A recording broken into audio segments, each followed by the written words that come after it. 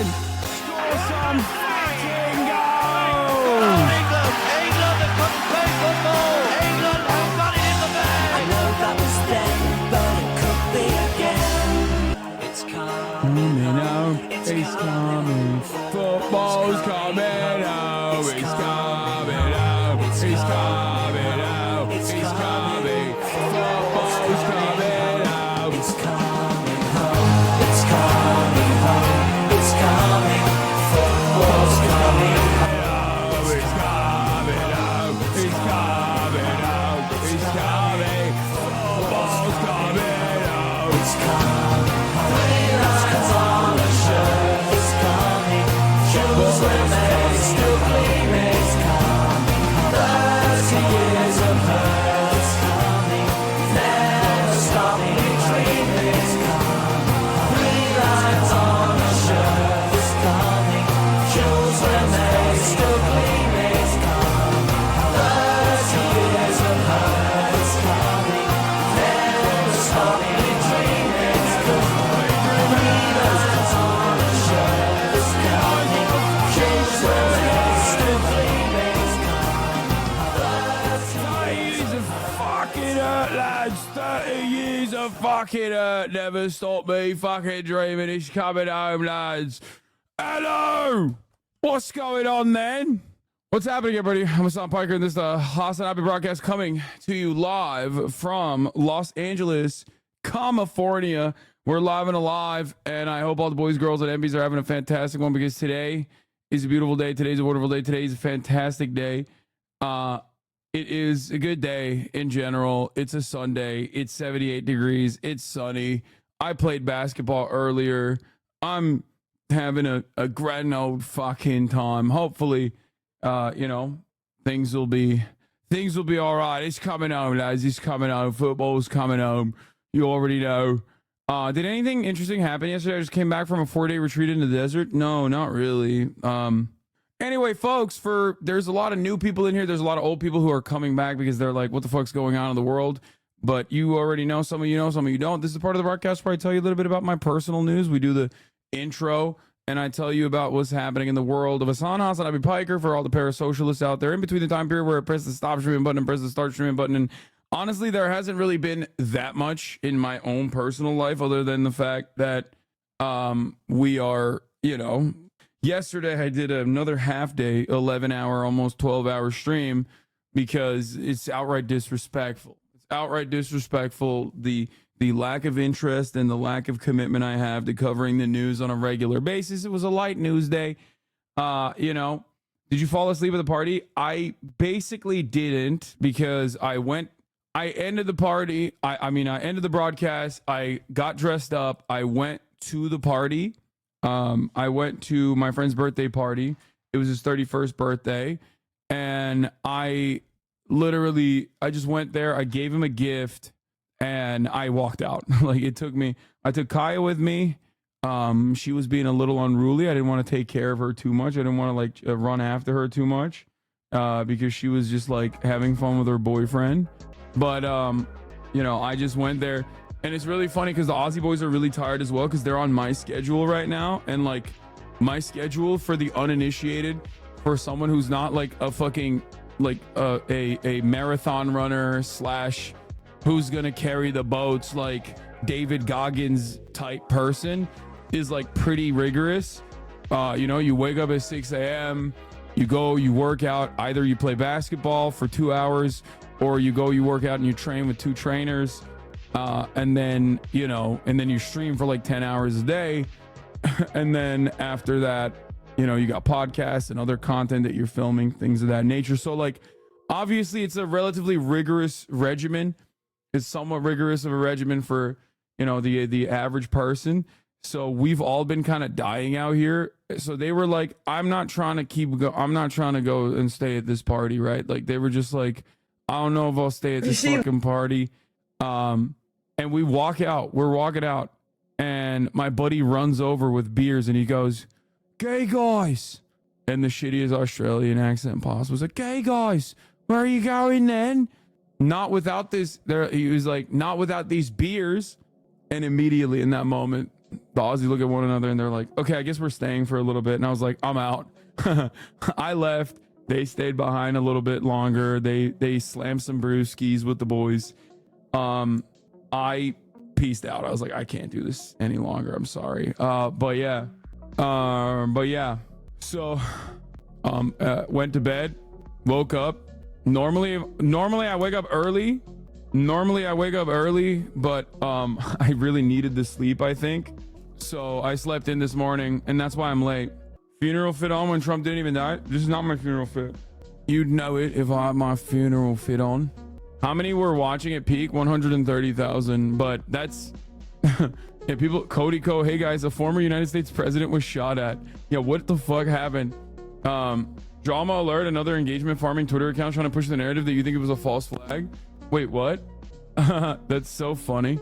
That what are they trying to get people to like be my fan? People in their fan bases to be my fan? Is that what they're doing? Because like they love that shit. The Keemstar. Did you get any info on the throttling you experienced? I have no way of knowing what happened. But yesterday I did get a lot of throttles. They clipped you in context and still tried to spin it. Yeah. Anyway, but yeah, I was getting throttled because like you have to remember something. It's a big day for Twitch. They didn't know that the president was going to get fucking shot at a rally and my view count was going to reflect that. So I suspect that they didn't have a lot of bandwidth on my shit and had a significant amount of bandwidth readily available on eBay, who had 3.8 million people watching him. Okay, so I assume when a 3 million stream happens on the platform, all hands on deck, people are probably hyper focusing on that. There's like a, limited amount of capabilities for everybody else. So yeah, that's probably what it is. In any case, there's a separate bandwidth pipeline for each streamer. Doesn't make sense. I don't know how it works. I'm just speculating and I have no idea, but they fixed it and I'm certain that it won't happen again. But yeah, so today we're gonna talk about eBay is a Spanish speaking streamer. He's awesome. He's huge. He's massive, and he throws these like crazy events. And when he throws these crazy events, like millions and millions and millions of people.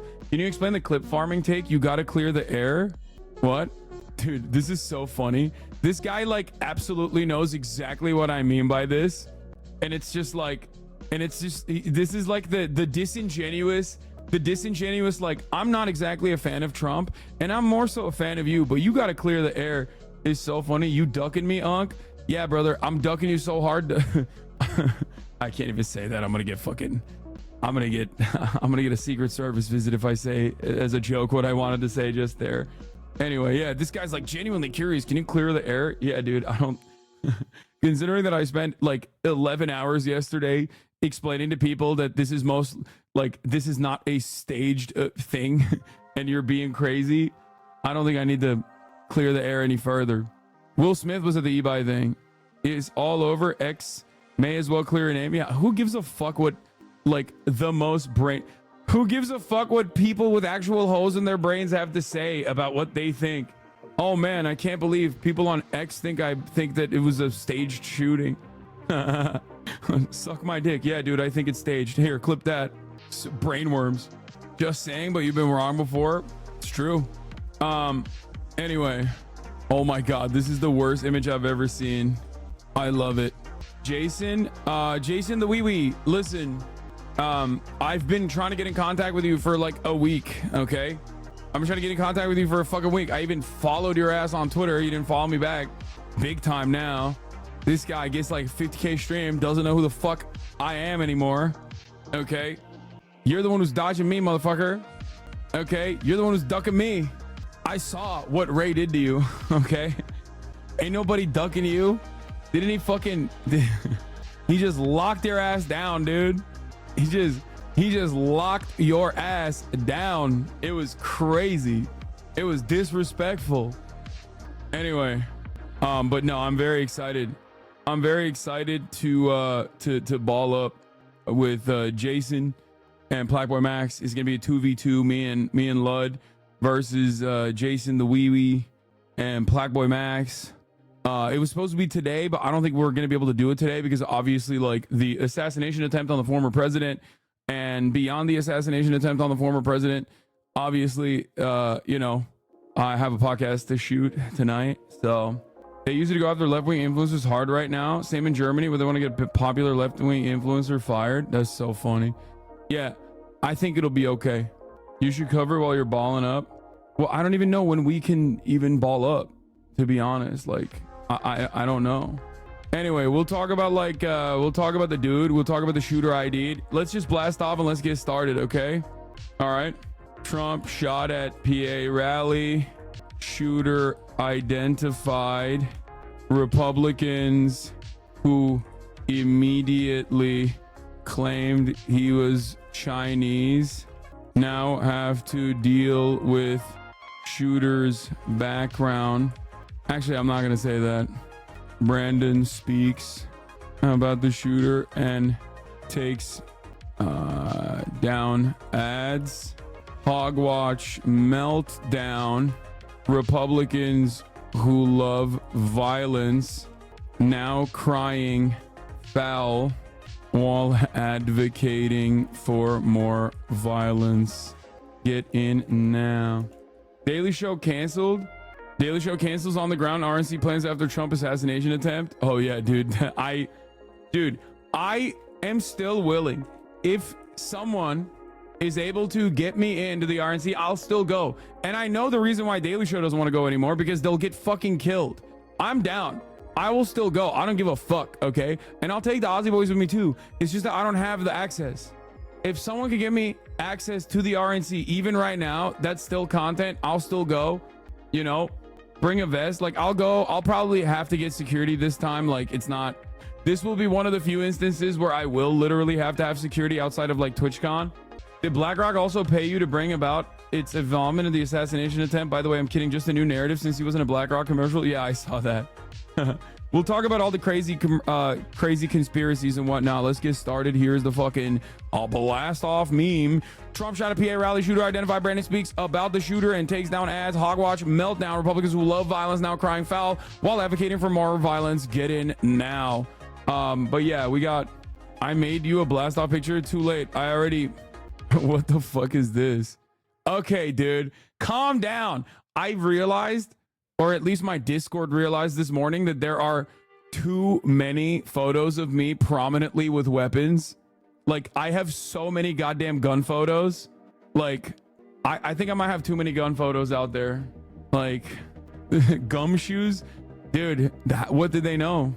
They would never accuse Hank Pecker of doing this. Hank Pecker loves the president, dude. Hank Pecker loves the president so much he wears his fucking comical big ass red hat. Anyway, dude, by the way, this was pretty funny. PolitiFact came out with a fucking PolitiFact had to come out with an article about who the shooter actually is, and the article prominently displays me as like the fake shooter, which is pretty funny because like there were so many other tweets that went way more viral about who the fucking shooter supposedly was. And it's so funny that they used me, and I'm glad, you know, thank you for clearing my name, PolitiFact. Yes, it was not me. I will fight you. I will fight you. I will fight you. What are you gonna do, bro? Fight to suck my dick? What's happening? What do you mean you're gonna fight me? Fight me to do what? Anyway, we're blasting off. Let the people know the shooter was a Republican, but he leans left by 2 inches. Yeah, he's center left a little bit. Do you have an alibi? Yes. Just like with January 6th, baby. Breaking, the gunman at Trump's rally pointed a rifle at an officer who found him on a rooftop shortly before he opened fire. 2 law enforcement officials say at AP. That's crazy. We'll do it. He's like, I will fight you. I will fight to suck your dick, dude. I will fight anybody. Damn, bro, you improve your drip. You're dressed like a normal adult now. Good for you. I mean, I'm just wearing a shirt, man. Bro, are you balding? No. Does it look? Do you have eyes? Does it look like I'm balding? Anyway, oh shit. Oh, what the fuck? Get out of here. What's good? Oh, I was like, what the hell? Yo, Huxley just dropped his frisbee in here, by the way, Michael. Look at this fucking demon. You guys want to see Kai's? You guys want to see Kai's boyfriend? Hold on, Huxley, come here. Huxley, come here. Come here. This is Kai's boyfriend. You guys know him already. They're hanging out. They're having a pool day. I, on the other hand, am, of course, not having a pool day. I am having a cool day, if that's what you want to call it. Okay. More like she's too young. Don't worry. It's a straight relationship, guys. I'm not grooming her to be gay. That's only for all of the other children. My daughter is a straight woman, okay? And yes, it's perfectly age appropriate. Huxley is 2. She's 1.5, or Huxley's about to be 3. I will never let my daughter be gay. The shooter being a registered Republican isn't the own the Dems think it is law. No, I think it's the reason. First of all, I disagree with you completely. And we'll cover the background of the shooter in a second. But I must tell you, I disagree with you. It absolutely is a major fucking own. Are you kidding me? If that is the case, it's like it literally fucking completely destroys like 90% of the fucking narratives that were flying around about how, like, you know, this is the work of like gay Antifa. But we don't know. It still could be. Okay. Can I just admit something? Maybe people will clip this because there's a lot of fucking haters around waiting for the opportunity to like go crazy over any misstep, anything I say right now. But I gotta admit something. And I think a lot of other people probably also felt this. But there was a moment when this happened yesterday when in my mind, like, maybe it's fucked up to think this, but I literally was just like, I really hope he's not like some marginalized identity. Like, I hope the shooter is not like Muslim. I hope the shooter is not Hispanic. I hope the shooter is not an undocumented immigrant. I really, really, really hope. I hope the shooter's not trans, black. Like, in my mind, I was running like, I literally was. My first thing wasn't like, I'll admit, my first thing wasn't because I don't really give a shit about Donald Trump. Like, you know, perhaps I'm being a little too brutally honest, but my immediate reaction was like, oh my God, oh my God, oh my God, oh my God, the shitstorm that will happen. The shitstorm that will happen. Like, they would do pogroms, dude. Like, no matter who it was, if it was anyone but like a cis white dude, okay, if it was anyone but a fucking cis white guy, there would literally be pogroms, okay? Like mass annihilation events. Like the amount of hate crimes that would happen in America would perhaps, I feel like it would make like the Jim Crow South look tame in comparison, because these guys are so goddamn gung-ho. Like, they are so insane.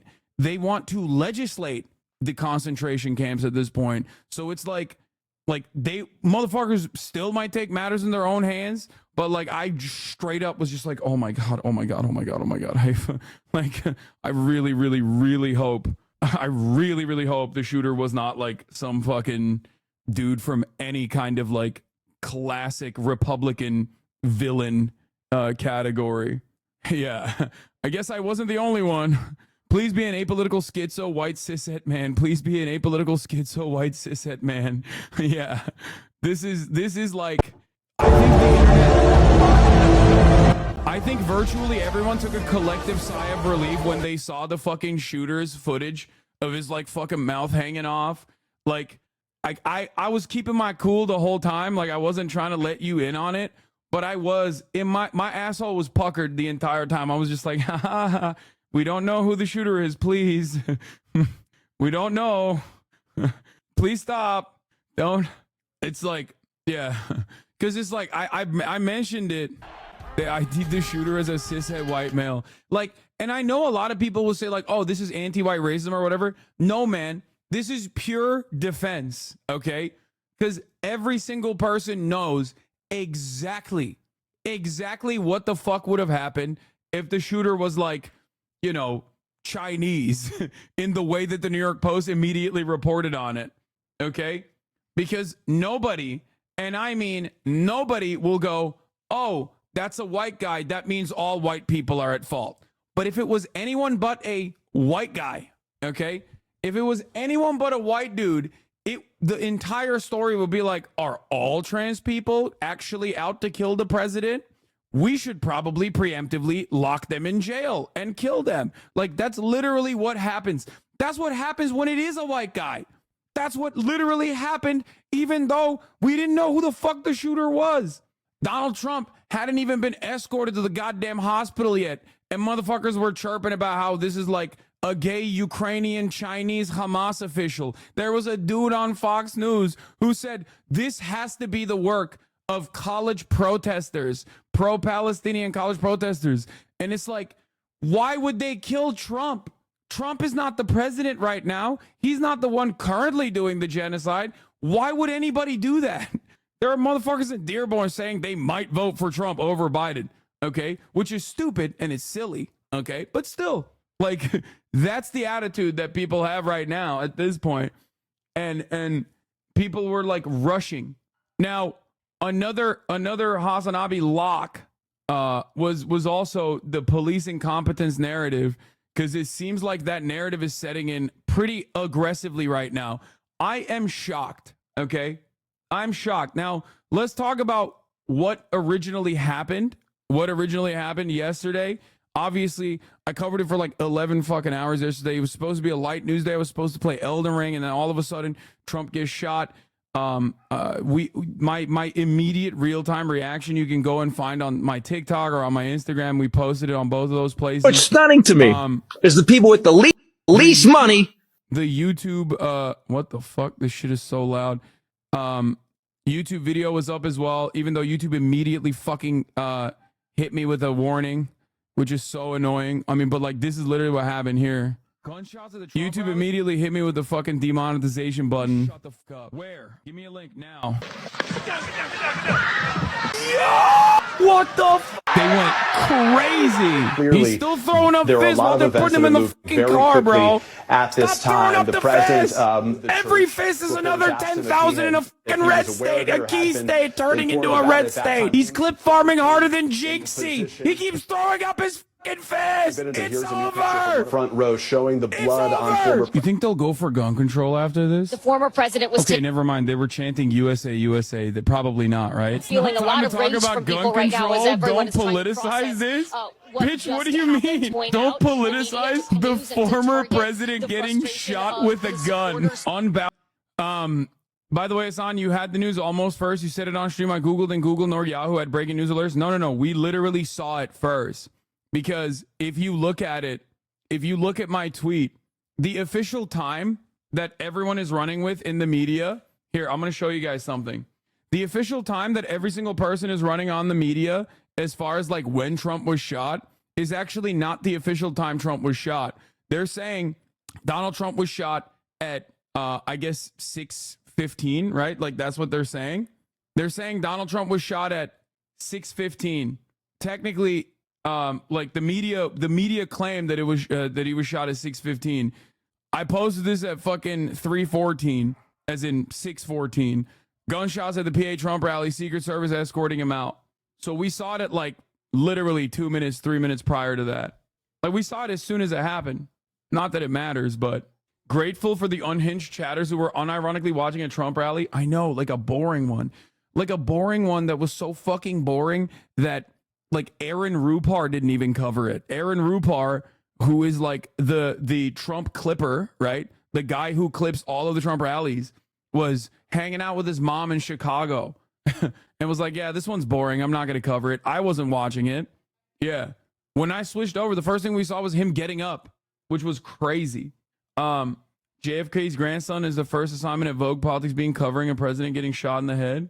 Yeah. So we're going to talk about the shooter and stuff, but ultimately, you know, even the Secret Service wasn't covering it. Yeah. Nobody was watching this one. Okay. Absolutely nobody was watching this motherfucking rally. Let me tell you something. Dems and their friends in the media knew exactly what they were doing with the literally Hitler bullshit. I mean, the problem is Trump is a Hitlerian politician. But liberals are, you know, too cowardly to both simultaneously say that. And also, like, I understand they're not going to be like advocating for political violence. Of course, you know what I mean? Especially because like the side that does political violence a metric ton more is the Republican side. So like they're probably fearful for their own personal prospects, right? And also beyond that, like they have to take this like serious narrative, even though the Republicans never do. The Republicans never are like, oh man, political violence is unacceptable. They're always like, no, political violence is awesome. Look at this. I'm going to be such a Midas touch Andy today. I'm going to be such an I am going to be such a relentless libtard today, in a way that libtards never are, okay? Like, these guys running around and claiming, like, oh, political violence has gotten out of control. It's like, bro, you are a Republican. Your entire worldview revolves around doing harm to others, either by way of the state enforcing said violence that you demand more of, or by directly taking matters into your own hands.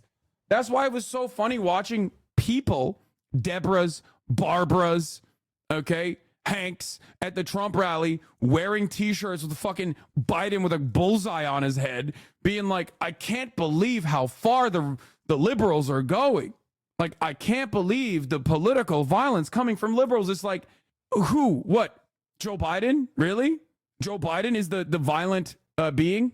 He is the force for evil in American politics? Like, the only thing that he does violently is violently shit in his diapers, okay?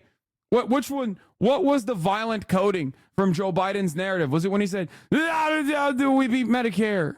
Was that when it was like, "Yes, President. Yes, Mr. President. I've gotten my orders. It's time to assassinate the former president"? Like, is that what you think was the violent narrative? Beat Medicare. Like, the idea that these guys have presented a narrative that, like, Joe Biden is this fucking doddering old fool, okay, who is like simultaneously this masterful, cunning, evil being is pretty fucking funny. It's just ridiculous, okay? Yeah. Look at this. Look. Republicans, Democrats incited this, also Republicans. Like, I think we've gotten to a point in this country where, you know, Republicans have beaten the Democrats so thoroughly in the political arena that they literally are just like infighting now for fun. It's kind of like the Matt Gaetz equation, right? They are so good at obstructing that they are obstructing themselves sometimes. Like, they've forgotten that, like, they're only supposed to obstruct the Democrats when they're in power. But because the Democrats don't do anything at this point, Republicans are like, fuck it. I'm just going to obstruct myself for fun. And that's literally what's going on here, it seems. What the fuck? These guys, they just have too much fucking, they have too much power. They have too much entitlement. Yo, Alex, can you open the door? There's like, I ordered a bunch of knee braces and stuff, but unfortunately the tendon braces didn't come. Please tell me that's not real. Not only is this real, Donald Trump posted this on his Truth account. Okay? He posted this on his Truth account. That's a fucking insane thing to say when one of the bullets that missed Trump directly. Oh my God, you're out of control. You know, I have I have an American one, but that's too big for you probably. I have an American Budgie Smuggler. It's too big. So yeah, miss me with this fucking bullshit, okay? This mealy-mouthed, wishy-washy, I can't fucking believe the Democrats would be so fucking violent bullshit, okay? God redirecting the bullets towards the expendable peasants in the crowd. Yeah, that's so awesome. What is this? Alex Jones hosted a Twitter Spaces the other day titled Assassinate Biden. In case you were wondering what degree of staged this was. What do you mean staged?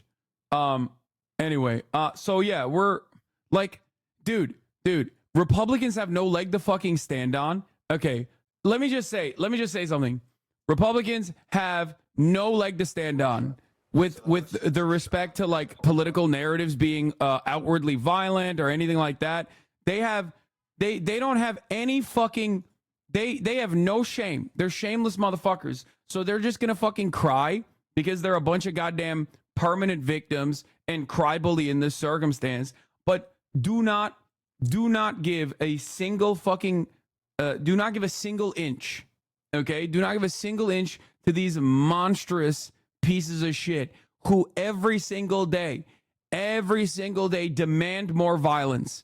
How many mass shooters have basically verbatim wrote down every single thing Tucker Carlson is saying on primetime television at Fox News in their manifestos, directly naming people like Tucker Carlson in their motivations for why they were trying to kill as many Mexicans as possible in El Paso or kill as many black people as possible in fucking upstate New York. Miss me with that bullshit, okay? Motherfuckers be like, I love Tim Pool, and that's why I'm trying to kill as many black people as possible. I love Tucker Carlson, and that's why I'm trying to do this. And then conservatives will turn around and be like, he could have been motivated by anybody. It's probably a psyop. It's probably completely made up. It's probably a government employee that's doing this to, do gun control. Where's the psyop narrative now? I'm sure the psyop narrative will come if the shooter actually was like, a hog. Because there's a lot of reporting on the shooter being a hog, potentially being a right-wing Republican, potentially a registered Republican, potentially. I'm not saying conclusively that is the reason. I think there's still more investigations that must be conducted into the matter. Okay. People are saying he donated the Dems in 2021. Yeah. And then he fucking registered as a Republican. I don't understand how that works. It could have been that he lost a fucking bet because he donated through AC Blue to one of those like fake ass Democratic Party PACs. That's like a shitty ass PAC that Ryan Grimm actually did some investigative reporting on. Okay. But it wasn't him who donated. Yeah. I've seen that the Democratic Party donation was like something different. But yeah, we'll get to all of that. We'll cover all of that extensively right now. I just wanted to like, talk about this thing that is on my mind, on the top of my mind, because like obviously whenever shit like this happens, everyone turns into like the biggest opportunist on the planet, and like their immediate response to a situation like this is almost always like, how do I make this about like whoever I hate? Obviously one of the funniest ones was Keemstar, just the biggest baboon on the fucking planet, tweeting out through the Drama Alert account. Like, imagine the former president gets shot. You don't know if he's dead. You don't know what the fuck's going on. And your first response is, how do I make this about a Twitch streamer that I fucking hate? Says you is funny that you're saying, because I didn't do that. I don't do that. When breaking news is happening, I don't do that at all. As a matter of fact, one of the things I immediately do is tell people there's a lot of misinformation in this instance, and that you shouldn't go crazy over it. You shouldn't run with narratives, especially narratives that actually are too aligned with your own personal worldview. Okay. And I'm pretty fucking consistent on this shit too. But here, this is what this dumb fuck did. Low IQ political streamer Hassan Piker claims Donald Trump was clip farming, aka being shot for social media engagement. This has to be the dumbest take of all time. That's not my take at all. I'm saying Trump is content brained, so content brained that even when he got shot, he immediately stood up and was like, yeah, fight, which is true. And you can tell in the video as well, even though he tried to clip chimp it. Let's take a look. As well as you saw he's clip farming harder than the new crop of FaZe talent.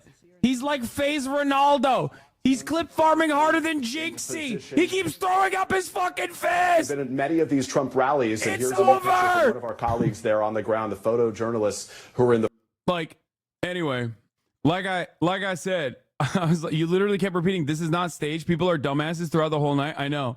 One of the things that I do always is one of the things that I do in a situation like this is always to be like, look, I've been covering the news professionally for quite some time. There's a reason why when stuff like this happens, like immediately, most people under the age of 35's first reaction is like, oh, some shit is popping off. Let's go see what the fuck is going on at the Hassan Abi stream. Okay. Right. It's because this is what I do professionally, in air quotes. I mean, yeah, you might not like it, but this is my profession, right? You might not enjoy it. You might not agree with me, but this is what I do. So, one of the things that I said yesterday was to be careful and to not lean on like idiotic narratives, not lean on crazy narratives, not lean on narratives that are that immediately correspond to your worldview. Okay, so obviously that's not my perspective. My perspective is that this is not that this is staged is so stupid, but it doesn't matter. There's as always, as is the case with Twitter, I feel like he's referring to him getting up and pumping his fist after he was hit. But for the sake of people there and watching, I don't blame him for letting people see him alive. Haha. Not a Hassan Piker enjoyer, but in this context, I don't think he was implying he got shot for engagement. Haha. 146 likes. Every other response is, that's an L take. He fucking sucks. I hate him. Anyway, at least there's a little bit of literacy here. But so there was a kick streamer talking about wanting to slap you. I think a lot of people think I'm like because of the things that I advocate for, they think I'm soy. Like in their minds, they have this picture of me being fucking soy, you know, like a tiny guy, like a little guy, just a soy guy. I think it's funny that everyone is trying to best to make sure their shooter isn't in their ideological camp. Yeah, I mean, I think for right wingers, they just want to make sure that the shooter is not in their ideological camp because like they want to win an argument, right? But for other people, ultimately, what comes next is really scary. So there's a very valid reason as to why, you know, someone who's black would be hoping that the shooter is not black. Someone who's trans is hoping that the shooter is not trans. Someone who is, you know, Hispanic or hoping that the shooter is not Hispanic. Crazy fucking content. I can't believe Hassan is getting cooked for saying that Trump was clip farming, because Trump was absolutely clip farming. He fixed his fucking hair and he wanted to make sure he had his shoes on before that. He absolutely was 100%. This guy has been in the media for. And also the irony is that wasn't even like a bad thing about Trump. Me saying he was clip farming in that situation was actually giving props to this fucking media demon, taking an opportunity where he was literally shot at and almost fucking died. Okay. A bullet grazed his goddamn ear and he stood up and was like, this is my moment. Like, this is my motherfucking moment. And it was. That photo goes hard, bro. Are you kidding me? There's a female Secret Service agent protecting his body. The Secret Service agents are like in a state of panic, possibly because they're going to lose their jobs. But regardless, and he's just cool, calm, and collected, raising up his fist. There's an American flag in the background. It just looks insane. Like, it is an iconic photo that will be in history textbooks. Okay? Are you fucking kidding me? How does that happen? I feel like, look, I'm not a religious person, okay? I'm not exactly a firm, committed believer in like, you know, God doing certain things. But considering last time around there was a fucking biblical style plague that allowed Joe Biden to win the election, if it straight up feels like God was like, yeah, my bad. My bad on the last one, Trump. I got you on this one, big dog, okay? Little column A, little column B, you know what I mean? Like, he was like, I did a fucking plague, and then I gave Trump COVID right before the election so you could be carried across the finish line. And this time, I'm doing the most. I'm doing the most for Trump. It's crazy. You mean this photo? Yeah, this photo. Why isn't Brandon taking credit? He's allowed to do so. Oh, they're already doing, by the way, I called this yesterday as well. They're already doing the fucking female DEI Secret Service shit, which is so funny because Trump was like, thank God for the Secret Service. Trump's family's like, thank God for the Secret Service. Thank you, Jesus, Lord, and the Secret Service and all the women and men that were protecting me. That was awesome. And meanwhile, Dinesh D'Souza is like, yeah, look at all these dumb broads. It's funny. Anyway, Cope. Yeah, they're doing DEI. Donald Trump's campaign has started pausing their digital fundraising efforts to post the shooting in Pennsylvania. Per people familiar, the NRCC also paused their digital fundraising. It's just their digital fundraising. I don't know why they're pausing it though. That doesn't make any sense. I actually don't know why they're doing that. That seems weird.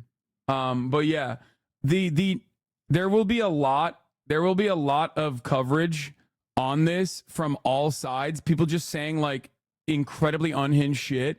Now that there's more information coming out. Of course, hold on.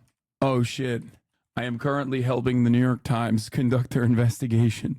I don't know if Emhud is around. I'm going to send him some info. Hold on 1 second, everybody. 1 second.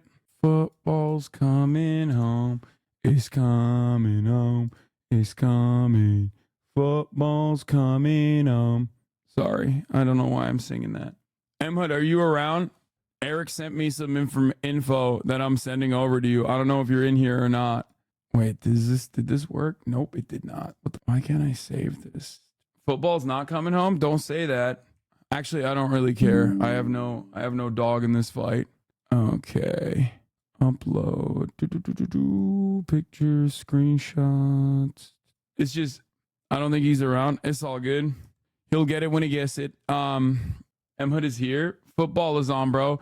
Emhud, Eric sent me some stuff that I sent over to you. If you wanna, look at it, it's up to you. If you wanna like cross-reference it. Anyway, is it true Trump wasn't hit in the ear by a bullet instead of a piece of glass? So that's actually another thing that we don't know enough information on. TMZ, which is like unimaginably reliable, like weirdly reliable in moments like this, is going against the narrative that Trump himself set, where he said Trump himself said he got shot in the ear with a bullet, but TMZ is saying that's not true. He got shot with a shard of glass on the teleprompter. But yeah, we're gonna do a deep dive on the background of this person. We might even fucking break some stuff. Who knows? You have actually been one of the more responsible and careful streamers covering this event. It's funny that they're trying to go after your coverage when you said really anything out of pocket. Yeah, dude. The most out of pocket shit is that I serve 3-minute ad breaks at the top of the hour, and then I tell you that if you no longer want to see those ads, all you need to do is subscribe for $6 or for free with a Twitch Prime. You know what I mean? Like that's probably the most out of pocket shit that I do, because at the top of the hour there is a 3-minute ad break. You can also get gifted a sub. Twitch Primes are free at least though, if you no longer want to see those ads. Dude should have hit the range. I mean, he probably was, but I suspect he wasn't. I assume it's not easy to do such a thing. You know what I mean? I'm not the best shooter myself, but like, I feel like in that circumstance, even if it's a stationary target, it's like there's definitely range there. Was it iron sights? That's actually impressive. If he didn't have optics on that shit, that's crazy. No shot. The fact that he was able to get there with no optics, the fact that he was able to get that close with no optics is crazy, dude. Are you kidding me? Guys, Betelgeuse, Lake, we can't ban guys like this. Okay, these guys are content. You're a traitor. You're a traitor and a liar and a grifter and a piece of garbage. Traitor, grifter. I'm unbanning this person because we have to let freedom of speech thrive in this community. And by that, I mean, I love these hogs. I love them. I welcome them into the fold. I want to hear from them. I want to hear what they're, I want to hear what's going on in their minds, or rather lack thereof. But yeah, as always, there are reliable people in instances like this with a proven track record. And then there are unreliable people when there's breaking news like this happening. Obviously, Evan, Eric, New York Times, Washington Post, like these are my dudes. I think Eric Toller, New York Times Visual Investigation. That's a person that I absolutely, even if I have sometimes ideological disagreements with him, I think his work is very good. He used to be previously at Bellingcat. Another person that I think is obviously very reliable in instances like this is Evan Hill, who is the open source and visual forensics investigator at the Washington Post. Previously, he was at the New York Times. So, like, there are obviously people on, these are people who are prominent Twitter users as well. Like, they usually break stuff. Glazing, yeah, I am glazing them. These are people that are definitely, pretty reliable. More so than even some of the names that are being mentioned. If I don't mention a name on here, then, they are inconsistent. I don't even complete a 15-minute match without acquiring decent sites, and you're trying to kill a fucking president. Be for fucking real, dog. I mean, he's a little crazy. At least a man shot at a politician instead of innocent children at school. No one even reacts when that happens. Yeah, that's the craziest part, is that, like, people are just, like, slaughtering school children on a daily fucking basis. And then, like, the moment that, like, someone shoots at a fucking politician, everyone's like, all hell breaks loose. It's like, bro, like, a dude died, by the way. Like, a dude behind Donald Trump died. And it seemingly people haven't even like given enough of a shit to talk about that yet. Like they'll get to that eventually when they want to do like virtue signaling on the matter. Absolutely zero people give a fuck about the relentless violence that Palestinian babies are fucking subjected to. You're so biased. If this happened to Biden, you'd be on your knees sobbing. Yeah, definitely. Bro, definitely. Oh, I forgot to serve the 3-minute ad break after saying I would do it. I'm going to do it now. So let's hear what Brandon had to say. Biden orders an independent review of security of the Trump rally, and then we'll move on. Why is he ordering this independent review at the Trump rally? You know why. Dark Brandon. He's pen testing. He's looking for flaws. No, I'm kidding. All right, I spoke with Donald Trump. I'm sincerely grateful that he's doing well and recovering, and we had a short but good conversation. Jill and I are keeping him and his family in our prayers. We also extend our deepest condolences to the family of the victim who was killed. He was a father. He was protecting his family from the bullets that were being fired, and he lost his life. God love him. We're also praying for the full recovery of those who were injured, and we're grateful to the Secret Service agents and other law enforcement agencies and individuals who risked their lives literally for our nation. As I said last night, there is no place in America for this kind of violence or any violence for that matter. An assassination attempt is contrary to everything we stand for as a nation, everything. It's not who we are as a nation. It's not America. And we cannot allow this to happen. Unity is the most elusive goal of all, but nothing is important than that right now, unity. We'll debate and we'll disagree. That's not going to change. Violence is only acceptable if it's Palestinian children being slaughtered with American weapons, Jack. Why? We don't do that around these parts. It's like, bro, have you seen the country that you're the president of? There is literally there are new fresh hells every goddamn weekend. 4th of July weekend, there was like 100 people that were shot and killed. Okay? Just yesterday, while this was happening, in fucking Alabama, there was a nightclub shooting where like 8 people died, I think. I don't even know. And then right before that, there was another shooting in Birmingham, Alabama, possibly related, I'm not entirely certain, of a family that was shot in their car, the child in the back seat.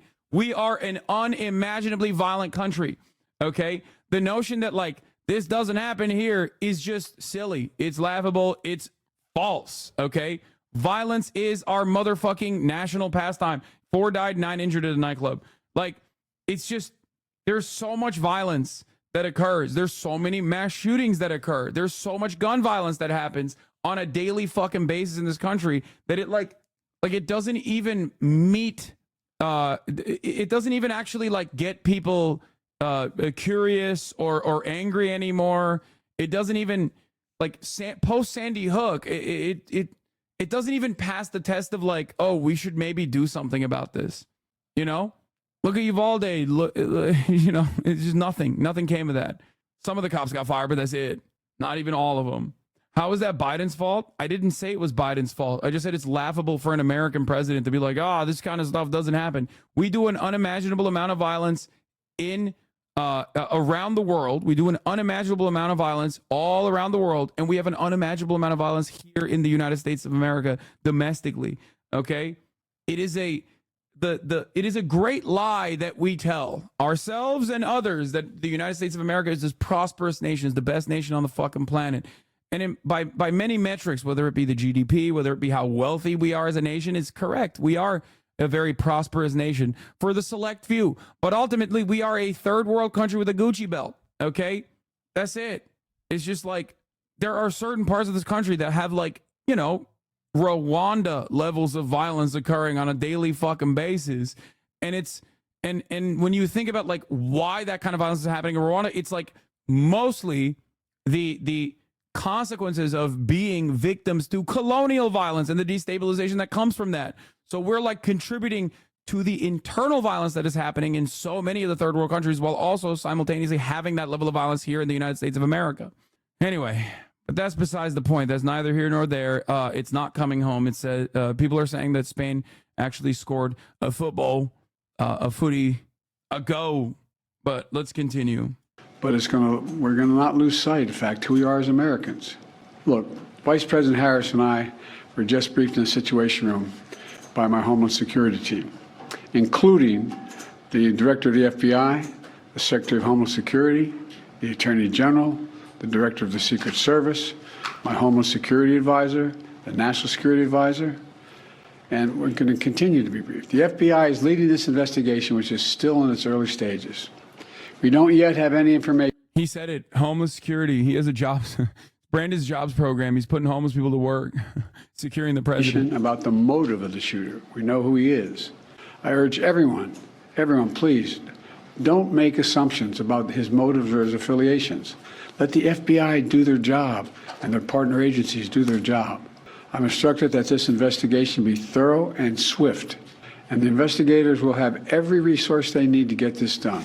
Look, as this investigation continues, here's what we're going to do. First, Mr. Trump, as a former president and nominee of the Republican Party, already receives a heightened level of security.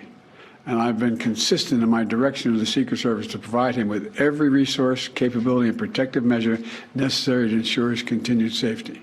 Second, I've directed the head of the Secret Service to review all security measures for the Republican National Convention, which is scheduled to start tomorrow. And third, I've directed an independent review of the national security at yesterday's rally to assess exactly what happened. And we'll share the results of that independent review with the American people as well. And finally, I'll be speaking more about this tonight at greater length. Bro is trying to clear his name right now.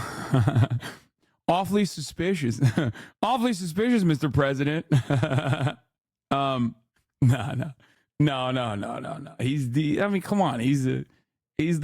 This isn't the fucking clown show that you would expect from like a Republican administration. If this happened under Donald Trump, he would probably say some of the right things and then immediately double down with all of the wrong things. And this is not even like a hypothetical. Things like this have happened in the past, and Donald Trump's reaction has been, pretty fucking wild. When David DePappy went in and tried to like assassinate Nancy Pelosi, and then Nancy Pelosi wasn't home, so we ended up fucking hammering the head of Paul Pelosi. They literally were making jokes. Okay, they were cracking jokes. They were like, how's your husband doing? That type of shit. So like, Republicans are almost always violent in their rhetoric. Even the normie Republicans are. And Donald Trump certainly is not even a normie Republican. He is incredibly unhinged. But the expectation from liberals in a situation like this is always going to be that they're like the adults in the room, right? From the Oval Office. We must unite as one nation. We must unite as one nation to demonstrate who we are. And so may God bless you all, and may God protect our troops. Thank you very much. Mr. President, when you spoke to President Trump yesterday, what did he tell you, sir?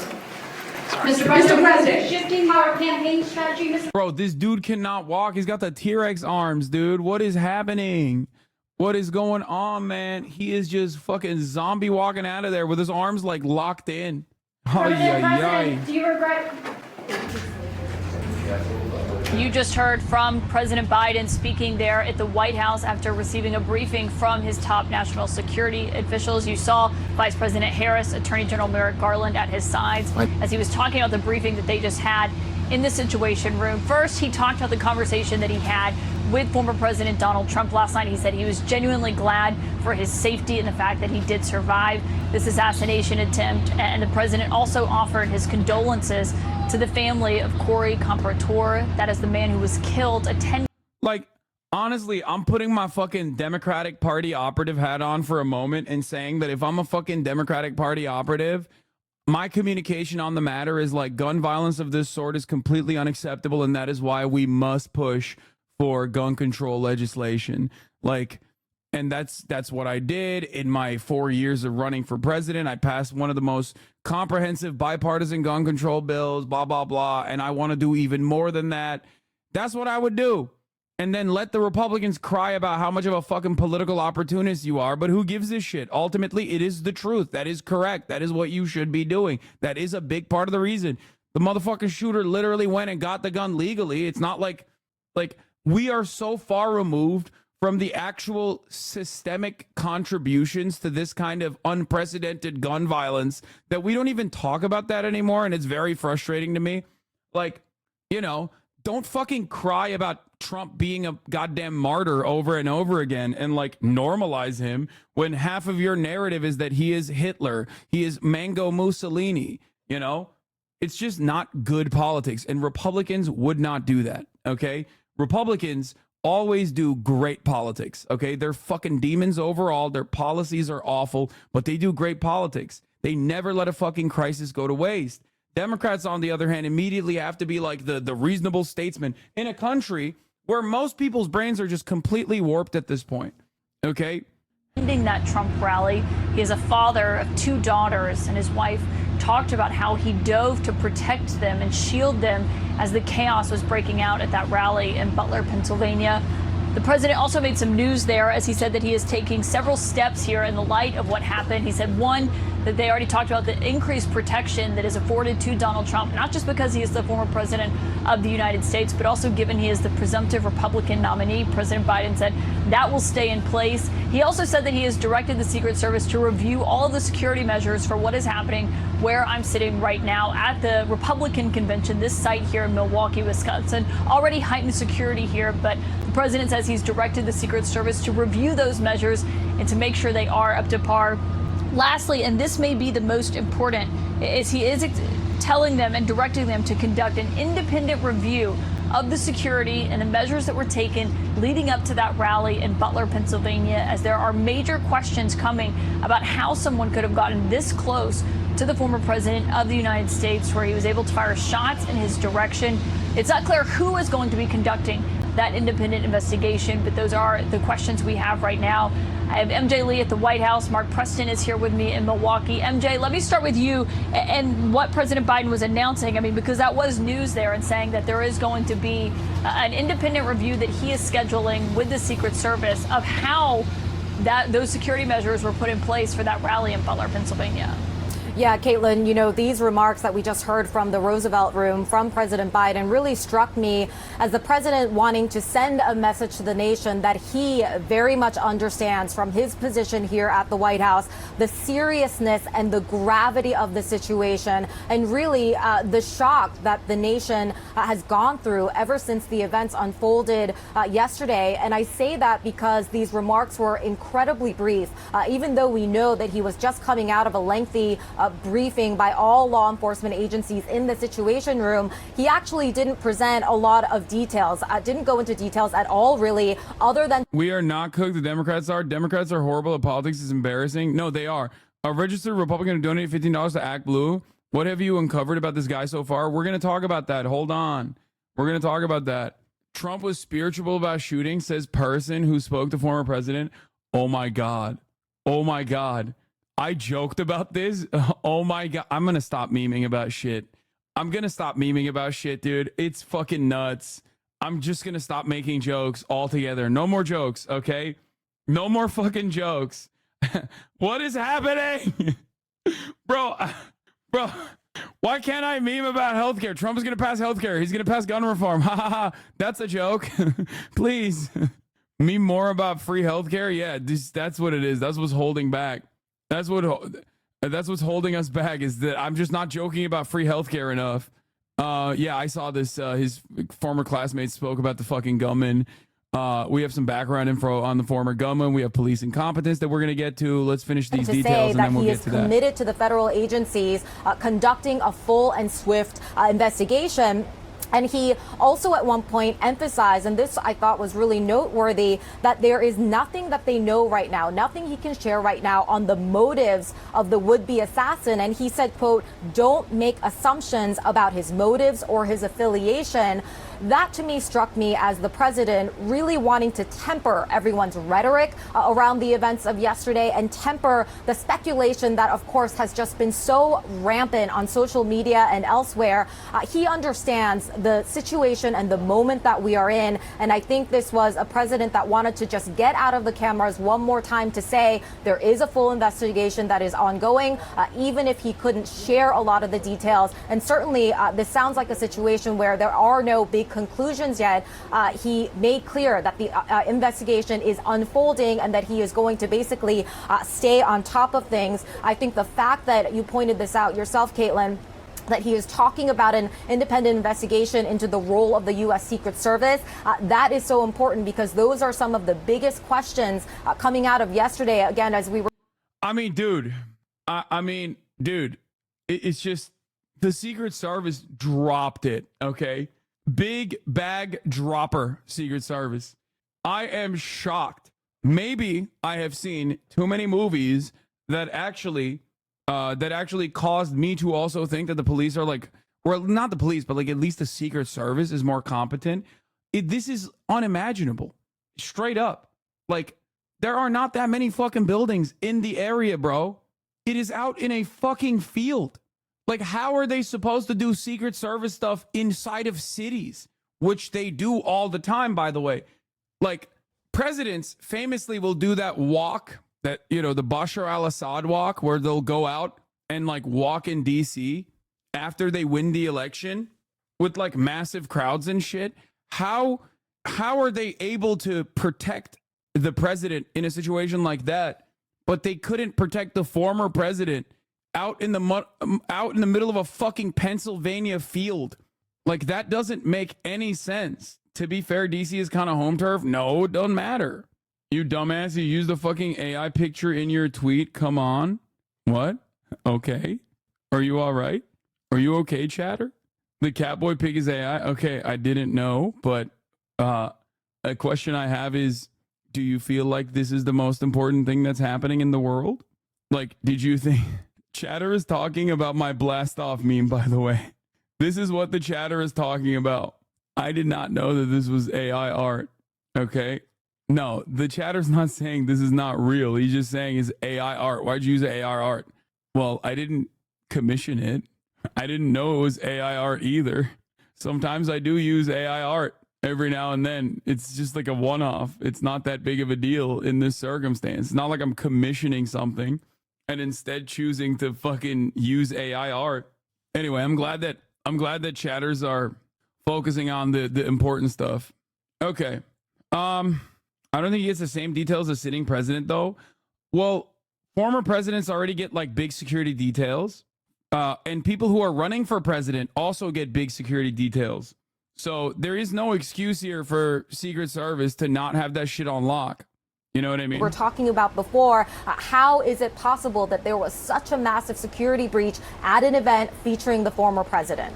MJ Lee, thank you for that summary of those remarks there from the president. Mark Preston is here with me. And Mark, in addition to the news that he made about the independent investigation that he wants conducted, and also the review of the security measures of where we're sitting right now, which, as you know, are very extensive, the president also just spoke to the current political climate and was talking about we must not lose sight of unity being the most important overall. What stood out to you? Unity is an elusive goal, and he hit the nail on the head. The fact of the matter is, we are very much a divided nation at this point, and I only think that this has heightened it. I mean, we're going to see both political sides that are going to, dig in for their reasons. Defending DC is way different, easier job than defending a farm and field. Okay, I'm sorry, but you guys are fucking insane. DC is just one example. Presidents go and do public speeches in areas where there are literally buildings, okay? A building, just one fucking singular building, implies that there are more places that a sniper could fucking shoot the president from than a barn. I feel like I'm taking crazy pills. That is insane. He's out in an open field. There's only one other fucking... Dude, we looked at the aerial footage. There was literally only one other place there that was a rooftop with direct line of sight to the president. Do you know how much more difficult it is to secure an entire area with buildings? A building with 100 windows means 100 opportunities for a sniper to hide themselves. Okay? I'm shocked that they didn't have every tree covered. Like, I am not exactly the most tactical minded person, right? But the fact that this is like The fact that they didn't have people on top of this right here is shocking, okay? Like actual snipers on this rooftop, like actual counter snipers on this rooftop. And the fact that they only had it here is crazy. It is in like a broad, out in the open field. I don't think you have to be the most like, I'm not one of those guys who's like, yeah, dude, if it was me, I would have run a perimeter check every fucking 15 minutes. Like, you know, when I was touring in Vietnam and then also in Korea and also in the Korengal Valley, you know, I learned a lot about my experience. I'm not like one of those like fucking tactical gung-ho guys. I'm just simply saying it's wild that I, as an average person who is not all that smart, can look at the situation and go, how the fuck is there not someone on this roof that is like Secret Service or law enforcement? Like the closest building, dude? What? The roof is inaccessible. He got up there with a ladder, though. Oh, the roof is inaccessible. Oh, okay. Good enough then, I guess. What are you talking about? Secret Service has been defunded. Yeah, it was so inaccessible that some fucking pasty dipshit was able to access it. That's how inaccessible it was, that he was able to very easily access it. Like, what do you mean, man? Yeah, guys, who would have thought that the shooter would have access to the most dangerous weapon of all? A fucking ladder. Who could have accounted for this? Also, we're going to talk about the fact that the cops were warned, as we saw yesterday, multiple times. And apparently it's even worse than we previously thought, because there's now new information. But let's finish this video first. And there's going to be a little bit of a clash. You know, the concern I have, Caitlin, about security specifically is not necessarily what happens in here. I mean, I think everything in here is going to be fine. There is so much protection here. I wonder what's going to happen out in the city. I wonder if there's going to be a lot of MAGA protester supporters who come to the city just to be here, just to be part of this this historic occasion. At the same time, we know there's going to be a lot of anti-Trump protesters are going to be here in the city. And just seeing those two clash, I think, could be very ugly. Yeah, which also speaks to the importance of hearing from people like President Biden and former President Trump, which we have heard from both of them. Trump last night in his statement talking about taking down the temperature and what this looks like going forward. And, you know, President Biden said, we'll debate, we'll disagree, that that's not going to change. He said, but we're not going to lose sight of the fact of who we are as Americans. I mean, important, right? You know, the whole idea is, and obviously today has got to be a day spent on focusing on what happened yesterday to try to understand it as we make the turn into Monday. But for the Republican Party, for the nation, let's let them have their convention. Let's let Joe Biden be. They're going to eat this guy alive, by the way. This is a Republican representing California 54th District. I don't know about the rest of my colleagues, but I'm starting to think those AR-15 lapel pins might not have been such a great idea. Yeah, I mean, he's right. But, you know, he's from California. You know what I mean? How much you want to bet the local PD department was supposed to cover that spot and messed up? Likely, but also that's still up to the Secret Service to make sure. That's still up to the Secret Service to make sure that there's no fucking holes in their entire. This is a fake account. What's a fake account? This is? Oh, it is a fake account. Or is it? What the fuck is this? Oh, it is. Yeah, it's okay. Well, I got fake account. It's parody. Co-sponsor Poe Law. Why does it lie? Elon Musk, thank you so much. Elon Musk, thank you so much for making sure that everyone can get a verification. That's very cool. Why would you leave a chance for Critical Spot to be under the responsibility of a rural bumfuck police department? Yeah, ultimately, getting back to the point at hand. That's how shitty Twitter is. I know. That's besides the point. Let's get back to the real issue. The fact that Secret Service would leave it up to some fucking country bumpkins to cover this perimeter is also insane. Okay? Is still insane. I'm glad that the Republicans are I'm glad that the Republicans are focusing on the most important thing, though, which is that there were women on the Secret Service detail. They're focusing on the important stuff, the stuff that really matters. How many women and minorities were a part of the Secret Service? Be the Democrat, and the Democrats go out and fight against whatever Trump is trying to push. That's what we are as Americans. We can't allow one person on a roof who's 20 years old to entirely disrupt our political process. And I just hope that we're able to take this and to really strengthen who we are as people and to move forward. Our coverage of. So let's get to what everybody wants to talk about, which is what the fuck was going on? Who is this goddamn shooter? What is his background? What the hell happened here? All this good stuff. Let's get to it. Okay. So, and then we'll talk about the police incompetence of it all. Republicans are crying about the incitement of violence from the Democrats. England scored again, by the way. Want to point that out for those who are keeping track. It's now 1-1. Character and the blokes seem cursed whatever they try, and I think I know why they're just jinxed in July. But it's December, 3 lines on a sleigh. That's the Christmas version. Okay. Anyway, come on, England! Score some fucking goals! Okay. It's 1-1 now. Since when do you start to care about cringe-ass sports? I mean, I'm just having fun. Okay. So, let's get to the actual shooter and the details on the shooter and what the media got wrong immediately, and then we'll talk about the police incompetence. The assassination attempt on former President Donald Trump. The alleged shooter opening fire from a rooftop during the rally in Butler, Pennsylvania, sending the crowd into chaos, with Trump saying he was shot in the ear. Secret Service rushing to shield him from the bullets. Rachel Scott was right there when the shots rang out. Good morning again, Rachel.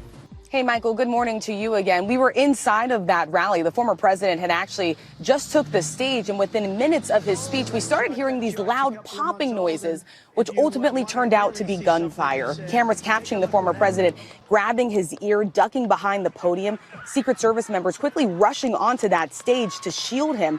The crowd was just feet away, left screaming and running for cover. In images, you can see the blood running across Trump's face. The former president surrounded by Secret Service, pumping his fists in the air as he exited that riser. He was then rushed to a local medical center, and he later revealed he was shot in the upper part of his right ear. One attendee was killed, 2 others critically injured. Dude, is like a chunk of it missing? Dude, that's like, I'm sorry. I'm not a believer in fucking fate or kismet or any number of these different things, but that's crazy that like it was inches off and it literally was just like a piece of his ear chopped off. Okay, that's crazy, man. That looks cool. How the fuck does that happen? He just looks cool now. He survived an assassination attempt. Law enforcement sources telling ABC News as many as 8 rounds were fired from an AR-style rifle while perched on an adjacent roof. This motherfucker is gonna live to 175. Okay, living exclusively on Diet Cokes and Big Macs, and he is just seemingly not stopping anytime soon. Oh my God. Rooftop outside the perimeter of the event. The suspect opening fire less than 200 yards away from where the former president was standing. The Secret Service saying they neutralized the suspected gunman, who the FBI later identified as 20-year-old Thomas Matthew Crooks. Now, President Biden was briefed on the situation. We are told that the president did speak with Donald Trump, and then the president later addressed the nation, calling for this type of violence to come to an end, saying we simply cannot condone this, George. What an environment it is. Okay, Rachel, thanks very much. We've just been watching a CBS News special report, and we heard President Biden addressing the assassination attempt on former President Donald Trump. The commander-in-chief said he and the vice president have been briefed on the situation. Biden said he spoke with former President Donald Trump and that he is sincerely grateful that he is doing well and recovering. And he also sent his deepest condolences to the family of the man who died, Corey Compatore, as well as praying for the 2 victims who remain in critical condition at the hospital there in Pennsylvania.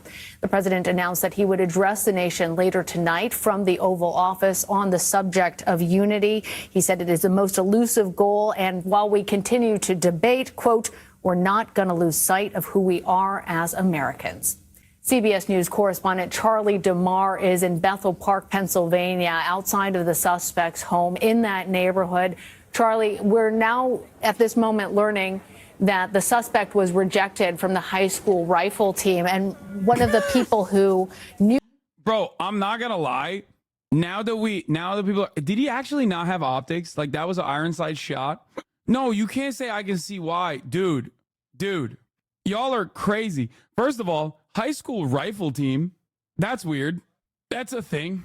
I didn't even know that was a thing. But also, that shot is not necessarily an easy shot to take. That shot is a very difficult shot to take. He was close as hell. Hitting that target with iron sights from that distance is almost impossible. Like, you know, it failed ultimately, but still, no, it's not. For someone who's like a random dude who failed his high school shooting, dude, if it's iron sights, that's legitimately a difficult legitimately a difficult shot. You guys are crazy. 200, 150 yards is not that hard on iron sights. I think it is. If it's optics, that's one thing. He didn't actually tweak his scopes to make sure that it's like aligned. That could be one of the issues. But if it's iron sights, I feel like that's a very difficult fucking shot to make for the average person, not like a trained shooter. Especially when there's like literally people that at any moment could have their sights trained on you. There's literally fucking, like, you're not sitting in a gun range. You're not sitting in a gun range, cool, calm, and collected. You're trying to assassinate the president with Secret Service detail that you suspect probably has seen you. L-Take, who cares? Stop being a gun pervert. Yeah, I think people are like, oh, why didn't he unlock VATS or some shit? To get that close? I mean, it's crazy. I can almost guarantee that most of the chatters disagreeing have never shot a gun and only point of reference is video games. Yeah, as someone who shoots guns regularly, I would say that, it's a difficult shot. I've been asked how hard to make a shot marksman had. 125 is short range for an AR. Close to 100% of U.S. Marines could make that shot at range. Most hobby shooters could, but having climbed up a building with seconds before cops spotted him, heart pounding, not easy. Combat experience, not the only thing that could really prepare you for this. Having to make shots accurately while under fire. There's simply no other way to prepare for a similar scenario beyond basic competency. Even a combat vet marksman would have decent odds at failure. Yeah, like, he's not taking that shot down range in a controlled environment. He's taking that shot with like so much uncertainty, specifically like people that you don't know might have their guns trained on you. You know what I mean? You're a human being. Every human being has that fear of death. It wasn't a bad shot, no question. The people were screaming in his ear below. Yeah. Like, taking that shot knowing you're about to die, yeah, I don't think that's an easy shot to take. People are yelling around you. A cop apparently, according to the Associated Press's reporting on the matter, a cop apparently walked up the ladder, like climbed up the ladder and then walked down moments before he actually shot the president, okay? Like, we'll talk about that aspect as well, which is crazy. Knew him as a child who was a former member of the varsity rifle team, said, quote, he was a nice kid who never talked poorly of anyone, and I have never thought him capable of anything I've seen him do in the last few days. Bro, that's how you know this motherfucker was white, by the way. White as hell, okay? I'm sorry. This dude shot at the president, the former president, okay? That is how you know he was white. Like, I'm talking not even like a little Italian white, okay? That's how you know. Bro, if this dude was even like a little bit Latino, if he had like one fucking family member from Spain or some shit, they would be like, undocumented migrants, man. You know how they are. Rapist immigrants escaping the asylum. You know what I mean? He was white, bro. They're calling him a kid. They're saying he was a nice kid. Oh, he was so goddamn white, dude. Holy shit. Holy moly. Yeah, military aged is what they say when they see a dude crossing the fucking border. Military aged men are coming across the border to do crimes, immigrant crimes, Biden immigrant crimes, Biden migrant crimes. Dude shoots at the president and they're like, his background seems like he was such a nice white kid. Okay. Shocking. What more can you tell us about how people there are reacting to who the shooter turned out to be?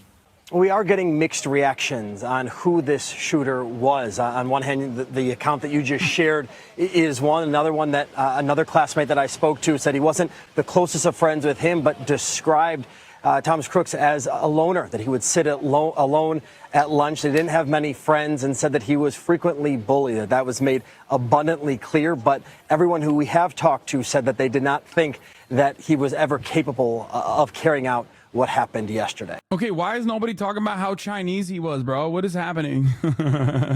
They're like, he was a victim of bullying. He was sad. Listen, Your Honor, my client was a little sad. He was a little guy and sad.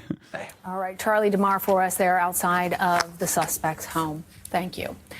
Meanwhile, President Biden says Yeah, the Biden strategy going forward is fucking insane. All right, let's talk about it though. So background wise, we know the name. Background wise, we know the name of the kid. Okay, the 20-year-old. We know his name now. It's been revealed. Okay. Originally, there was a whole bunch of different names out there. People were just like making shit up. The New York Post very quickly said it was a Chinese man. I will never forgive nor forget how funny that is, because it's like kind of unique. At least they didn't go with the shooter was trans narrative. You know what I mean? Which is what they normally do. My favorite account on this platform, Visegrad, the shooter who attempted to kill Donald Trump was a Chinese man, according to the New York Post. You know, it's awesome. This is the best and brightest Poland has to offer in terms of news media. So respect. I'm shocked that there wasn't more like, oh, he's an undocumented migrant. He was an undocumented migrant narratives.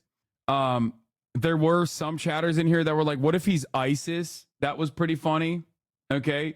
And then, of course, all of the fucking losers that are like, oh my God, it was Sam Hyde. Like, dude, you're such a fucking painful loser. You are exactly the same kind of loser that this fucking shooter was. You know, loner in school type guy who's like making Sam Hyde memes. Like, come on, dude, please. Like, let it die. Let the meme die, please. You are the most 40-year-old balding in your mother's basement ass fucking 4chan loser on the planet. Anyway, it's been a decade, brother. Spain shot another goal. It's 2-1 now. Updates on that. Anyway, yeah, the crust is built on those fucking losers for so many years. All right, so Fox News went with it was a Palestinian man narrative. Sam won't die because you keep crying about it. Yeah, no, I'm the one who's responsible for this. You're right. And not like the most extremely online fucking losers. Thank you for that insightful analysis. I'm keeping that alive. You're right. Goal is being scored. Goal is being called back. What do you mean? Anyway, so let's, it was offside. Okay, whatever. Let's get back to the issue at hand. Does anyone have a good article on the shooter? Details on the shooter? Security plan for more than a year and have been in constant coordination with our partners and the Republican National Committee. During our extensive planning efforts, we have accounted for various security scenarios. Secret Service is live talking. And we are confident in the plan we have implemented for the Republican National Convention this week. That security plan will remain in place.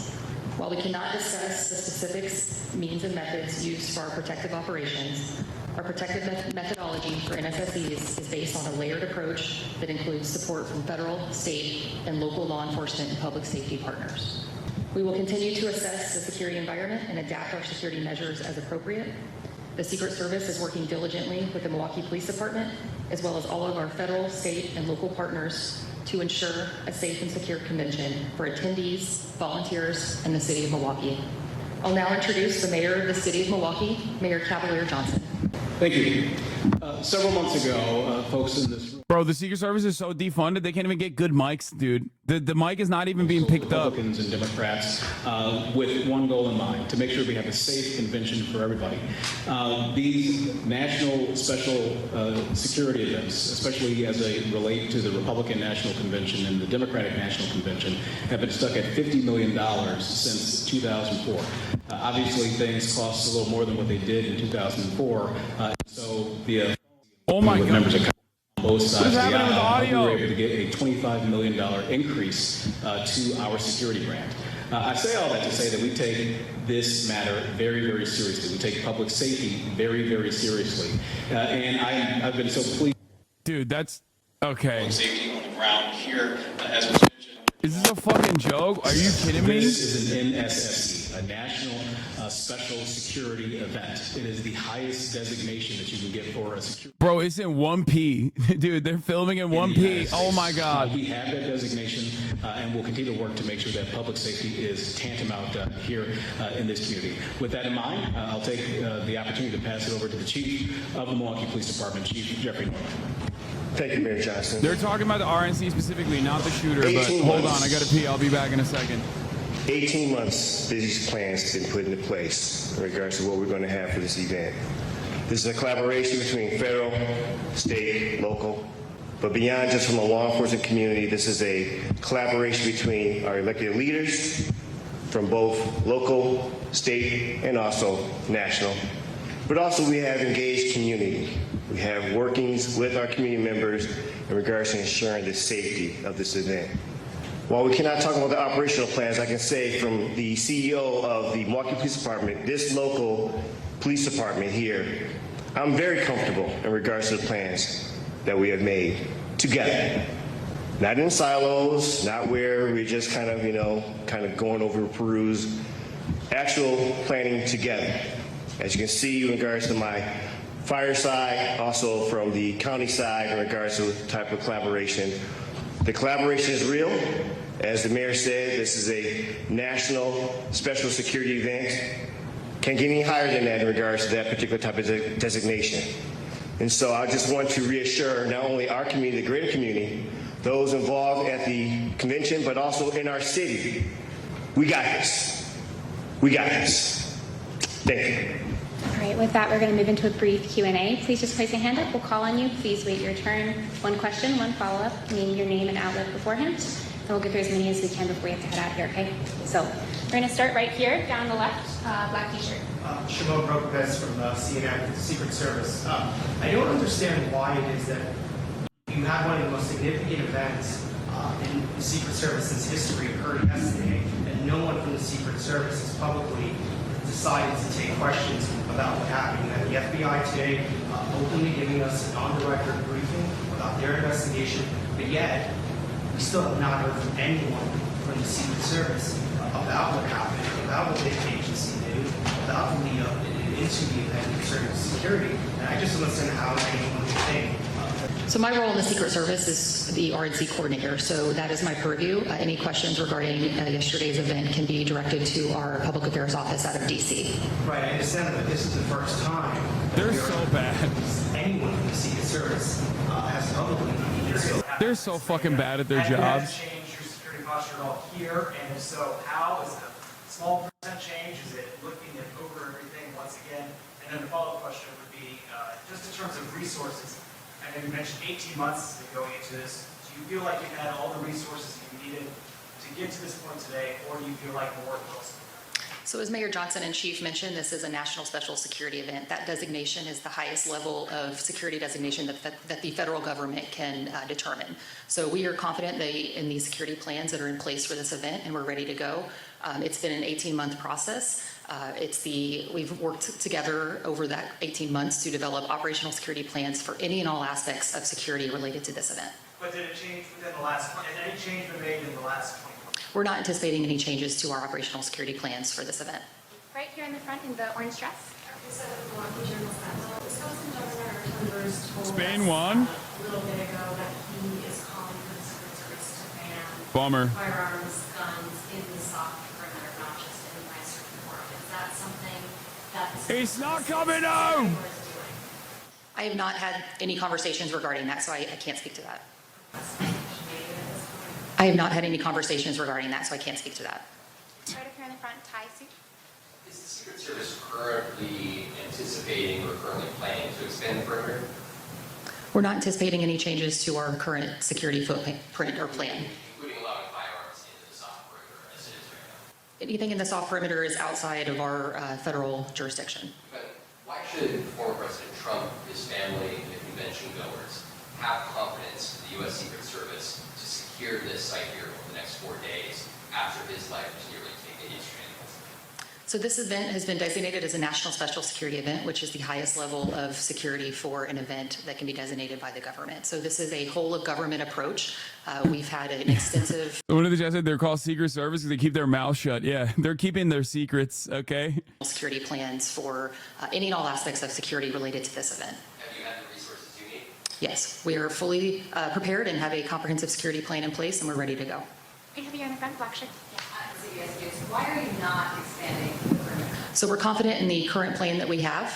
It is based off of technical assessments, protective intelligence, and we are continuously monitoring information related to the event. So, Dude, they should just let everybody have guns at the RNC. I don't understand. I thought more guns equals more freedom equals more protection. Like, what's up with that? Am I wrong?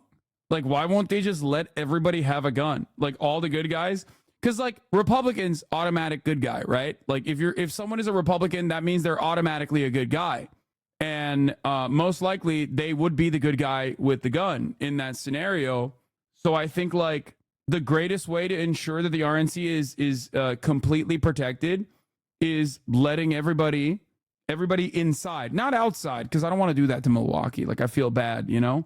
I think that they should just let registered Republican good guys with guns, registered Republican good guys with guns that they purchased legally, or maybe their father purchased a gun legally, and that they're registered Republican good guys with guns, let them into the RNC. Give them a ladder. I don't understand. It seems like that would be, I'm just throwing out details randomly about a situation, you know, that where the Republicans would be so much more protected if a registered Republican, perhaps, who has access to his father's gun that he purchased completely legally, would go and take that gun to the RNC, because that would mean that the situation is under control, that the situation is so much more free and so much more protected. It almost feels like there is this hypocrisy within the Republican narrative that, like, more guns equals more freedom. Only in schools, I guess, does more guns equal more freedom. Only in, like, you know, malls, college campuses, people, like, places where a lot of people go to. When there's a fucking president, when there's a president around, when there's an RNC happening, when there's a NRA convention happening, no guns, which always strikes me as odd. Don't you think? Don't you think that's so strange? Anyway, let's get to the shooter. Who is Thomas Matthew Crooks, the suspected Trump rally shooter? This is from Reuters. Bethel Park, Pennsylvania. Federal law enforcement authorities scrutinized the background of Thomas Matthew Crooks on Sunday in a search for what drove the 20-year-old gunman to open fire on former U.S. President Donald Trump at a campaign rally in Western Pennsylvania. Okay. Crooks, identified by the FBI as the suspected gunman in the assassination attempt, was shot and killed by Secret Service seconds after he allegedly fired shots at the stage where Trump was speaking on Saturday in Butler, Pennsylvania. I'm not giving up on this. I still suspect him to be a Chinese man. Okay. In my mind and in my heart, this is still a Chinese man. Okay. You will not. I am confident that we will figure this out eventually. One rally attendee, a 50-year-old man identified as Corey Comparatore, died, and 2 other spectators were critically injured. Trump was shot in the right ear. Now, that part is also questioned. We don't know if it was actually a piece of glass shard from the teleprompter that hit him in the ear, or if he actually did get shot in the ear. We don't know that either. But, you know, it seems like Trump himself said he got shot in the ear, so we're going with that. Okay? But let's keep going. A resident of Bethel Park, about an hour away from where the shooting occurred, Crooks was a registered Republican who would have been eligible to cast his first presidential vote in November 5th election, in which Trump is challenging President Joe Biden. Now, all I'm going to say is this. It seems like he won't be able to cast that vote. This would be the funniest story on the planet if he was like a Nikki Haley voter. I said this earlier in my Discord, but I'm like, I will write Nikki Haley's name if it comes out that he was a scorned Nikki Haley stan. Okay? Public records show his father is a registered Republican and the mother is a registered Democrat. Federal Election Commission filings show Crooks appears to have made a small $15 donation several years ago to a political action committee called Act Blue that raises money for left-leaning and Democratic politicians. Act Blue is the processor. So Act Blue doesn't mean anything. Act Blue simply means it is a processor for Democratic Party donations. The real interesting part about this is that the donation was earmarked for the Progressive Turnout Project, a national group that rallies Democrats to vote. Now, since this article came out, there was new information. I think that this wasn't him. And the Progressive Turnout Project itself is like one of those scam organizations regardless. It could have coming from you, lol. What do you mean? He went from donating $15. He went from donating $15 as reported in the media to like becoming a registered Republican afterwards. People are claiming that this is a different Thomas Crooks from Pennsylvania. The 20-year-old shooter is Thomas M. Crooks, Republican from Bethel Park, and Thomas Crooks from Pittsburgh is a 69-year-old Democrat that donated to Act Blue in 2021. The shooter never donated to Act Blue. He's MAGA. I don't know if that's the case. Okay? I don't know if this is the actual... I don't know if that's the case or not.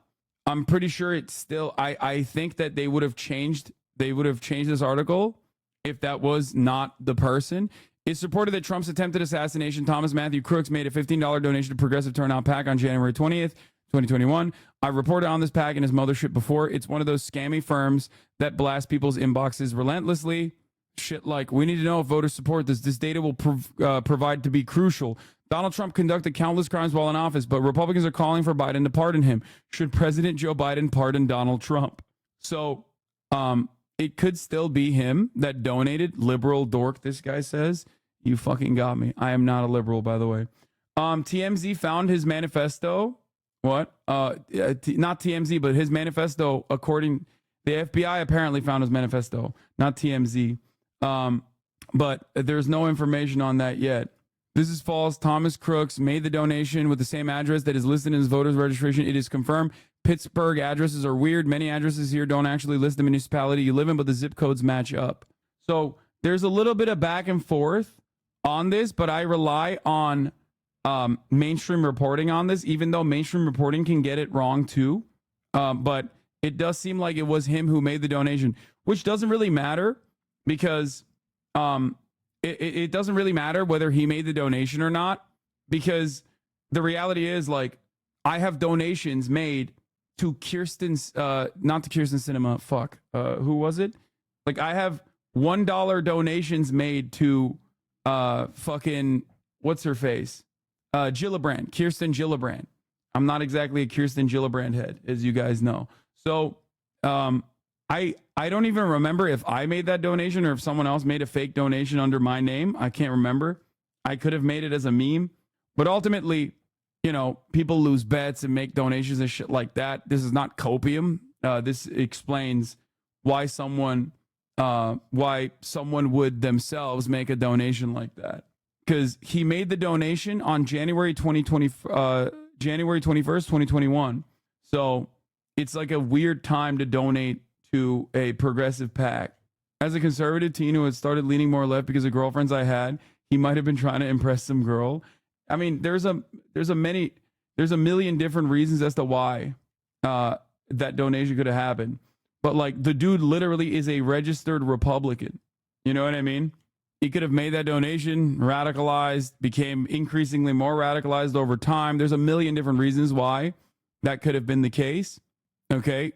But ultimately, as far as we know about him, as far as what we know about him, he was a registered Republican. So Crooks's parents could not immediately be reached for comment by Reuters. His father, Matthew Crooks, his father's name is also Matthew Crooks, 53, told CNN that he was trying to figure out what happened and would wait until he talked to law enforcement before speaking out about his son.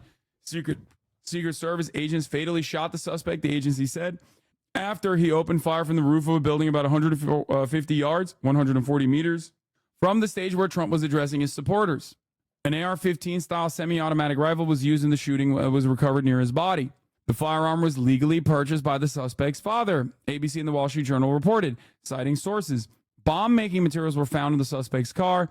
U.S. media outlets reported, citing sources. Super smart. Let's get to his background. That's how, like I said, that's how you know he's white. You know what I mean? Like, motherfuckers are out here being like, he was super smart, quiet kid, very nice. It's like, bro, he tried to assassinate the former president. Okay? You know, that's how you know this motherfucker was white. He also donated to you. To be fair, he might have been a hater who wanted to avoid the top of the hour ad break. You know what I mean? He might have been trying to avoid the 3-minute ads so he could be a better hater. He might have gotten gifted a sub by someone. Okay, that's a joke, by the way. This shooter, as far as we know, has no connection to me. But, you know, that was a joke. I'm just trying to fucking debate you at the top of the hour. He was not a Hassan Abihed. Oh, my God. Oh, my God. No, dude. I forget that there are so many normies in here right now, and they don't know the fucking terrible Joker clip now. Yeah, I know. Anyway, at the top of the hour, there's a 3-minute ad break. If you no longer want to see those ads, all you need to do is subscribe for $5 or free with a Twitch Prime. You can also get gifted a sub. You have literal newspapers and normies watching you. Tread carefully, man. I know. JW Shields, thank you for the 10 community give the subs. Allowing 10 people to no longer see the ads at the top of the hour. Here's the 3-minute ad break now. Okay. In the family's hometown, one of Thomas Crooks' former classmates at Bethel Park High School said the suspect did not show any particular interest in politics. Rather, his interest centered on building computers and playing games. A 20-year-old classmate who asked not to be identified said in an interview, Crooks often kept to himself, the classmate said, and politics never came up. JW Shields, thank you. Thank you. Their conversations revolved around the school, the classmate said. He was super smart. That's what really kind of threw me off. This was like a really, really smart kid. Like he excelled, the classmate said. Nothing crazy ever came up in any conversation. The classmate added that he had not seen or heard from Crooks since the suspect graduated in 2022. While in school, Crooks received a $500 Star Award from the National Math and Science Initiative. Oh my God, he was a stem cell. According to the Pittsburgh Tribune Review newspaper, Bethel Park School District is cooperating with the law enforcement investigation, local media reported. As law enforcement dug into his background, the streets around Crooks' home were blocked off by heavy police presence on Sunday. Residents who live nearby described feeling shocked and unsettled that an assassination attempt has been linked to a person from the sedate city of 33,000 people. Bethel Park is a pretty blue-collar type of area, and to think that somebody was that close is a little insane, said Wes Morgan, a 42-year-old who works at an investment management company and bikes with his children around the same streets as Crooks' residence. Couple standing on the porch of their nearby brick ranch style home was left processing the events and spotlight on the neighborhood. There has never been a gun issue. There's never been a police being called. Mary Prisalak, 67, said alongside her husband. White. You kind of have to wonder, what didn't he get in life? What led to this extreme? Bruce Pindle, owner of Allegheny Arms and Guns Work in Bethel Park, said that after learning about the shooting, he checked his records. We did not sell any firearms to the shooter. We did not sell any firearms that was used in the shooting to the family. When asked whether he had sold any firearms to Crooks' family members, he declined to provide a direct answer. That's between me and God. Wait, what? What is going on in America? That's between me and God? Bro, you might as well have said you gave them the weapon. You sold them arms. Okay? That's a what the fuck? That's like when that Republican congressperson was asked about it, like, or that Republican fan was asked about like slavery and whether he thought it was bad. And he was like, I will not be answering this question. It's like, bro, at that point, you're like, you might as well said you love slavery. You know what I mean? Everyone got that message. Like, you kind of answered the question there, didn't you? You have to understand, in Western Pennsylvania, we have a rich tradition of hunting and fishing and outdoor stuff, Pendle said. When asked about the number of gun shops in the region, within 10 miles, there are a ton of gun clubs. While Reuters could not immediately identify social media accounts or other online postings by Crooks, Discord said on Sunday that he had an account on the instant messaging platform. We have identified an account that appears to have been linked to the suspect. It was rarely utilized, and we have found no evidence that it was used to plan this incident or discuss his political views, Discord said in a statement. We got people on it combing through his account as well. But I don't know if there's anything that comes out from that. Meta, the parent company of Facebook and Instagram, did not immediately respond to the question of whether he had accounts and whether the platforms had even removed any accounts related to the suspect. So that's what we know. There's some additional stuff, but it seems like he was the kid when he was a kid. He was the person who made the person that made the donation. Alex, our Western PA correspondent, is saying, everyone's saying, what kind of high school has a rifle club? See, this is why we need more Western PA representation in media. Seems like there's a lot of fucking high school gun clubs in Western Pennsylvania. Eric Toller also responding. If you search the filing on FEC.gov, the address for this Thomas Crooks is the Bethel Park's address, zip code he lived in. For some reason, it's incorrectly listed as Pittsburgh in the filing. His address doesn't exist in Pittsburgh. So yeah, no, he's the one who made the fucking dono. But he's also still the one who was a registered Republican, it seems, which is pretty fucking crazy. This actually makes the situation a little bit weirder. Also, on top of everything else, the fact that he was not only just a registered Republican, but also wearing the merch of a gun tuber in the process of doing the shooting makes it, again, all the more weird. Oh my God, every chatter in the USA confirming they have a gun club nearby. No shit. I didn't know this. I didn't go to high school here, to be fair. This is from 20 minutes ago. I mean, there isn't like much additional stuff. They just, this was Jason Kohler, who said he attended the same high school but did not share any class with Crooks, said Crooks was bullied at school and sat alone at lunchtime. Other students mocked him for the way he dressed, such as hunting outfits, Kohler said. He was bullied almost every day, Kohler told reporters. He was just an outcast. And you know how kids are nowadays. Bro, you're a kid. You're the same age as him. What the fuck do you mean? You know how kids are nowadays. Anyway, Crooks worked at a nursing home as a dietary aide, a job that generally involves food preparation. Marcy Grimm, the administrator of Bethel Park Skilled Nursing and Rehabilitation, said in a statement that she was shocked and saddened to learn of his involvement. Grimm added that Crooks had a clean background check when he was hired. Crooks' political leanings were not immediately clear. Records show Crooks was registered as a Republican voter in Pennsylvania, but federal campaign finance reports also show he gave $15 to Progressive Political Action Committee on January 20th, 2021, the day President Biden was sworn into office. Butler County District Attorney Richard Goldinger told AP on Sunday that Crooks had been previously unknown to investigators in his county and had not been on their radar. Like, it could be a fucking bet that you lost or some shit, or he could have been a fucking progressive or something, and then turned around and became a registered Republican in the course of like 8 months. People radicalize over the course of 8 months in much more significant ways. So, you know, ultimately, his last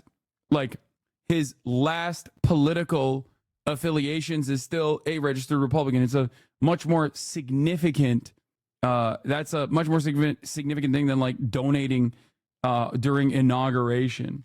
Yeah, being 17 at the time. So, here's a video of Kohler talking about Crooks being bullied. He was bullied almost every day. I mean, he would sit alone at lunch. I mean, he was just an outcast, and you know. Bro, in Western PA, do they bully kids for wearing camo? Like, hunting camo? Because, like, that's kind of weird. I didn't even know. Like, I that's, like, kind of odd.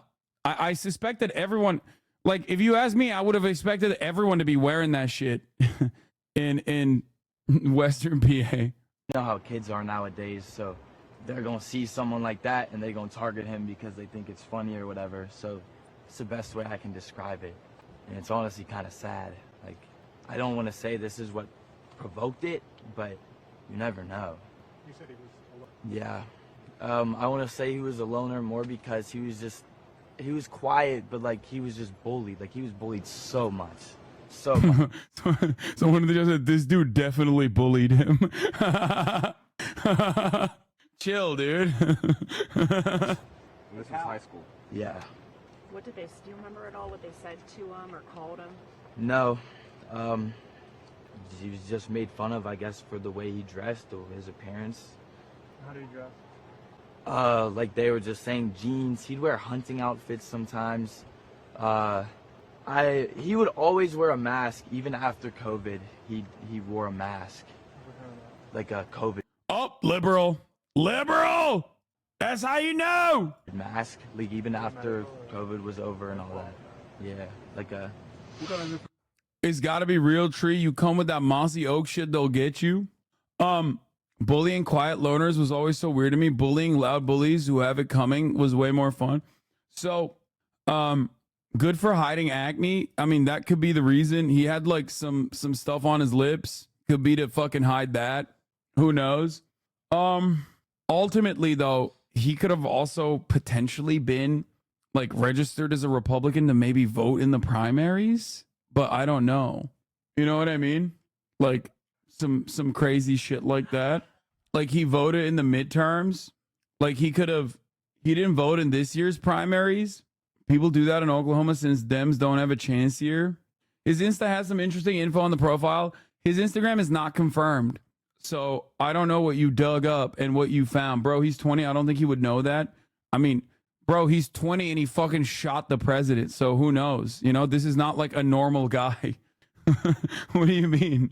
Like, all I'm saying is, like, I'm not ruling out anything. I'm not ruling out him being like right wing. I'm not ruling out him being like the most extreme liberal you've ever met in your life, that is like a diehard fucking a diehard liberal, so much so that he like registered as a Republican to vote in the closed primaries. You know what I mean? Like, absolutely nothing we are learning about the shooter or his family is surprising or weird. Alleged Trump shooter's father is a registered libertarian. I mean, that makes sense. Like, that's normal. This is probably just an elaborate suicide by cop. Nah, I don't think so. I mean, we have nothing to work with on that front, but I don't think that is like the way you would do that. There's so many easier ways of doing suicide by cop, dude. Are you kidding me? Most of the time, these guys will just go and shoot up a fucking school. Something more unique about his his age. He falls right into the perfect age to not really have much of an internet footprint because he didn't post a lot, didn't have a Facebook, barely used what he did have, and was a loner. Yeah. Liberal families don't have guns in the house. That's not true. We're talking about fucking a small Western Pennsylvania town. Liberal families will absolutely have guns in the house. American gun culture far transcends political leanings, political ideologies. So, yeah, they hunt a lot. So that's not shocking. It is shocking that he doesn't have like a massive digital footprint that people have been able to find, including MHUD and, like, you know, journalists that are obviously making the rounds right now, scouring the internet. Like, the only thing that we were able to find on this guy is his Discord. He has a Discord. Like, I'm looking at it right now, and you know, I have the ID number, I have the username, and that's it. And even his Discord is not like a very he was a member since August 30th on Discord. He had a Discord account, at least the one that we know he had, since August 30th, 2023. And that's it. And even his Discord is like pretty, even his Discord is like, was he in your Discord? No, dude. It makes sense. Honestly, my sibling is the same age as him. Don't post a lot if they're not trying to be content creators or have locked accounts where they just let friends follow and barely use. Yeah.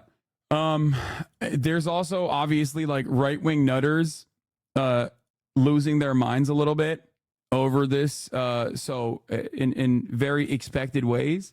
How do you know it's his? Because I got it from a journalist I trust, so that's why. Like, because I got it from a New York Times journalist, chatter. Like, what do you mean? It's not like I got it randomly from a fucking subreddit or some shit. No, I sent it to MHUD. But the reason why I trust the information is because of who I got it from. Anyway, so you didn't finish what kind of Discord profile he had? He has just like a regular gray name Discord profile, as in he has like his name is just Thomas, no avatar, nothing, like no profile picture, nothing. So I think that like makes it weird. We don't know what servers he's in. Unless Discord voluntarily gives that information up to journalists, which I doubt that they'll do. They'll probably give that journalist to law enforcement, but I don't think that he will. I don't think they'll give that information up to what do you call it? Where the fuck is my? I can't see from this if he has Nitro or not. Discord stated that he never mentioned politics. I guarantee you this guy's a burner. Andy, I went to school with this type, 17 alt accounts and emails meticulously scrubbed so no one finds out that one person is running him. I mean, that could be the case, but it's just like, even that is still traceable. I read, I don't know the veracity of this, but FBI says it found, the Spectator Index says, FBI says it, it is not found a manifesto. I thought the FBI had found a manifesto. My bad, I misread that. The FBI has not found a manifesto. But it does seem like his actual Instagram was ruined. I'm from Pittsburgh and have friends in Bethel Park who were followed by him on Instagram, which has been taken down yesterday night after a statement allegedly from his mom was made on his story. Wait, really? So in terms of like the Republicans not being all right, liberals not being all right either. Yeah, it said he was just a kid who played games and liked to build computers, won a small science and math competition too. Also read somewhere that he's registered as a Republican. Yeah, I saw that as well. Anyway, this guy goes, the rabbit hole goes deeper. The shooter, Thomas Matthew Crooks, was featured in a 2023 BlackRock ad. The BlackRock ad was filmed at Bethel Park High School, which Crooks attended. Crooks can be seen at the 19-second mark. My thoughts. This to me stinks of MK Ultra. But what's odd to me is that someone would even come across this so fast. Like, how do you cross-reference the name of the school in BlackRock? What do you think? And it's like, yeah, dude, it's a fucking normal-ass BlackRock ad. Like, what the fuck are you talking about? My name is Brian DeLallo. I teach AP and Honors Economics in Pittsburgh, Pennsylvania. Financial well-being to me is knowing that I can be free to do the things that I love to do. Like, this is literally a BlackRock pension ad, dude. This is just what BlackRock does. Like, they don't do hits. You're fucking ridiculous. Here he is, by the way, in the classroom. This is him. Motherfucker's got the craziest case of Habsburg job, by the way. Holy shit. Yeah, he's in an AP honors. He's in some fucking fiscal policy government class. Am I stupid? I don't understand the conspiracy here. What? It's not even the right guy. The real guy tweeted? What are you talking about? Anyway, people saw this and immediately went with, they're talking about that fucking Groyper. I'm going to lose my mind. No, this is the kid. Okay? This is actually the kid, not that fucking random Groyper. Please. That's a chatter who still believes the 4chan Groyper Twitter post. Please stop. Okay? There's another piece of information here. New. Suspected Trump shooter was once rejected from high school rifle club. 2 former team members tell ABC. He was asked not to come back because of how bad of a shot he was. It was considered like dangerous, said one of the team members. Why are we not talking about the person who killed him instead of or Trump? Person he killed instead of him or Trump? Wait, what do you mean? Why are we not talking about the possible motives and the background information of a dude who tried to do a fucking political assassination of a former president? Yeah, the reason why people are not talking about the person who died is because he was just like a firefighter dude who was a massive MAGA Trump supporter who accidentally got killed in the process for standing behind Donald Trump. Like, I don't understand. And yeah, I looked up his, like, people looked up his profile. His last tweet was the cat turd saying that he was going to the Trump rally.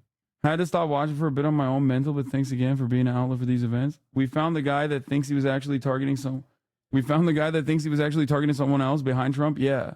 Like, anyway, but, yeah, the BlackRock guy is just fucking insane, or thinking that this has anything to do with BlackRock is just completely insane. But yeah, this is Thomas Crooks. This is the shooter. I don't know why he posted his fucking ear in the footage. I don't know what that has to do with anything, but hey, could you please explain what you mean by fake posts on Twitter by Groypers?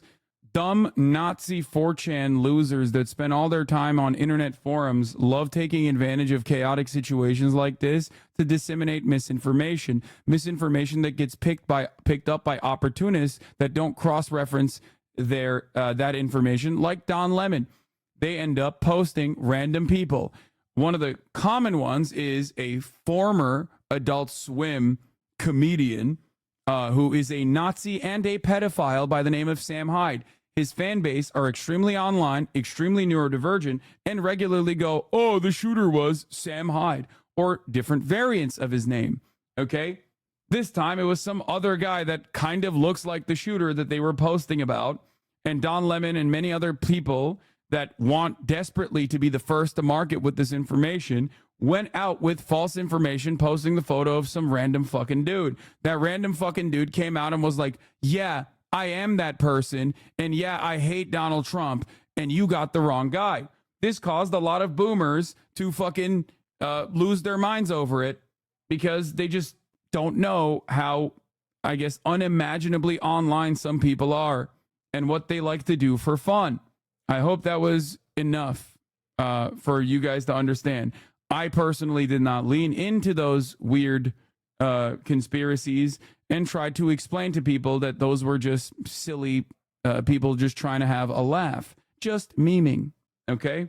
So, The Groyper posted a picture of himself with a bunch of Nazi shit on the poster behind him, so people would post the poster with Nazi shit. Yeah. In many instances, they do stuff like that specifically so they can, you know, get like a little bit of, get people talking about them. So, anyway, classic moment.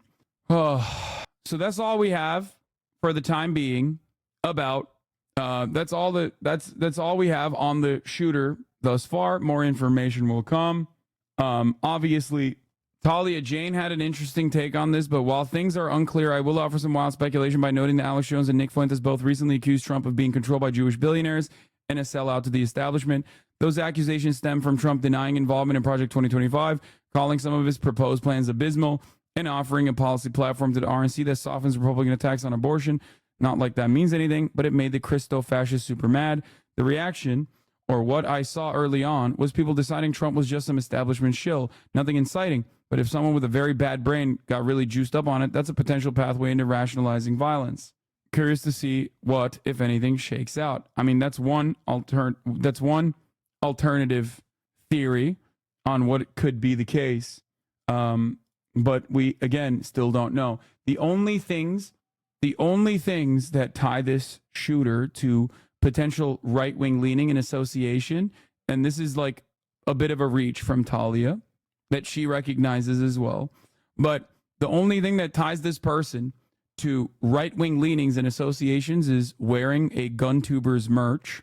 A GunTuber that isn't like overtly political, by the way, in comparison to the likes of Brandon Herrera, who literally ran for Republican office, but is still aligned with those guys. For the record, Demolition Ranch is aligned with those guys, and is like friends with those guys. And, you know, as most GunTubers are, obviously still right-wing, but not as overtly right-wing as other GunTubers are, I guess. He dressed up in Vermont gear last week. Yeah, guys, I know you keep posting that, but I'm pretty sure that was for like literally not even their own personal shoot. I think that was for like a Corridor Digital video. So Demo Ranch, as far as I understand, is not like Demolition Ranch, as far as I understand, doesn't make like super political takes. But obviously still has like right-wing merchandise and is a GunTuber. So of course there's like right-wing associations and right-wing leanings. They're GunTubers.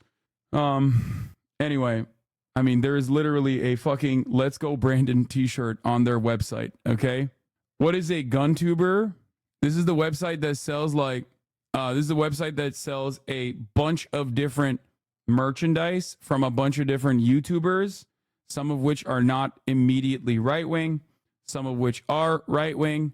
Here is the shirt that the shooter was wearing, the Demolition shirt. This is from Demolition Ranch. This website has a bunch of different shirts. The Let's Go Brandon shirt is not from Demolition Ranch, by the way. The Let's Go Brandon shirt is from Brandon Herrera, the AK guy, just so you know. Donut Operator, all these people. Was the BlackRock connection debunked? What do you mean BlackRock connection? BlackRock runs a bunch of fucking pension funds for teachers, including his school. Okay? So they made a fucking B2B ad, most likely, that happened to literally feature the dude in one of the classes because they got a teacher from that school to be like, oh yeah, BlackRock's got my pension in mind. It's a fucking commercial. There's no real connection between this shooter and BlackRock. I know he was in a BlackRock commercial! Why are you so stupid? BlackRock orcs are tough, extra fire resistance. Okay. Demo Ranch is single issue on politics, aka more guns, more better. So they align right, but they're flexible. I'm pretty sure I saw them come out specifically against Trump's bump stock ban, for example. They basically have the same right-wing political lean as a beer company. Yeah. Anyway, it makes me lose my fucking mind sometimes, dude. I swear to God. Like, the idea that, like, BlackRock is, like, putting out a hit on Donald Trump is so funny because Donald Trump's policies help BlackRock, okay? Like, tremendously. This is what Demolition Ranch said. Last night was crazy. I got news stations calling me asking if I ever spoke to the shooter. What the hell? Anyway, so, yeah. Yeah, we've already seen this. This is the TMZ footage, ironically enough, but this is, like, him. Right before, moments before he takes the shot.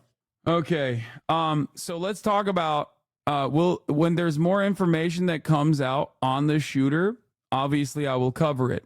However, there's also another side to this story. Conservatives are going on with the DEI narrative, but there's also a very interesting side of this story as well. The interesting side of the story is that as I covered yesterday, and as you guys know, there was a bunch of people that apparently warned law enforcement of a person using a ladder to go up this fucking rooftop. Okay? To go up this goddamn roof. A bunch of people, before he even fires shots, say he's got a gun. There are literally cops in that area. That's what we knew yesterday.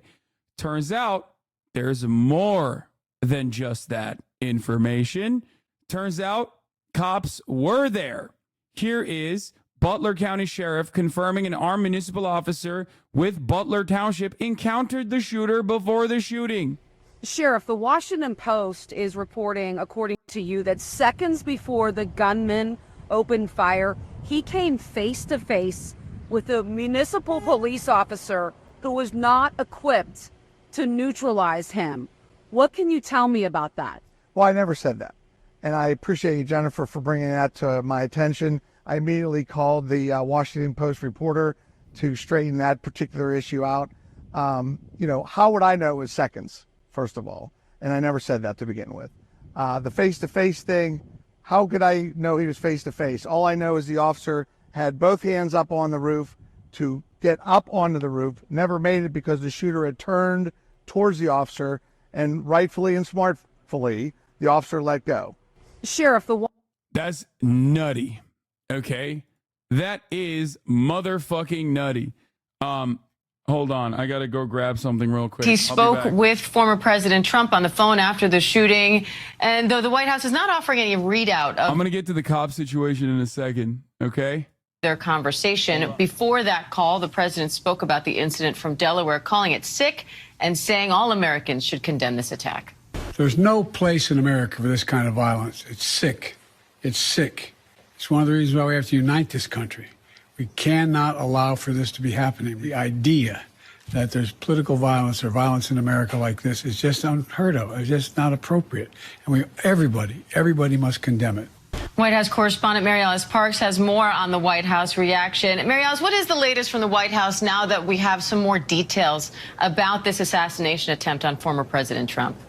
Yeah, Diane, the president left Rehoboth, Delaware last night and made it back to the White House, returned here late last night. We know that he's been receiving regular briefings from members of his cabinet, his national security team, as soon as he learned of the incident. And of course, these briefings at the highest level, as you can imagine, the Secretary of Homeland Security, his senior advisors on Homeland Security, the Director of Secret Service, all continuing to give the president updates as they try to get to the bottom of this, as they try to understand this and unpack it as the national security situation that it is. You showed there a little bit of the president's statement. Like you said, we did not get a formal readout of that call between the president and the former president. The president did offer, of course, his prayers, said that he was hoping that Donald recovered very quickly. He spoke in personal terms about the former president. And like you said, he really called on the country to unite in this moment. He condemned the political violence in the strongest of terms, said there is no place in America for this kind of violence. It's sick.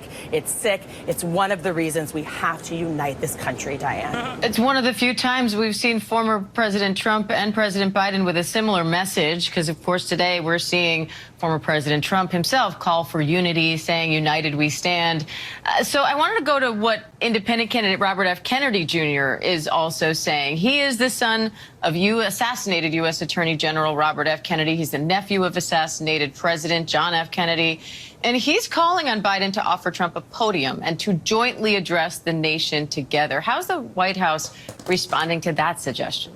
Yeah, I haven't seen a formal response to that yet. We've, of course, been asking the White House, the campaign. Look, they are very careful at this time. They don't want to get ahead of any sort of FBI investigation. But this is, of course, a political request. It'll be interesting to see if the White House does consider it. I mean, I know that the... Dude, the absolute best minds are on this, okay? The absolute best minds are on the job right now. As far as as far like calls for unity. They should do a joint addressal on a podium. It's great. It's so great. No, totally, dude. Yeah, I love that. It's so stupid. This is great. It's so perfectly American with how stupid this idea is. Former president has the audience that he wants. I mean, he as a former president, he can speak to the country whenever he chooses. But what an interesting request for the country to come together in that way. And like you said, an interesting request from such someone who brings such an interesting perspective, having experienced political assassination in his own family there. But no doubt this will change this campaign moving forward. It will have to change the relationship between all of these candidates, between the White House and the former president and his campaign as well. Yeah. Why? What do you mean? What are we talking about? Like, there is perhaps no greater indication that American politics is just run on pure fucking vibes based and nothing on policy. Like, why would this change the dynamic between the candidates at all? Am I crazy? Their policies did not change. Unless Donald Trump like had a come to Jesus moment and is now like advocating for woke shit, I guess. Like, there is no change in the course, in the trajectory whatsoever. Like, what do you mean? These guys were running with Trump as a fascist, which I agree with, by the way. And now today they're like, well, you know, kumbaya, actually. Like, I love that the media is also leaning on that narrative as well. Like, they're both calling for unity. They're both calling for unity on the ticket. Yeah, dude, Vice President Trump is a reality now. Like an actual reality. It was a meme mere days ago, and now it's a reality potentially for the future of the country. Like, what's happening here? What do you mean a unity? Reporting now, the Wall Street Journal says the suspected shooter had explosive devices in his car. That's according to sources in Butler, Pennsylvania. Age 20, Matthew Thomas Crooks is the gunman. He was shot and killed with a sniper's bullet on top of that building about 300 yards from where the president was speaking. You're looking at the road where police had cordoned off this car late last night as we went to bed well after midnight here in Milwaukee. They had responded to this scene and were looking inside it. Take you last night to the home now that's near the area where this attempted assassination killer had lived. So security was tight, certainly, going into Milwaukee, and it's going to continue in a significant way for this week's Republican convention here in Milwaukee. In fact, things may change. We'll see. Then came last night's assassination attempt on the former president. The FBI, the Secret Service, now working with Milwaukee police to boost security here at the RNC. Well, plenty more from the Euros, all the build-up here in the next little while. But I want to, for the next few minutes, take you back to the story, of course, that is absolutely dominating the assassination attempt on Donald Trump. But just in the last few minutes, whilst I was doing that interview, we've had the first reaction from Melania Trump. So let me just take you through the statement that she has issued. She has said, "I am thinking of you now, my fellow Americans. We have always been a unique union. America, the fabric of our gentle nation, is tattered, but our courage and common sense must ascend and bring us back together as one. When I watched the violent bullet strike my husband, Donald, I realized my life and Barron's life were on the brink of devastating change. I am grateful to the brave Secret Service agents and law enforcement officials who risked their own lives to protect my husband. To the families of the innocent victims who are now suffering from this heinous act, I humbly offer my sincerest sympathy. You need to summon your inner strength for such a terrible reason, and that saddens me. A monster," she writes, "who recognized my husband and his inhuman political machine, attempted to wring out Donald's passion, his laughter, his love, music, and inspiration, the core facets of my husband's." This is so funny. Like, I don't even for a brief second think that she's actually legitimately saddened. The only way I think she's actually sad in this situation is that, like, the dude missed, okay? I'm sorry. Melania fucking hates Donald Trump, okay? That she's just mad that he missed, okay? There's no fucking way. His life, his human side, were buried below the political machine. Donald, the generous and caring man who I've been through the best of times and the worst of times. So that's just the main part of Melania Trump's statement, but that line jumping out, a monster who recognized my husband as an inhuman political machine attempted to wring out Donald's passion. So the statement from Melania Trump in the last few minutes. So moments ago, House Oversight Committee Chair James Comer telling Fox he expects an emergency hearing with U.S. Secret Service Director as soon as tomorrow about the response to Trump's assassination attempt.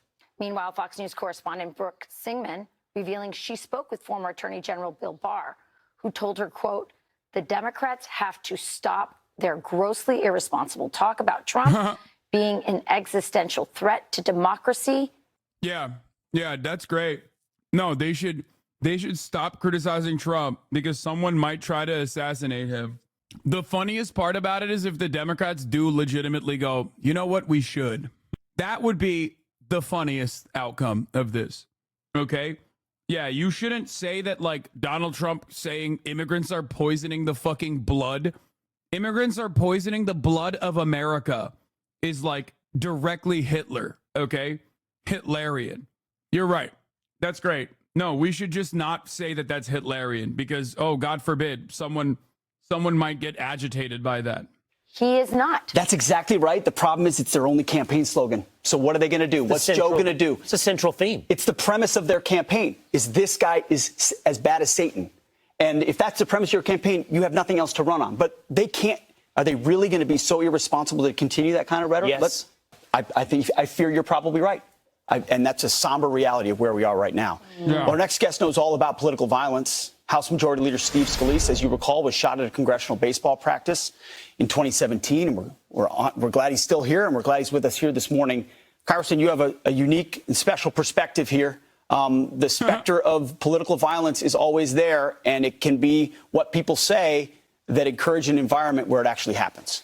Yeah, absolutely. And, you know, what Brian said is right, too. I mean, you know, everybody's got to look at the rhetoric, but you know, it's one side that is going after Donald Trump in a way to demonize him personally. You know, when we talk about the policies. Dude, this is awesome. Dude, this is awesome. Republicans are experts at claiming victimhood. Trump is live in Wisconsin. Wait, what? No, he's not. Don't they literally call Joe Biden a pedo? They call him everything. Brother, I want to show you guys. There's a thread from Jenny Cohn, who writes about Christian nationalism, on the many different instances where Donald Trump has quite literally demanded violence. Okay?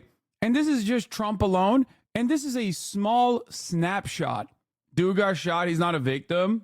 Dude, if you think Republicans have any ground to stand on in terms of how reactionary or in terms of how violent the rhetoric is from Democrats, you have to be living on a different planet, okay? He got grazed in the fucking ear, dumbass. But he got shot by a registered Republican. What are you talking about? Wearing GunTuber merch. Like, there is no way that you can fucking turn around and try to make this seem normal at all. Only 2 weeks ago at CPAC, this is back in 2022, Trump said the alleged conspiracy to kidnap Governor Whitmer is a fake deal. Let's take a look. Another example, the sting that they did involving Gretchen Whitmer was fake, just like those who instigated January 6th. It was a fake deal. Fake. It was a fake deal. Gretchen Whitmer was in less danger than the people sitting in this room right now, it seems to me. And you look to see what happened, and trials are going on all over the place, and I guess a lot of people, Tudor, are being exonerated, aren't they? Huh? They're being exonerated.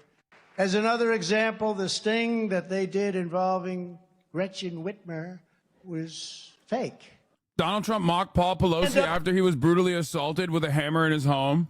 And we'll stand up to crazy Nancy Pelosi, who ruined San Francisco. How's her husband doing, by the way? Anybody know? Like, I think it was a funny situation. I made light of it as well. Whatever, right? But, like, Paul Pelosi objectively was harmed more than Donald Trump, okay? Like, the dude got hammered in the fucking head. What are we talking about? And she's against building a wall at our border, even though she has a wall around her house, which obviously didn't do a very good job. And we'll stand up to crazy Nancy Pelosi, who ruined San Francisco. How's her husband doing, by the way? Like, you think this motherfucker doesn't do violent rhetoric? Democrats don't do shit like that. Okay? I sometimes think Democrats should even be more aggressive in their rhetoric, but Democrats don't. So this idea that like liberals are always agitating for violence is fucking insane. Okay? And I say this as someone who does not like liberals. I say this as someone who routinely calls liberals baby shit. I say this as someone who personally also made fun of the David DePipe, Paul Pelosi is gay conspiracy theory, right? For March, Kansas Republican Party hosts fundraiser featuring accused child molester Ted Nugent, where attendees could donate to assault President Biden in effigy.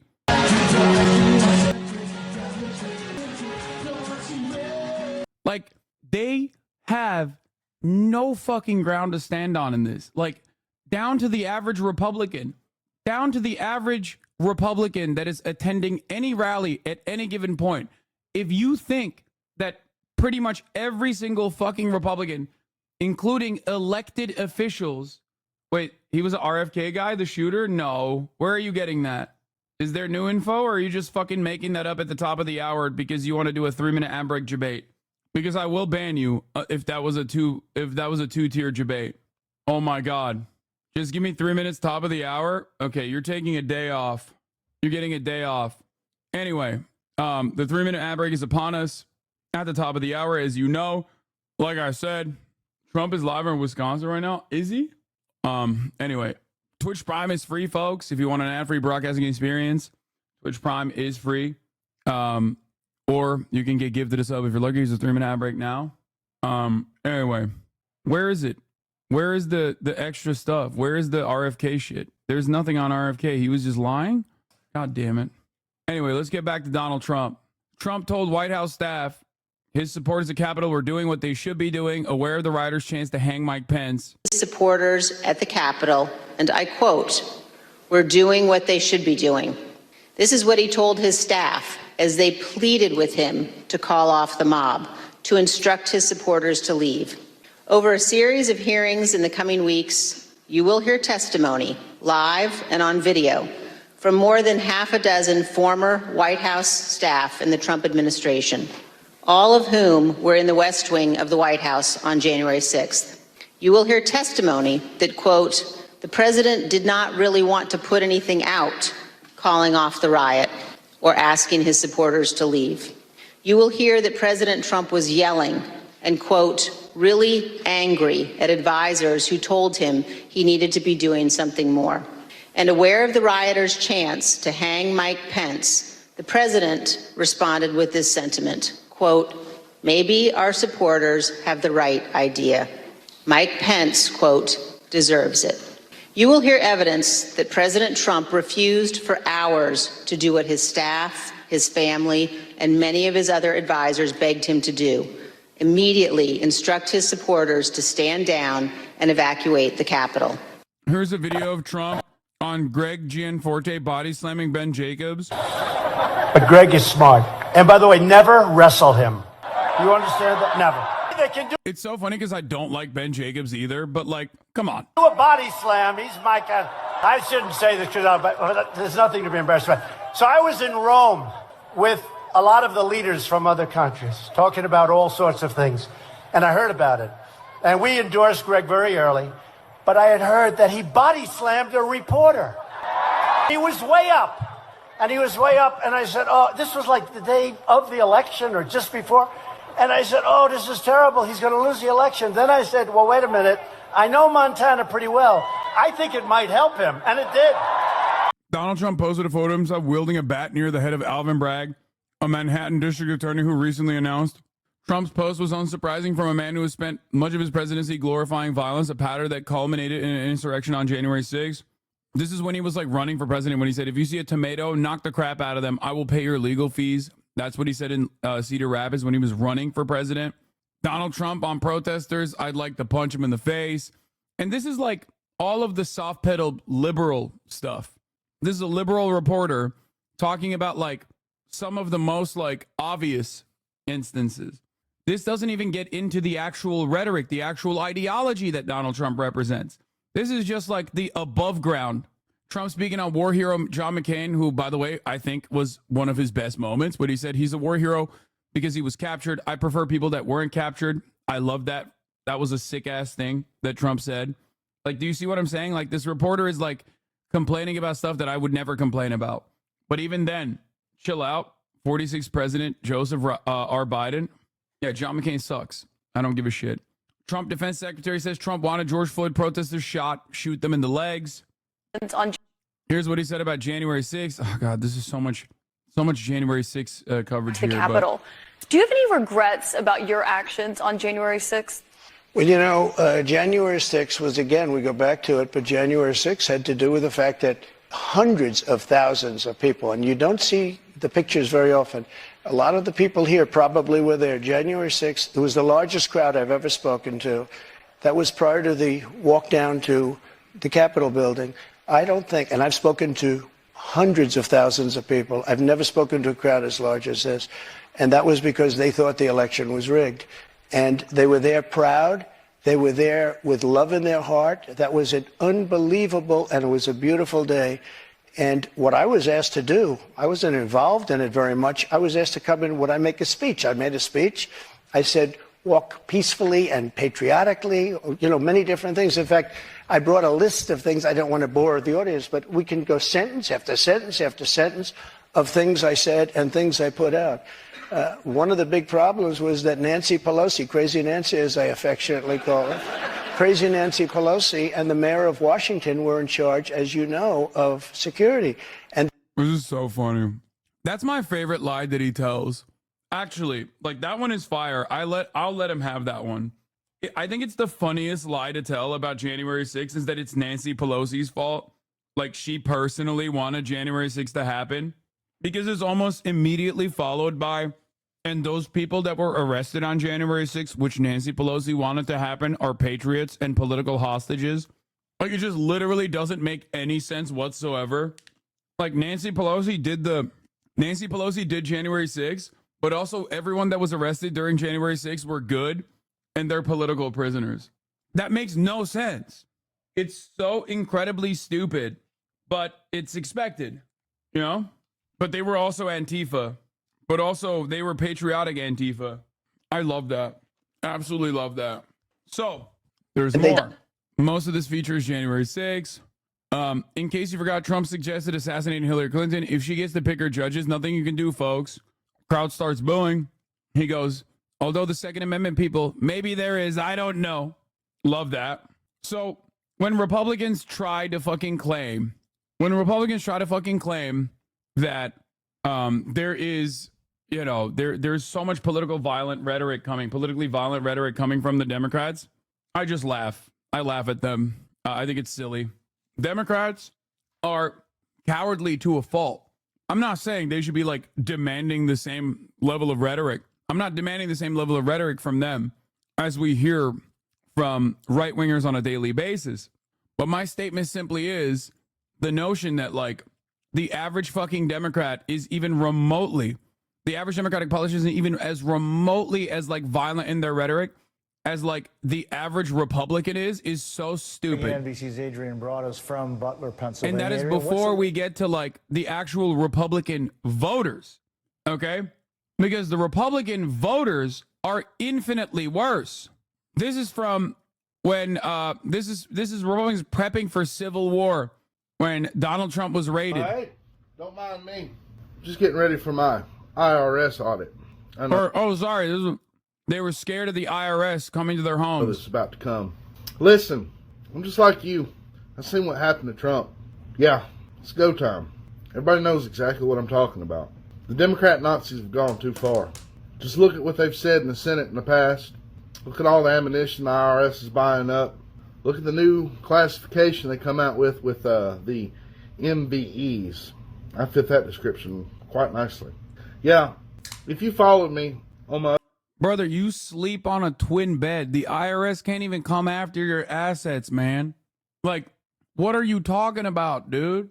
Like, what assets do you have that the IRS will seize? You live in a house that is, like, that was given to you by your parents, most likely, because they finally fucking died. And like the only thing you own is literally in display in this video, the guns. That's it. But yeah, I mean, it's so funny because like I do this so much. Like I do Hogwatch so much. So you guys obviously in this community are very familiar with like how violent the rhetoric is from the Republicans in general. But once again, laughable to be like, oh man, the Democrats, they're so violent. Why are they violent? Because they openly call out that Donald Trump is a fascist. These guys are so horny. They get their dicks hard about civil war every week. Anyway, look at this. Pray for our president. Like, he got grazed in the ear, man. What are you talking about? You're acting like he got fucking domed. Get well soon. Fight, fight, fight. They have a prayer vigil. Rage baiter? You think I'm a rage baiter for this? Don't politicize this. Someone died. Man, shut the fuck up. I'm a political commentator. Suck my fucking dick. Don't politicize this. I talk about politics when babies are slaughtered every day in Gaza. I talk about politics when little children are slaughtered in mass shootings of schools, okay? Shut the fuck up. This is a political assassination, an attempted political assassination. It's not about politicizing a catastrophe. It's more so, which direction are you politicizing this obviously political catastrophe? Anyway, this is the other side, like I said. An officer climbed to the roof and encountered Crooks, who pointed his rifle at the officer. The officer retreated down the ladder, and Crooks quickly took a shot towards the former president. And that's when the U.S. Secret Service counter sniper shot him, said the officials who spoke to the Associated Press on condition of anonymity to discuss an ongoing investigation. Once again, demonstrating how fucking ridiculous the cops are. It was a Uvalde cop? No, they're just cops. It's cops. Meanwhile, the Republicans are already, focusing on all the right stuff. Jason Whitlock, classic white supremacist Jason Whitlock. 340 million Americans. This is one of our best candidates to protect the leading candidate to the president. Make it make sense, because she's a woman. Okay? Watch these female agents who have no clue what to do or what they are doing. The Secret Service has been trying to raise the number of its female recruits to meet its 30% goal. This is DEI. That's so funny. Yeah, you're right. They should just abolish the Secret Service, I think. What is this DEI nonsense? I'm an idiot. What's DEI? DEI is the new thing that conservatives yell about. It's diversity, equity, and inclusion. It's the new thing that Republicans chirp about relentlessly. It just means woke. It just means like minorities. That's it. It can range from basically being a substitute for the N-word to any number of different slurs. It used to be CRT. Now it is DEI. Anyway, let's take a look at this. And Dr. King were both killed with rifles. All the other assassinations and attempts, Ronald Reagan, the two on Gerald Ford, the shooting of George Wallace when he was running, even the old ones, Lincoln, Garfield, McKinley, these were all with handguns. But the two seminal one assassinations were JFK and Dr. King. And I went on the police not long, a few years after that, and I can tell you, whenever we were involved in Secret Service details over my whole career, the high ground was always taken by Secret Service. I mean, those rifle shots were always lingering in the back of everybody's mind because, we'd lived through them. America had lived through them. And so this is why I was so surprised at this, because having been assigned on those details many times, when we were Treasury agents with Secret Service, and we'd be assigned on them. I was on a number of them. And, they always had the high ground. They always had agents or SWAT members or ATF agents or somebody on top of buildings and windows, and they never gave the high ground away. And it's basic police work. You have to get there early and take the high ground. It does not take tremendous resources. You show that aerial picture right there. Maybe there's a half a dozen buildings, 6 or 8, where you need to have somebody on. Or maybe you can put them on, assess it, and you only have to put them on half, and the other half you can clearly lock down and barricade. But it clearly can be controlled. It's not a resource matter. The Pennsylvania State Police has 3,000 troopers. I mean, you have the sheriff there, you have the township police, you have the Secret Service. I mean, you could have done it. It should have been done, and that's the failure. And I would just say this to close this part, Jose, is I would analyze this as we used to call it an explosive world, left a boom and right a boom, or here, left a shot and right a shot. So everything That happened after the shot was fired by the killer, the first shot. The Secret Service did a tremendous job. The counter sniper team took him out, and they saved lives because he could have still been pumping bullets into the huddle and into the former president if he was not killed. And they quickly got him down. They got him in the huddle. They made it was clear to the armored vehicle. They got him in there. That was great. But before the shot, when they didn't have the people on top of that roof, occupying that roof, that's the failure. Yeah, and Frank, what are your thoughts on that? I mean, what question is top of mind for you? So if you take what Jim said, which is absolutely accurate, you got to have the high ground, particularly when there's a high ground within easy sniper range of your protectee.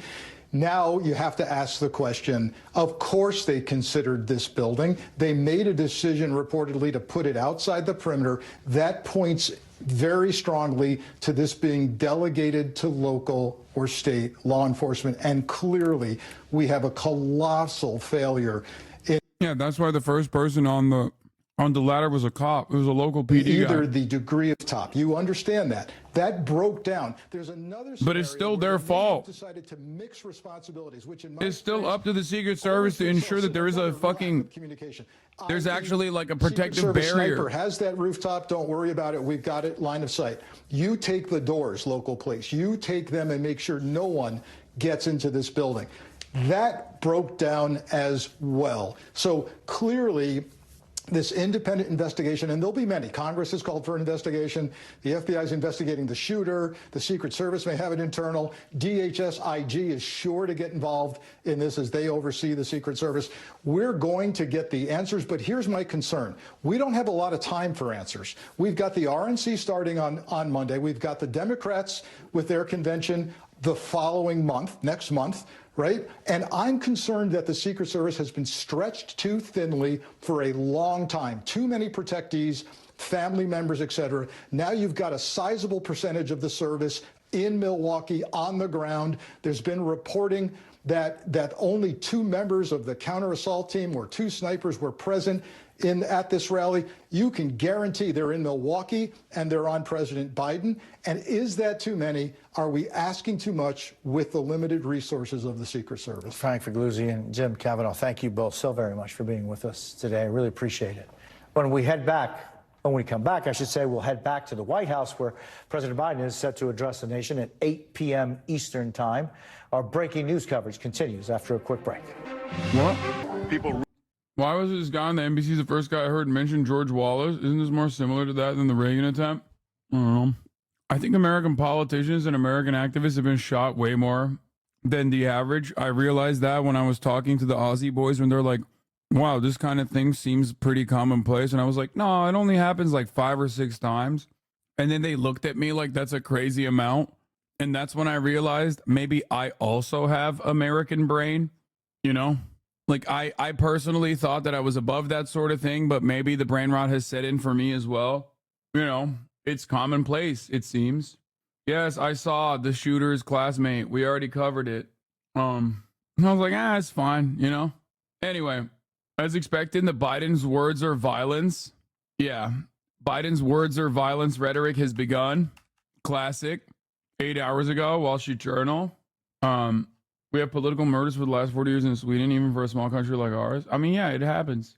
A Democratic U.S. representative fires an aide who posted that she wished Trump's assassin had better aim. You can't be doing stuff like that, especially if you're working in politics, man. That's crazy. This is pretty funny.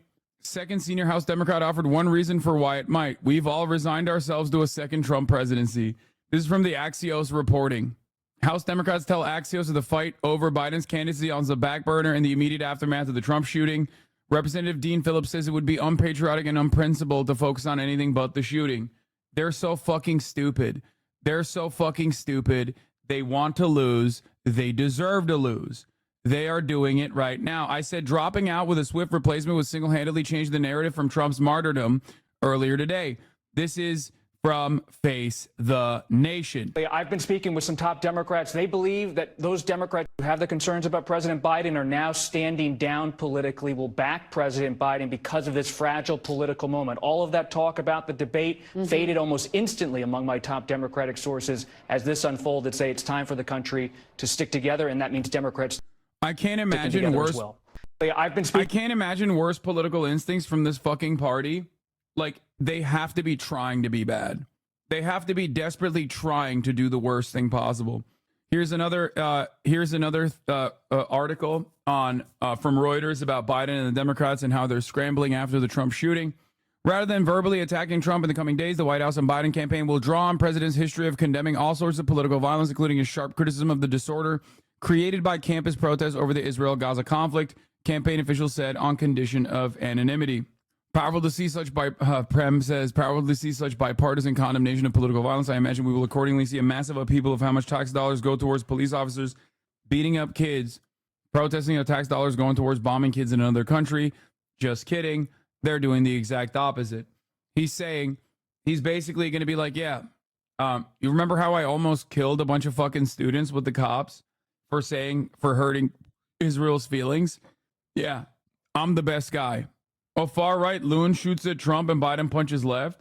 Yeah, I know. He called me extremely online in his newest article. Mehdi Hassan did.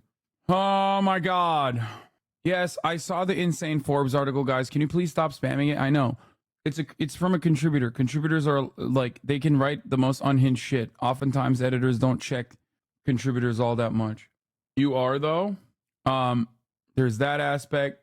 Anyway, let's see what else. Here they're covering presidential nominee, and as a former president, that former President Trump enjoys a bolstered level of security, and he talked more about what he's done since last night to ensure that that safety continues for the former president. Listen to his comments here.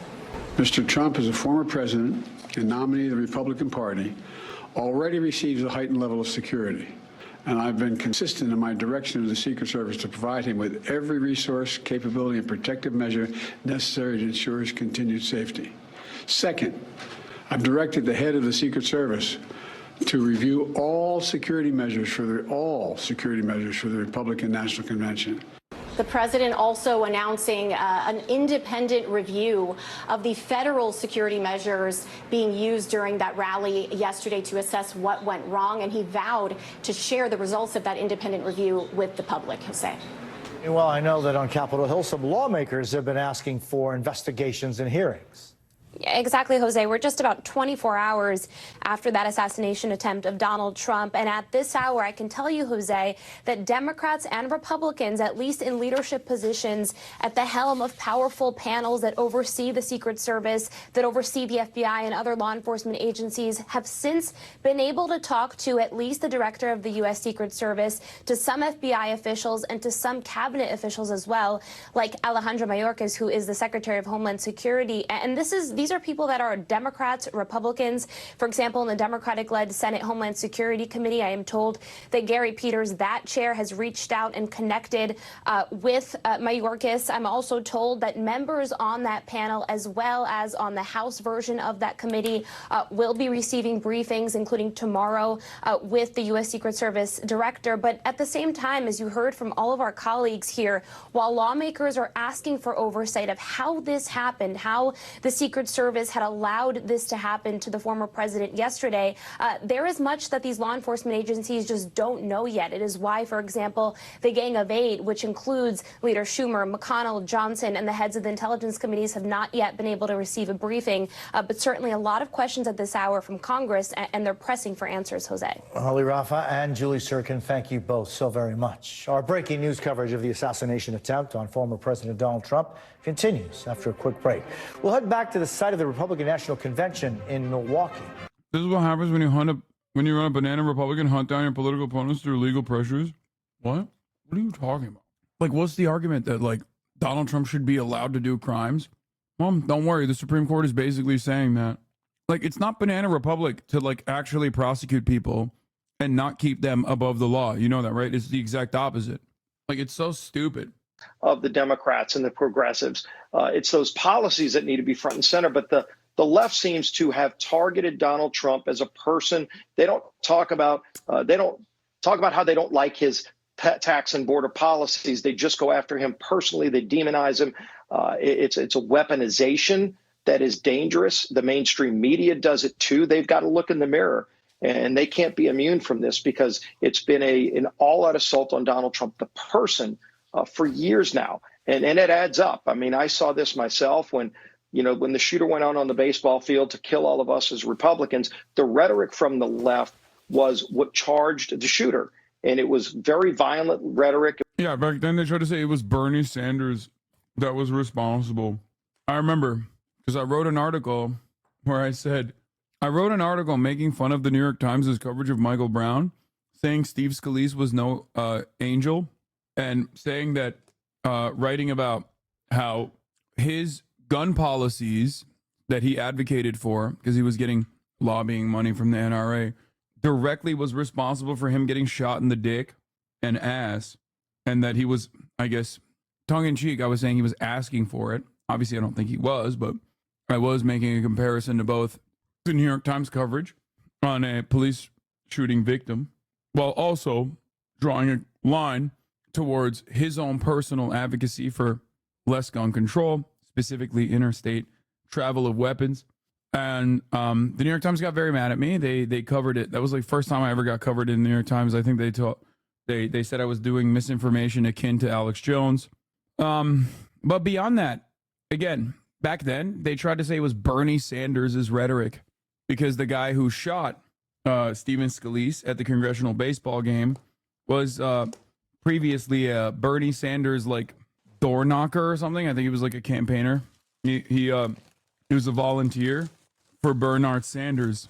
And it's hilarious to say that like Bernie Sanders has ever said anything even remotely violent. Like, and if there's one guy who is just as incapable of like making violent rhetoric, maybe in his heyday he was able to, but not any longer, is motherfucking old ass corpse Joseph Robinette Brandon. Israel has a right to defend itself. That's what Bernie said. No, guys, we're not talking about that, man. Come on. Like, yes, you're absolutely right. But even then, he's pussyfooting around such a violent narrative. We're talking about someone outwardly advocating for political violence, okay, in domestic affairs, in domestic politics. Like, please. It was rhetoric that's not even true about Republicans. And that's what's being said now again. It's got to stop. They do it all the time. And they just kind of act like, well, it's somebody else. It's society. It's not society. All it takes is one unhinged person. But that one unhinged person is acting on things specifically that are said by the left. That's what's got to stop. Well, Congressman, as much as we say it's got to stop, your own personal experience sadly suggests it will not stop. It didn't stop after what happened to you. And as Pete and I were just discussing, it's the central theme to Joe Biden's reelection campaign in 2024. That Donald Trump is a would-be authoritarian on the edge of dictatorship and been compared to Hitler. Do you have any real hope, based on your personal experience and what you know about this reelection campaign, that they're all of a sudden going to stop with this rhetoric? Well, I think one of the only reasons they do it is because they think it works. It's so funny that the demand from the Republicans that get literally everything they could have ever wanted. Okay. Why isn't anyone, including you, came to the conclusion that this is inevitable? I don't condone violence, but a lot of people are naturally hurt by Trump. I mean, that's the reason for why Secret Service exists. Trump was the president. Any president. Every president has a million different fucking enemies. Some very valid enemies, as a matter of fact. That's why there's like constant 24-hour security on them and their family members. Donald Trump ultimately, it's not wrong to say Donald Trump has dictatorial ambition. It's not wrong to say Donald Trump is doing fascist rhetoric. All of these things are correct. But it's so funny that like right-wingers who have defended January 6ers, including Trump himself, who have said far more violent shit and also done violent shit than any liberal ever has, turning around and being like, actually, you know what's out of the question now? Even saying Trump is a fascist. Suck my fucking dick. Okay? Are you insane? He is a fucking fascist. What do you mean? Oh, you can't say he's a fascist. Like, what are we doing? What the fuck are we doing? Republicans literally call for violence and civil war on a daily fucking basis. And then they turn around and go, oh, actually, you can't even say Donald Trump is a bad guy. Get the fuck out of here, dipshit. For them. And when it stops working, that's when it's going to stop. And I think most Americans were disgusted by what they saw. People that will tell you today they won't even vote for Donald Trump thought yesterday was a disgusting day that, one person tried to literally just take out the leading candidate for president of the United States. I mean, this is not a third world country. We can't tolerate third world activity in the United States. And if it were not for the hand of God, and believe me, God was on the ball field performing miracles. And that's the only reason that me and about a dozen other members of Congress weren't taken out that day. There were miracles that day. Yesterday, there were miracles. And I think the hand of God was there, too. You can just see 1 centimeter over, and we're having a very different kind. Yeah, the hand of God personally directed the bullet into the fucking brain of some Trump supporter in the background. Thank Christ that only some dumb, lowly peasant was murdered instead of the big, beautiful, heaven's mandate receiving Donald Trump psycho. Conversation. Miracles are still performed every day, and thank God for that. But there's also hypercharged rhetoric that needs to stop from the left. And, as Brian pointed out and Kellyanne pointed out, I mean, look, there's legislation right now filed by Democrats from months and months ago to take away Donald Trump's Secret Service protection. That's a very specific, targeted action. This is just completely fucking bullshit, by the way. Like, it's not a real thing that's happening, okay? It's never going to happen. And it hasn't happened. Like, they're like, oh, man, people want to desperately take away Donald Trump's security detail. They want him dead. Sure, dude. Okay. Because they don't like the person. They can't tell you what policies of his they don't like. When Donald Trump was president, name something he did that you didn't like. You didn't like a hot, strong economy. You didn't like a secure border. You didn't like peace around the world.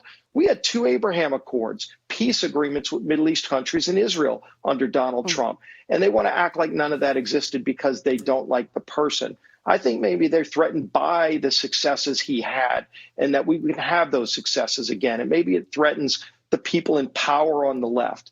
And that's something to be accounted for. But at the same time, what Donald Trump himself puts himself and his family through, thank God he does, because any other person that's not as strong as Donald Trump might have given up a long time ago.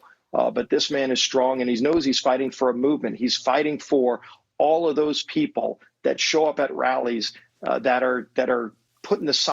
By the way, the reason why I said Donald Trump is not going to go back and push for gun control is because of this man. Because he got shot in the dick and ass, okay? And his ass did not change. His ass did not move an inch. Like, he needs to use a colostomy bag for the rest of his fucking life. And he still advocates for gun control. Advocates against gun control. So, his ass changed, literally, but his ass didn't change in terms of gun control. Isn't that crazy? Signs out that go to boat parades and put Trump signs on their boats. Right. You don't see that for any other elected official. And it's because he is the representative of a movement. Well, Steve, you are strong, too. And we are so grateful for the miracle that saved your life. I had dinner with you just last month. If a replacement came out and said, Biden, you're acting like an enabler, Trump, you and the Republicans brought this on yourselves, do you think this is the right message to win? No. Americans across the board don't pay a lot of attention to politics, aren't capable of deep, complex thoughts, aren't capable of nuance. That's too many puzzle pieces to put together for an American to recognize how the Republicans are responsible for it. They do, however, respond very well to immediate hypocrisy baiting, which is what I've kind of been doing today. That's what the Democrats should be doing as well. Violent rhetoric. What the fuck do you mean? Calling out Donald Trump's ruthless policies is not violent rhetoric. It is an objective matter of fact. Okay? And then, speaking of violent rhetoric, here is your violent rhetoric on a regular basis. You will never be able to find Joseph Robinette Brandon over the course of the past 4 years say anything remotely as violent as it pertains to the Republican Party or domestic policy. Of course, when it comes to lasering brown children in Gaza, both of the parties love that shit. It is not even a question. People literally don't even talk about that as though it's in the sphere of violence. People think that is just the natural course of business, natural process. It's going to happen.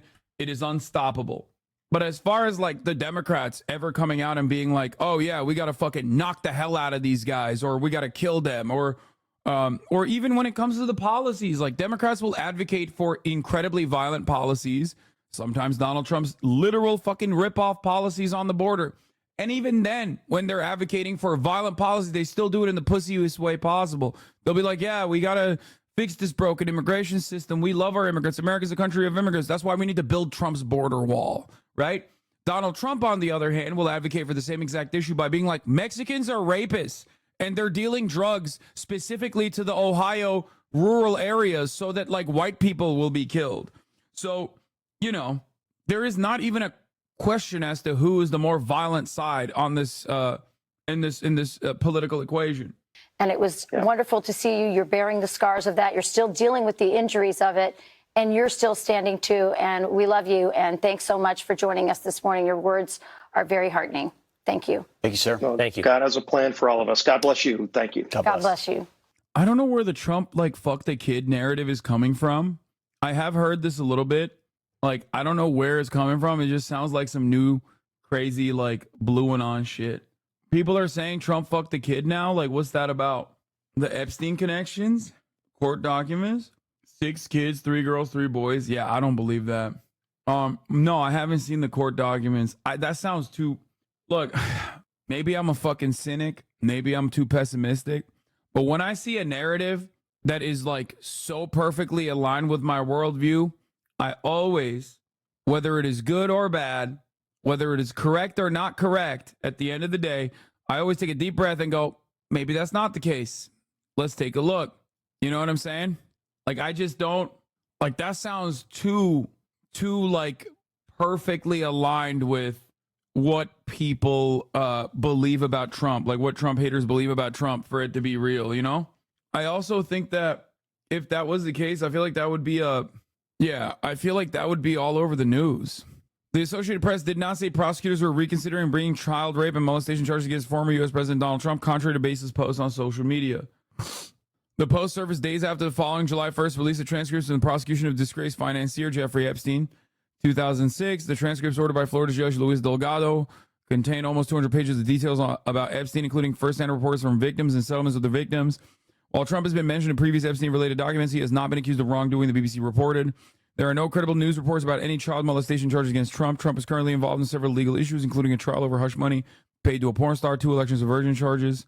No, Trump's name doesn't appear in the newly released Epstein files. From Verify This. What the fuck is VerifyThis.com? Several people on social media claim former President Trump was named in the documents. MAGA has been calling for the release of these Epstein files for a long time. Ted Lieu also mentioned the records and remarks to reporters. Something I've heard that doesn't seem to be covered are the Epstein files. These files were released, and like Donald Trump is sort of all over this. No, Donald Trump's name does not appear in the latest Jeffrey Epstein files released in July. You are awful, Hassan. You pretentious trash. Dude, here's another case of a Republican not understand. Oh my God, he loves My Hero Academia just like I do. Endeavor would be ashamed of you for your lack of like critical thinking skills. Because if you're like a right-wing Trump supporter coming in here right now with Endeavor on your PFP, and I do love My Hero Academia, by the way, you should at least recognize that, like, I'm literally disparaging rumors. I'm actually engaging in something that you could even consider to be a defense of Donald Trump. But you're too stupid to understand that because you see Hassan, he's a gay libtard, communist, Hamas lover or whatever, and you didn't even hear anything I said, and you just immediately rush to the conclusion that, I am doing something that you probably consider to be bad. Sorry, but Endeavor is definitely a right-winger. I know, but he's cool. Like, he's a cool villain or an anti-hero. I guess he's a bit of a villain. I mean, he literally did eugenics on his children. Yeah, child abuse. But like, so far, he's trying to get redemption, and I like that. Maybe I'm wrong. Verify found that many of the social media posts are confusing with the newly released transcripts with court documents from lawsuits filed in 2016. The plaintiff accused Donald Trump of raping her when she was 13 years old in 1994 orgy hosted by Jeffrey Epstein. Although Trump isn't mentioned in the latest documents, he and Epstein, who were pictured together numerous times decades ago, once ran in the same social circles in Palm Beach. According to the former president himself, in 2019, there was a footage. Flight logs released as evidence of the trial of Ghislaine Maxwell, an Epstein associate who was convicted of conspiring with Epstein to sexually abuse minors, showed Trump took at least 7 flights with Epstein in the 1990s. Trump was also quoted speaking highly of Epstein in a 2002 profile of Jeffrey Epstein. Yeah, but it's saying that, like, this is not real. His name does not actually appear in the grand jury testimony from 2006 that accused Jeffrey Epstein of sexually assaulting numerous underage girls in Florida. Verify found that many of the social media posts are confusing the newly released transcripts with court documents from lawsuits filed in 2016 by an anonymous plaintiff who used the pseudonyms Katie Johnson and Jane Doe. Amira Links, thank you for the 10 gifted subs. This was from 2016. There was a lawsuit that went nowhere that accused Trump of raping a 13-year-old girl. Anyway, I wish this guy the very best. I hope he now understands what the fuck I was saying. Didn't Epstein not face any charges until like 2006? So Trump was his friend in 1992. We're just assuming he knew. Didn't Trump stop hanging out with him before Clinton did? Yes. Donald Trump did stop hanging out with Jeffrey Epstein before Clinton did. Jeffrey Epstein and Donald Trump's connections to one another actually run pretty deep. Jeffrey Epstein literally used Mar-a-Lago as a hunting ground. Like one of the most famous victims of Jeffrey Epstein was someone that he basically stole from Mar-a-Lago. But ultimately, Donald Trump stopped hanging out with him, I think, when he found out that he's like, you know, a criminally convicted pedophile. Whereas many of the Clinton and Clinton associates did not stop hanging out with him after that. They still kept hanging out with him after that. Maul, that's not true. Wait, what do you mean? What's not true? You are wrong? I don't think I'm wrong. I think Donald Trump's connection to Jeffrey Epstein is very real, but I don't remember the exact event that took place, but I do know that there is no like real tangible evidence. Why are you glazing Trump? I'm not. You're fucking stupid. I'm glazing the truth, okay? I don't glaze Trump. I don't glaze Biden. I don't glaze anybody. I simply am telling you the truth as well as I understand it. If this comes across as like glazing someone, how can you say you are any different than the average dumbass Republican? You know what I mean? Like, this is what Republicans do. When they hear me address a truthful statement, when they hear me address the truth, and sometimes go against the narrative, right, that has been set, and they go, oh, this must mean you're defending the other side. No, I'm just defending what I know is the truth. Sometimes I might get it wrong. However, having said that, I will tell you what my biases are. But when it comes down to a situation like this, like, I'm just going to be honest with you. I will glaze LeBron because he deserves it. That's crazy. Like, yeah, I glaze LeBron because he's the greatest athlete of all time. Like, I'm sorry. That's ridiculous to fucking come at me for that. What's next, dude? Oh, Hassan, you like puppies too much. You think they're cute and bring joy to people's lives. Like, is that what you're going to hit me with? Yes, dude. Yes, I will do backflips on it. Okay. He's bald, bro. That's fine. God had to take something from him. He is literally the GOAT. He was the GOAT, and he was relegated to Ohio, America's version of Khaled. Okay? God punished him enough with that, and also gave him a bald head of hair. There is nothing he can do about it. He has tried. The best scientists on the planet have tried to fix that fucking hairline, and by the time the playoffs come around, that headband is all the way at the top of his goddamn dome. Every single time, dude. God was like, listen, you are destined for greatness. We have to put some fucking checks on this shit. We are relegating you to Akron, Ohio. Not even Cleveland.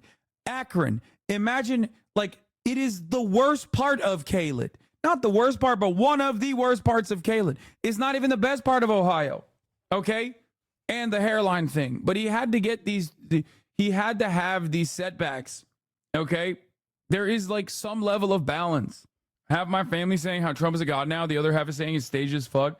The one thing that is consistent is that like Americans have this genuine inability to recognize things as they are. Okay? That is literally the most prescient, most important through line through anything that has ever happened through the course of history in the United States of America. We cannot just look at a situation and go, here's what happened. This is what it is. Okay? We literally have to look at a thing and go, what's the angle here? What's the alternative theories? What actually is the real reason why this took place? Liberals look at what happened yesterday, see a perfect image of Donald Trump, face bloody, throwing up a fist, surrounded by Secret Service members, underneath a fucking American flag, and go, this has to be staged. This must be a psyop. Republicans look at this and think, well, this is our Jesus Christ, Lord and Savior, beautiful boy, Donald Trump, who just simply wants to save America.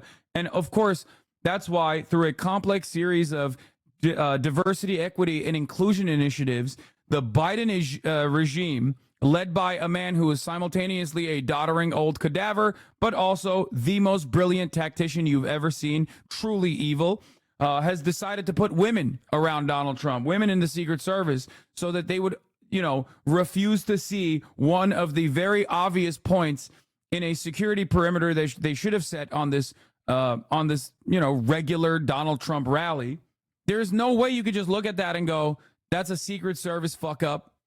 They relied on local law enforcement and they fucked up, and they're not as good as we previously thought they were. And that's one thing. And that, someone in the United States of America with an incredibly easy access to weapons went and tried to fucking shoot and kill the president and missed. Like, that can't be the case. It has to be some other grand narrative. There's like always some grand design to all of these things that are occurring. Okay? Anyway, TV drama. Yeah. People also love to look at things like good, bad narratives. Like, they love to look at the world as a TV show. They love to look at the world as a movie, like a Marvel movie. Like, there's good guys and then there's bad guys. It's just like this ridiculous way of thinking, like a child. You have the mind of a baby. Ellie Schnitt, Hassan Abihed says, my hot and perhaps naive take is that the information is like a move so fast now that this realistically won't affect election outcomes that much, especially since he was barely hurt. If I'm the DNC, though, I'm changing the subject ASAP by picking a new nominee. But of course, the DNC won't do that, and the narrative will set that he's a martyr. It is somewhat of a peasant mindset, as people need to believe that the ruling class is always incredibly powerful and competent. Yeah. Anyway, so, like, I can't imagine how stupid the Democratic Party must be to look at the situation and be like, oh, well, it's not time for divisive rhetoric. Trump just got shot at, and the American people do not have an appetite for that kind of divisive rhetoric. That is, again, pure capitulation to the right-wing narratives, pure capitulation to the right-wing framing on the matter, that it is somehow the Democrats' narrative that is responsible for Trump being shot at. Okay? I'm sorry. You're a fucking idiot. All right? You're a fucking idiot. You're being bullied by the most violent, vicious bullies that have ever existed in American fucking politics. In terms of discourse, of course. I don't mean like literally in terms of actions, because the founding fathers actually owned human beings as slaves. But I mean like in terms of political discourse, I don't think George Washington, who did own slaves, was using the same terminology, even in time appropriate terms, as Donald Trump or the modern Republican Party is using. I'm not talking about the actual actions. I'm not saying that. Obviously, slave ownership is significantly worse than anything that anyone else has ever done. I'm simply stating that, like, in terms of political discourse and violent rhetoric alone, the modern Republican Party is perhaps one of the most violent. Okay? Dudes used to duel back then, and I don't think that they still were this aggro in terms of like what to do with their political opponents.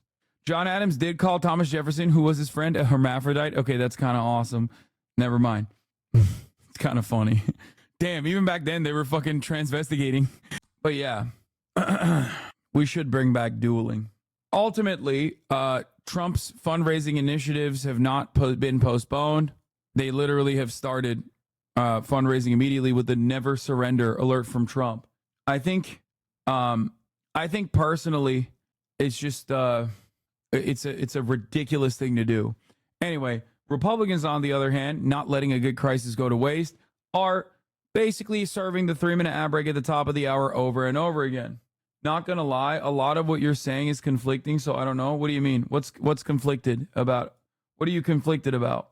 The 3-minute ad break coming to you right now that you want to steal from me, that you want to fucking serve instead, take away my thunder?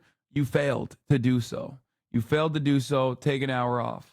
Because at the top of the hour, like I said already, there's a 3-minute ad break. If you no longer want to see those ads, all you need to do is subscribe for $5 or for free with a Twitch Prime by connecting your Amazon. You low-key admire Trump? Oh, okay, dude. I mean, there are things that I jokingly and sometimes not jokingly glaze about Donald Trump. He's a fat bussy, okay? He's a petty bitch with a penchant for drama. He's a very good marketer and room reader, things that I wish more competent politicians would also engage in, like things that I wish, qualities that I wish Bernie Sanders had. Me, my 27-year-old Papa, why are leftists celebrating an act of political violence? Me, I'm not sure. Okay, Tom on here. Okay, M. Hud. You know you can't send Tom on here tweets on here. Nobody understands that that's satire. They're going to think it's real. All right. Mesuzi B, thank you for the 5 gifted subs, allowing 5 people to no longer see the ads at the top of the hour. Thank you, Pow Pow 216, giving 3 community gifted subs. Here's the 3-minute ad break now. Here is Benny Boy. Incidents in modern American history, one of the darkest moments of my lifetime, when President Donald Trump was the victim. You think this was one of the darkest moments in American history? 9/11. Like, what are you talking about? There are literally more tragic shootings of American political figures in Ben Shapiro's lifetime. This is before we even it's not even in the top 10. It's not even on, like, Donald Trump being grazed with a bullet on his ear does not even reach the top 10 worst political moments in the last 10 years of American history. Okay? There are mass shootings and natural disasters that have taken place in the last decade that are infinitely fucking worse than what just took place yesterday. You cannot try and turn this into 9/11, no matter how hard. I'm not even talking about MLK, okay? Victim of an assassination attempt, and only thanks to the absolute grace of God is Donald Trump still alive. I found about this on Shabbat. It was Shabbat over where I am in Los Angeles. I was here to do Bill Maher's show, and my security came and told me what was happening. Obviously, I was just as shocked and appalled as everyone else. And this is indeed the end result of a temperature. Am I to believe that, like, Benny doesn't have a Shabbos goy? Like, I don't understand. Like, he's describing that his Christian security came and told him anyway, okay? Like, why you got to bring that up?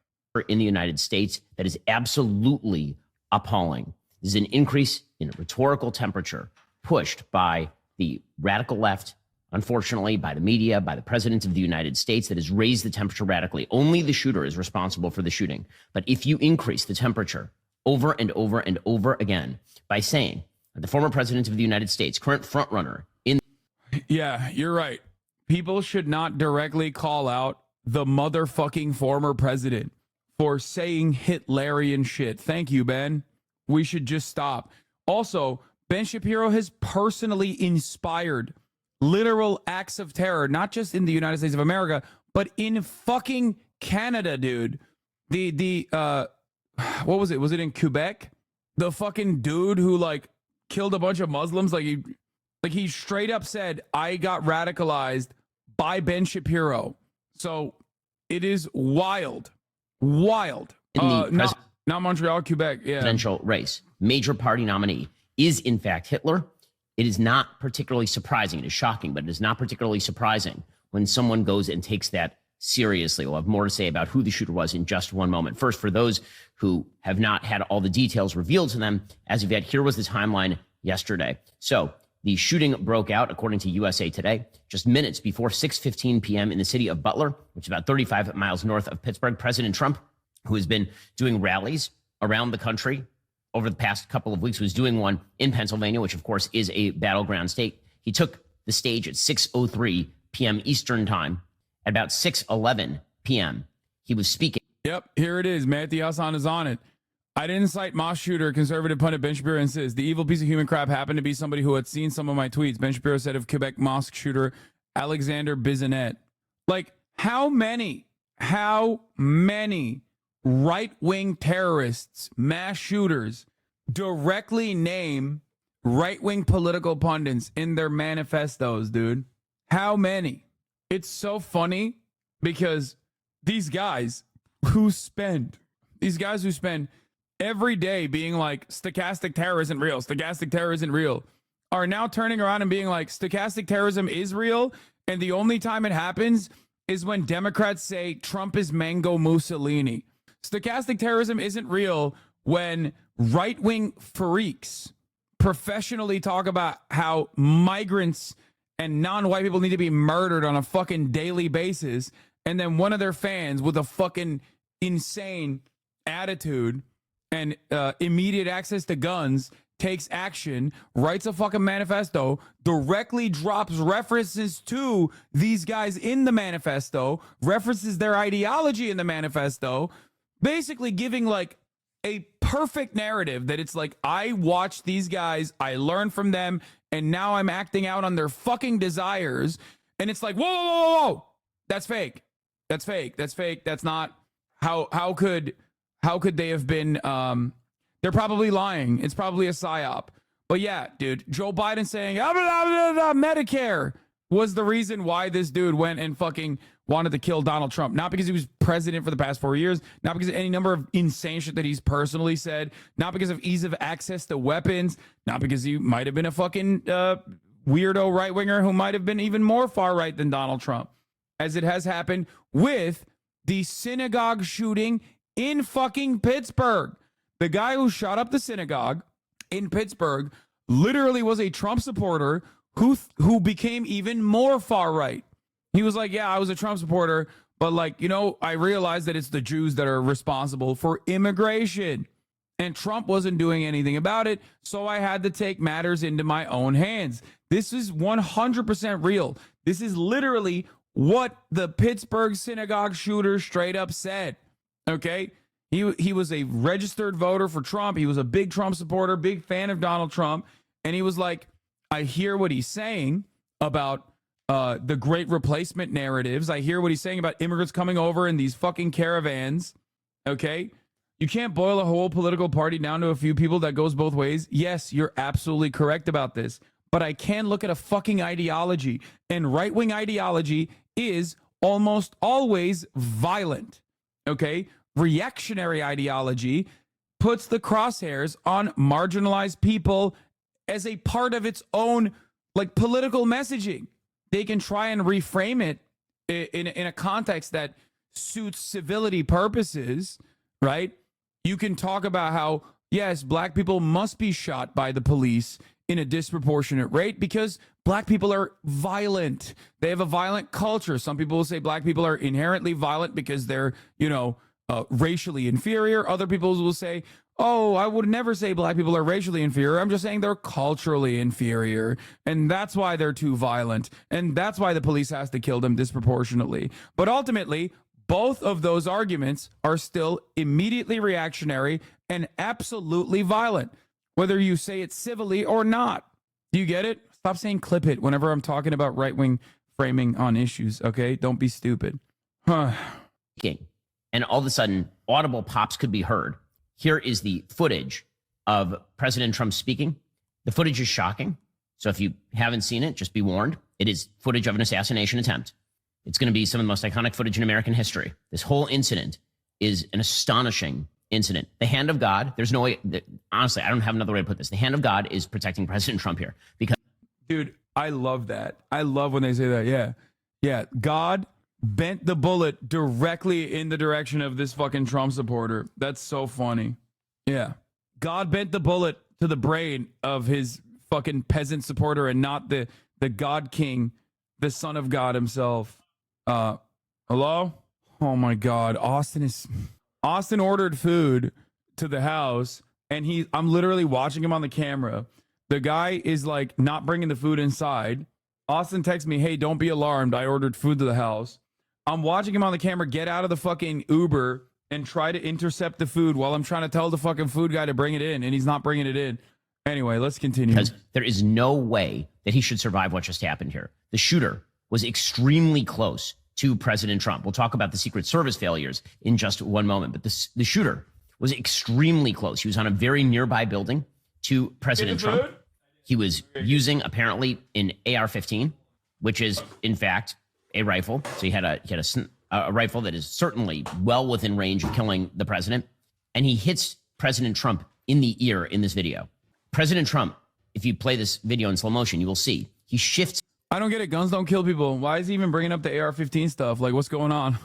The positioning of his head, literally milliseconds before the bullet whizzes past his head and hits his ear.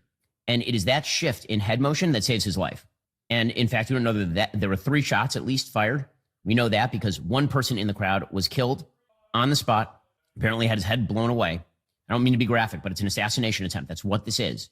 2 other people in the crowd were severely wounded. Here is the footage from yesterday afternoon, Butler, Pennsylvania. Take a look at what happened. You can hear the pops there. He goes down, he reaches for his ear. He realizes what's happening. Secret Service jumps on top of him. You can hear people screaming, obviously. And you can hear one final shot there. The crowd obviously crouching, trying to see what's happening. President Trump is on the ground as the Secret Service are on top of him. Dude, I was just given information that Alexa is escaping the country. That's right. He's leaving the country far before he's like, I'm I gotta done. leave before the Civil War starts. I'm done. He said he's done with my bullshit. He's like, Oh, I made him work out too much. What did I miss? What did they tell us the Chinese guy's name? Yeah. Trump shooter ID'd. I didn't say anything wrong on my title. Albania's strongest soldier is leaving. Yeah, I know, it's fucked up. Sorry, guys. Yeah, no, we're watching Ben Shapiro cry about how Democrat words are violence. Oh my Democratic God. rhetoric is responsible ultimately for Donald Trump almost being killed, and also that that the grace of God bent the bullet away from Donald Trump and into one of the his brain fans. into the brains of one of his fucking most loyal fans. God hated that guy. Yeah. You can hear President Trump say, "Let me get my shoes." I wonder if he's going to link it to the campus protest. Surely. That's Dude, that's maybe. the main angle. Oh, you know who is doing that? Fucking Bernie, not Bernie Sanders. The crowd sorry. is Is obvious. that how you say ID'd? Okay, I said ID'd. You guys fucking suck. Oh my God, everyone in the chat is going crazy over how to spell ID'd. I'm gonna lose my mind. Who cares? Who cares? Who cares? Who cares? Who cares? Who cares? Who cares? Who cares? Who cares? Shut up, shut up, shut up, shut up, shut up. Okay. Wait, I got to quickly finish this booking and I'll come right back. Oh, wow, okay. Oh, he's leaving. He's leaving already. That's crazy. Obviously agitated. They're holding President Trump down to make sure that he's safe. Now they're going to start moving him. Okay, I don't really care about Ben Shapiro reenacting these moments. Okay. What you hear in that video is a few shots. You hear at least 3 shots from the shooter. Then you hear a couple of shots that are probably in response from the Secret Service snipers killing the shooter. And then a final shot, which very likely is Secret Service seeing movement of the shooter and shooting him once more. Now, that's what that sort of sequence of shots probably is. The images are astonishing. I mean, just incredible images. This is a picture from the New York Times. You can actually see the pathway in the air of the bullet whizzing past President Trump as he speaks. This is before he realizes he's been hit, because obviously the bullet is traveling extremely fast. And so he would have heard the whiz past his ear, which, as we'll see, is what he said in his statement. The most iconic photo, though, is going Okay. We get it. We get it. and All right, define get to the good his stuff. candidacy. And there's one other thing here. I mentioned it right at the top. The attempted assassination is one of the most predictable things to happen in American public life in my lifetime. It is simultaneously one of the most shocking and one of the most predictable. Shocking, but not surprising. Why? Because the temperature has been turned up so high for so long. His political opponents have defined him as literally Hitler. And when you keep saying your political opposition is literally Hitler, who is going to... Ben Shapiro has called college campus protesters literally Hitler. Like queer English majors in Columbia. Okay? Like, you cannot be doing this right now. Like, that is... oh, God. This is laughable shit. Okay? Donald Trump's politics are straight up Hitlerian. They are. When a dude fucking says immigrants are poisoning the blood of America, of this wonderful nation, that's Hitler. Just because you, Ben, agree with him doesn't change that reality. What the fuck? To take America into a new dark age, when you say that over and over and over again, you are turning up the temperature. You're turning it up. It's how you get congressional baseball shootings. And it's how you get attempted assassination attempts on Justice Brett Kavanaugh. And it's how you get what happened yesterday in Butler, Pennsylvania. Again, What is this? I care about the current situation in America in also 31. He's been saying it also 31. Okay, this guy is Turkish and really horny. That's why he keeps spamming 31. The only person who is responsible for the actual attempted shooting is the shooter. With that said, the reason why he's trying to say that, by the way, is because, again, this is the funniest says you moment for Ben Shapiro. And that's precisely the reason why. That's precisely the fucking reason why he has to be like, oh, it's only the shooter that's responsible. Nobody else. Because so many other shooters have quite literally put Ben Shapiro in his fucking manifestos, named him as an influence. You know what I mean? In the words of Chappell Roan, he is the right-wing pundit's favorite pundit, okay? As far as right-wing terrorist goes, he's the right-wing terrorist's favorite right-wing terrorist. So that's the reason why he has to be like, this is just a shooter alone. But also the Democrats are really, really, really beefing up the rhetoric, which is so funny. The Democrats are raising the temperature, dude, and not Republicans. Donald Trump's campaign policy revolves. One of his campaign promises is the mass deportation of 20 million people. Okay? 20 million people. That's insane. You suck. When you keep turning up the temperature, when you keep saying that America is going to be literally destroyed, this will be the last election, Donald Trump is the worst person who has ever lived and he must be stopped. Donald Trump has also personally said, if I'm not elected, America will be destroyed. Donald Trump said America has been destroyed. Donald Trump has said everything that Joe Biden has said times a million. If there's one person that has said that the most, it's Donald Trump. It's normal things to say, by the way. Okay? You're just campaigning. That's it. Like, oh, if I'm not elected, America will be destroyed. Yeah, of course, that's what you're trying to win. That's what people say when they're trying to win. And what do you say? Projection? I mean, yeah, Ben is doing projection here. But Donald Trump is also significantly more violent in his rhetoric than like even other Republicans are. He's also significantly more violent in his policies than Republicans of the past. He's just a very violent guy. Is going to take that seriously and think to themselves, shouldn't I do something to stop Hitler? Shouldn't I?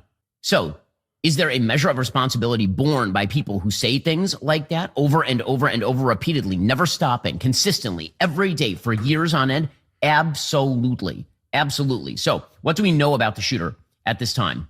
So, apparently, I don't mention the names of shooters, but this is a presidential assassin. So, I'm going to make an exception here. The FBI has identified 20-year-old Thomas Matthew Crooks of Bethel Park, Pennsylvania, as the suspect in the attempted assassination. They didn't have any ID on him. They had to use biometric markers in order to figure out who he was. They went to his home last night and they checked it out. They raided it. They brought stuff out.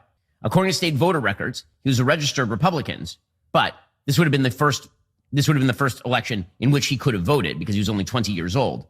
However, when he was 17, he's going to talk about I wonder if he'll bring up that he's a registered Republican. He's going to be like, in 2017, when he made a $15 donation to Act Blue, which is a political action committee that raises money for left-leaning and Democratic politicians, according to a 2021 Federal Election Commission filing. That donation was earmarked for the Progressive Turnout Project, a national group that rallies Democrats to vote. Crooks' father, who was 53, told CNN he was still trying to figure out what happened and would wait until he spoke to law enforcement before speaking about his son. The only thing we know about him is that he graduated high school. Leaning and Democratic politicians, according to a 2021 Federal Election Commission filing. That donation was earmarked for the Progressive Turnout Project, a national group that rallies Democrats to vote. Crooks' father, who was 53, told CNN he was still trying to figure out what happened and would wait until he spoke to law enforcement before. Wait, why did he move on or speaking about his son? Home last night, and they were Republicans. But this would have been the first election in which he could. He barely fucking brings it up. He just says, he's a registered Republican, but he's never voted. This would have been the first time he would have voted. Also, he made a donation for $15. He was 53, told CNN he was still trying to figure out what happened and would wait until he spoke to law enforcement before speaking about his son. The only thing he also brings it up before he brings up the donation. When the timeline is when he's 17, he makes a $15 donation during the fucking inauguration, and then he registers as a Republican. So, we know about him is that he graduated high school in 2022 and received a $500 STAR award from the National Math and Science Initiative. No, the $15 donation is him. It's misinformation. It's not people saying it's like an older guy, a different guy by the same name is wrong. They're wrong. It is him. Video from the ceremony posted online shows Crooks with glasses and a black graduation gown posing with a school official, apparently. Again, law enforcement vehicles have been stationed outside the residence listed at the address on Crooks' voter registration record. They were on the scene. A bomb squad was at the residence as well. Unclear at this point what more we know. We'll bring it to you as it emerges, obviously. In terms of what actually happened, there are obviously many, many witnesses. So we're going to break this into two parts. There are the witnesses to the actual shooting and the aftermath, and then there are the witnesses who saw the shooter up on the roof, and Secret Service obviously reacted late on this. So here is Pennsylvania State House candidate Rico Elmore, who is present and explains what he saw as this went down. I yelled everyone to get down. Everybody was getting down. Everybody was yelling, get down. I told people to get down. And then I'm just pointing people and telling people, like, you know, get down. It's safe measures. And people were listening. And then I seen... Okay. Come on. Get to the good stuff. Like about how it's a woman that was Ronald defending Reagan. him. That nearly ended with Ronald Reagan's death and ended with the severe wounding of his press aide, Jim Brady. It is an insane incident. It's total. I mean, again, it's disturbing at every possible level it is possible to be disturbed. Selena Zito is a columnist who's written extensively about President Trump. She was a few feet from the president when this happened. She describes the situation. She says, I was 4 feet from the stage in a causeway with about 5 other journalists. My daughter, a photographer, was next to me. Her husband was next to her. Trump started speaking. 6 minutes later, we heard the noise. Pop, pop, pop. Some people in the crowd might have thought they heard fireworks. I knew exactly what it was. I own a gun. I looked up at the president. He touched his ear. I was shocked to see blood on his face, a smear of red across his cheek. Suddenly, he was surrounded. Everyone went down. My daughter hit the ground. My son-in-law lay on top of her. I threw my body next to theirs. Immediately, a security officer... You got timed out because you're derailing in the midst of a presidential attempted assassination. You're derailing, and it's among many other people who are also derailed all day. So you used a keyword that caused you to get auto-modded. On top of me. Are you okay? Are you okay? He asked. 3 more shots. Pop, pop, pop. I've since seen videos of what happened. People were screaming, but all I remember hearing... I think this has stuff you didn't cover with the shooter. No, we did. We covered his background. This small, quiet, little nerd, wore a mask, even past like mask mandates. They basically, I would almost put money on the fact that I probably had seen him wear a Trump shirt or something along the lines of that beforehand, which was so shocking to me. Up the Graph also said she was pretty sure that Crooks himself or one of his friends wore a pro-Trump shirt. I mean, he was what do you call it? He would always wear like hunting camo and stuff, apparently. Try to join his school's join his school shooting club. Weird thing that Americans have. Anyway, Up the Graph says she believes Crooks was transferred to the Bethel School Park District in 8th grade, and he was a part of a class that received special instruction and often caused trouble for their teacher because of the material they looked up on the internet. They would have had videos of video games that were a little too graphic, a little too gory. Looking up. Rifle club, not shooting club. Sorry. Not a school shooting club. School rifle club. Political violence. They will find a way. And that last point is the big point here. Okay, we have seen an increase in political violence in this country over the course of the last 5 years, truly touching off with the riots of 2020. There were obviously riots in 2014 that were... Sigafoos did not recall Crooks making political overtures in class, but rather, this is from the Philadelphia Inquirer, but rather someone as interested in how government works and not trying to insert his own beliefs into it. Another former classmate did not share his view. Max R. Smith recalled taking an American history course with Crooks as a sophomore. He did recall Crooks making political statements, but they shed no light on his actions Saturday. He definitely was conservative, he said. He makes me wonder why he would carry out an assassination attempt on a conservative candidate. Smith recalled a mock debate in which their professor of history posed the government policy questions and asked students to stand on one side of the classroom or the other to signal their support or opposition for a proposal. The majority of the class were on the liberal side, but Tom, no matter what, always stood his ground on the conservative side, Smith said. That's still the picture I have of him, just standing alone on one side while the rest of the class was on the other. I mean, dude, he's literally wearing like Mount Rushmore superimposed over a fucking American flag on his t-shirt, like on his fucking t-shirt in his goddamn school photo. Like he chose to wear this shirt. This is my first time watching the stream. What are your thoughts on showing pictures of people that commit crimes like this on the news? I mean, this will be in history books, brother. Like, this is not like a guy who wanted to make a name for himself by like shooting up a school. This is a dude who tried to kill the former president currently running for president again. It's like, it's a little bit different, you know? Don't you think? We should probably not glorify this dude. I don't think we're glorifying this dude as is that we are trying to understand his fucking motives at a time when hella people are just lying about his background. Yeah, it's like It's like saying we shouldn't talk about John Wilkes Booth. Stop platforming John Wilkes Booth, please. What if there are copycats? Anyway, kid couldn't hit the side of a barn. He has no glory, Lamau. I mean, he missed, but like, that's a hard shot, man. People are fucking shooting at him. Like, I'm not defending this dude. I don't think he would have been a fan of mine if he knew who the fuck I was. You think when his Twitch username gets leaked, there's a chance he follows you? Abso-fucking-lutely. 100%. Do you know how many fucking Nazis follow me, dude? Do you think that's because I myself have similar opinions to them? Or do you think they fucking stalk my entire life because they love sending me the most personalized death threats they possibly could? But yes, if he was as online as to have a Twitch account and followed me, I would not be shocked by that at all. I have a shit ton of far-right active hater stalkers. Anyway, yeah, he's got to be the most curious guy here. Just curious. Why did you say that every American deserved to be murdered on 9/11 and that multiple 9/11s should happen? Just curious. He's a just curious Andy in the chat if he's here. You know what I mean? You know his ass is just curious all the time. Anyway. Were winked and nodded at by federal law enforcement. 2020 was the culmination of that.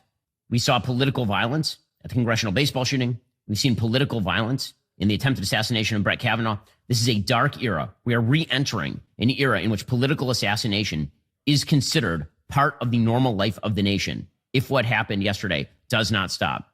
Here is CBS speaking to ER physician Dr. Jim Sweetland, who tried to save the man who was murdered. You can see that his shirt is still stained with blood. I heard the shot. Okay, okay, this coverage is like covering everything. I want to hear like all this other, I want to hear his actual takes. She says, here's overhead man. Oh, here, he's getting the Secret Service. There's a GoFundMe for the families of the people who were killed and wounded in Pennsylvania. I highly recommend you go check it out. We'll drop a link on YouTube. We'll drop a link wherever we can, obviously, in terms of social media in order to raise money for the families. So what exactly was Secret Service doing? Because if you see an overhead map of the area, there's a building that is extremely close. We're talking like 150 meters, maybe. Very, very close to the actual stage where President Trump was shot. How in the world did Secret Service not catch this? There are two questions. One is, why didn't they react faster when they saw the shooter? Because it turns out there were a lot of people who saw the shooter. Number two. 3 letters. D-E-I. Was, why didn't they know that the shooter was up on the roof? The first question is easier to answer. Susan Crabtree over at Real Clear Politics. She says, here's my reporting on why the Secret Service did not shoot until after the shooter engaged, and some context about the House Republican investigation already underway into whether the agency's DEI policies are affecting its readiness. The blowback against the Secret Service started within the hour of the assassination attempt and continued even after Trump and others credited the agency with saving Trump's life by quickly killing a shooter crawling across a nearby rooftop. But a source within the Secret Service community tells Real Clear Politics the agency rules of engagement in this situation are to wait until the president is fired upon to return fire. You want to take a shot, then find out the guy was holding a telescope, the source suggested? The Secret Service is by nature reactive, and you better be right when you do react or you're effed. So first of all, that protocol should probably change. If you are foolish enough to go up top of a roof and bring a telescope, then Secret Service has to do its job. It has to take preventative measures. The Secret Service protocol requires a counter sniper aware of a potential shooter to radio directly to Intel Division team to respond and investigate. In this case, the investigation may have been cut short by the shooter firing his weapon, so the counter sniper then fired as quickly as possible in return. The source praised the counter sniper who acquired the target and responded within 3 seconds, calling their performance incredible. The counter... Dude, I love this. Ben Shapiro's like, shoot everyone on sight. What does he think? Who does he think is going to get killed at a Trump rally if they are, I don't know, carrying a telescope? Does he think people that don't have a gun on them at the Trump rally, that simply have like cameras on them or a telescope, are going to be somehow secret Democrats? He's just advocate. I mean, sure, dude. I think so too. You're right. Everyone should be murked. Snipers are highly trained and extremely accurate. However, that is the answer as to why the shots went off first. The real question is, why in the world was this person on the roof of an adjacent building with a rifle? So here is video that has emerged of Trump rallygoers shouting that they see the shooter moments before the shooting. And you know, that's a little bit...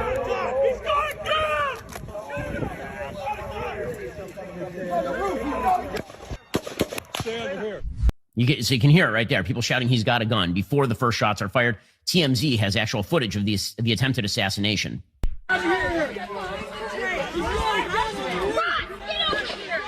You can see him lying on top of the roof. He's killed almost immediately by the Secret Service. How did he get on top of the building? How did he get on top of the building? It's just unbelievable that this was even a possibility. Again, an overhead map shows law enforcement snipers on the roof of a nearby building behind the stage where Trump was speaking. The shooter was on the only other nearby building, which is extremely, extremely close to where President Trump was speaking. How was he allowed up there? There are a lot of people who are engaged in a lot of theorizing today, but that is the fundamental question. The fundamental question is, how is it that this person was able to climb onto the roof with a long gun? How was that possible? How is that possible? Speaker Mike Johnson has already announced a full-scale investigation. He says the House will conduct a full investigation of the tragic events today. The American people deserve to know the truth. We'll have Secret Service Director Kimberly Cheadle and other appropriate officials from DHS and the FBI appear for a hearing before our committee's AC. Do we know how he got the gun? Yes, of course. It's Western Pennsylvania. His father legally obtained the firearm from a gun shop, one of many in the area.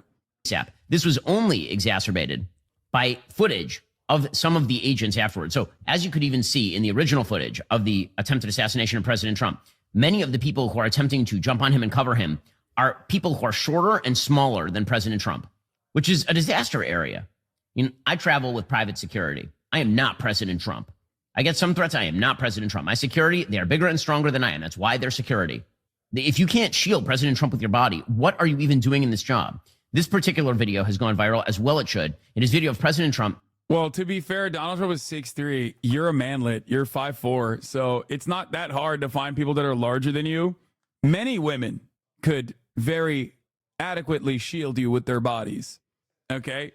Also, on Secret Service security detail across the board, not every single person is larger than the actual person that they're covering. Just so you guys understand. That's not how that works. There are spotters as well. They are throwing bodies at the problem, if you will. There are plenty of people that are on his Secret Service detail that are going to be shorter than him. Those guys have a different position. Anyway. Climbing into his travel vehicle here. And as you'll see, there are two Secret Service agents standing by the car. Both of them are female. Both of them do not look like they are in particularly good shape. One of them is fumbling around to reholster her weapon, as though she doesn't know how to reholster a weapon. It looks like something out of Reno 911. It's pathetic. Here's some of the footage. Yeah, also, Secret Service is letting his fucking head, present significantly above the crowd there. So, and those are the men leading him. So it's not like the women are responsible. He's the one who fucking got up and was like, oh, yeah. Here she is. She's trying to figure out what to do. She reaches in. She's trying to reholster her weapon. She can't find the holster. She's not sure. This, of course, is raising some fairly serious questions about what in the hell. Dude, this is my favorite guy. I can't believe they censored him. He's just flipping off the media going, fuck you, media. You're responsible. I love that guy. Is Secret Service staffing? How in the hell are they staffing this thing? Well, perhaps one of the explanations for how you end up with Secret Service agents who don't know how to reholster a weapon is the fact that they have been actively attempting to DEI the entire secret. Yes! He said it! He said it! Yo, these fucking dumbass broads in Secret Service. Yes! That's my shit, dude. That's my fucking shit. Let's go. Let's go. DEI Secret Service. They're all gay. They're all women. They're putting lesbian women in Secret Service. It's fucked up. Men only. Sexy men. Broad shoulders. Big dicks. Going forward. Do you understand me? Secret Service. And it turns out when you lower standards in order to achieve particular quotas, the quality goes down. There's a... Dude. Conservatives are so awesome on their messaging discipline. When they hammer in on a narrative, when they laser focus on a narrative, their conviction is so sharp. It could be anything. If DEI was the prevailing narrative in World War II, they would be like, Hitler's doing DEI. Japan is doing DEI. That's why we had to do Hiroshima and Nagasaki. It's it reminds me of that time. It reminds me of that time when when abortion was being talked about, right? It was the issue of debate. It was up. People were claiming that, abortion is murder, as one does, as you guys know, right? And dumbass Marjorie Taylor Greene said cancel culture when talking about murder. She said abortion is like cancel culture for a baby, okay? It's like she was so lasered in on using cancel culture as a substitute for every word that she said, you're canceling, Democrats are canceling the baby. Cancel culture, a crime worse than murder. Damn shock. This is Secret Service head Kimberly Cheadle explaining to CBS News not all that long ago that her goal was a 30% Secret Service agency. Your goal should be protecting people like President Trump. You don't have that many of them. To expand hiring, they're aiming to have 30% women recruits by 2030, and even allowed YouTube influencer Michelle Khare to train with agents. But I'm very conscious, as I sit in this chair now, of making sure that we need to attract. Does Ben think JFK was assassinated because of women in Secret Service too? Yes. Yes. Diverse. Yeah, that guy that flicked off the media at the rally. This is your fault. You. Yeah. Most normal Pittsburgh fan. This is your fault. Every last one. This is your fault. He's like, meanwhile, the guys up there are like with Right Side Broadcasting. They're like, what do you mean? Sir, I'm with Epoch Times. Sir, I'm with OAN, One American News. What are you saying? This is your fault. This is your fault. YouTuber DEI now. I know. It's crazy. Michelle Candidates Khare was defending the president. That we are developing and giving opportunities to everybody in our workforce, and particularly women. I'm sorry, that is not the goal of the Secret Service. And once again, the peculiar oddity of diversity, equity, and inclusion in which it matters. I love taking these sorts of statements seriously. Like, liberals do this for marketing, and it's still deeply unserious. They're not going to go for like just women. They're going to go for whoever's the most qualified. Okay. And Republicans are on the other side of this argument where they also take it seriously and they're like, no, they're going to only hire women, and that's bad. Secret Service has had many fuck ups throughout time. Okay. Like much worse fuck ups, as a matter of fact, including with JFK. And I don't think they were tasked with hiring as many women as possible in the way that Ben is, in the way that Ben is presenting. Matters more who does the job than how well they do it has consequences. Just pathetic. Okay, so President Trump reacted to this. He issued a statement. And honestly, it's a beautiful statement. He said, I want to thank the United States Secret Service and all of law enforcement for their rapid response on the shooting that just took place in Butler, Pennsylvania. Most importantly, I want to extend my condolences to the family of the person at the rally who was killed and also to the family of another person that was badly injured. It is incredible that such an act can take place in our country. Nothing is known at this time about the shooter, who is now dead. He released this quite early. I was shot with a bullet that pierced the upper part of my right ear. I knew immediately that something was wrong and that I heard a whizzing sound, shots, and immediately felt the bullet ripping through the skin. Much bleeding took place. Okay. Come on. And he's dead. And this country is forever changed in radical and insane ways. He said, yeah, it would have been worse. Like, I feel like if he had died, if he got shot in the head and died, I think Republicans would have gone crazier than they are going now. Like right now, they're simply posturing for revenge, and there might be some attempts. But if they actually fucking clapped him, dude, holy shit. Says, quote, we will fear not, but instead remain. It doesn't even matter if the dude was like, I used to love Trump. I'm a diehard Republican, and that's why I killed him, because he's betrayed the cause or whatever. They wouldn't care.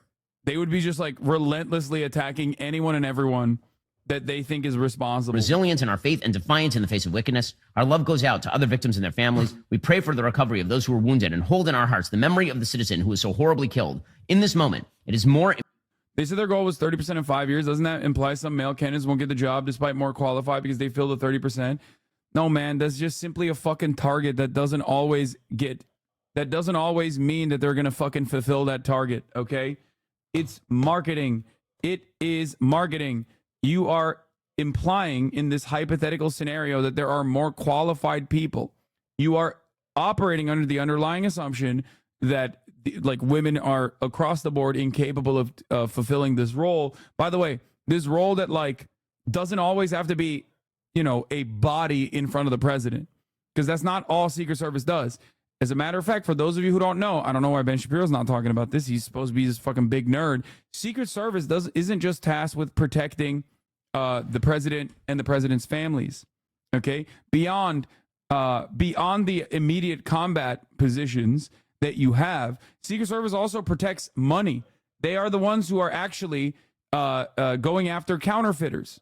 So when they're talking about like the Secret Service, they could be putting these people in any number of different positions. Not every single person is a fucking doorbuster in the Secret Service, just like, hoorah, the most brawlic fucking dude you've ever seen in your life. Okay? Important than ever that we stand united and show our true character as Americans, remaining strong and determined and not allowing evil to win. I truly love our country. I love you all. I look forward to speaking to our great nation this week from Wisconsin. Why does the Secret Service need to do marketing as a government position? What do you mean? You think the government doesn't do fucking DEI initiatives for the same exact reasons that like a company does? Everything is marketing. It's to say that they are quote unquote woke. That's it. I don't think you understand. Every part of the government and every company still ultimately needs to, you know, fill their ranks. And they try different mechanisms, different methods to be able to fill those ranks. They think representation politics works in that regard. Again, a beautiful statement from President Trump in response to all of this. Have you seen the way the military markets? Have you seen a military ad before? The military is the government. Why the fuck are they doing marketing? They spend hundreds of millions of dollars every year on that alone. The first major Democratic politician to respond was not the sitting president of the United States. The first major politician to respond was Barack Obama, who issued a statement to media. I quote, "There's absolutely no place for political violence in our democracy. Although we don't know yet exactly what happened, we should all be relieved that former President..." Yeah, Joe Biden is going to be speaking in the next 8 minutes, by the way.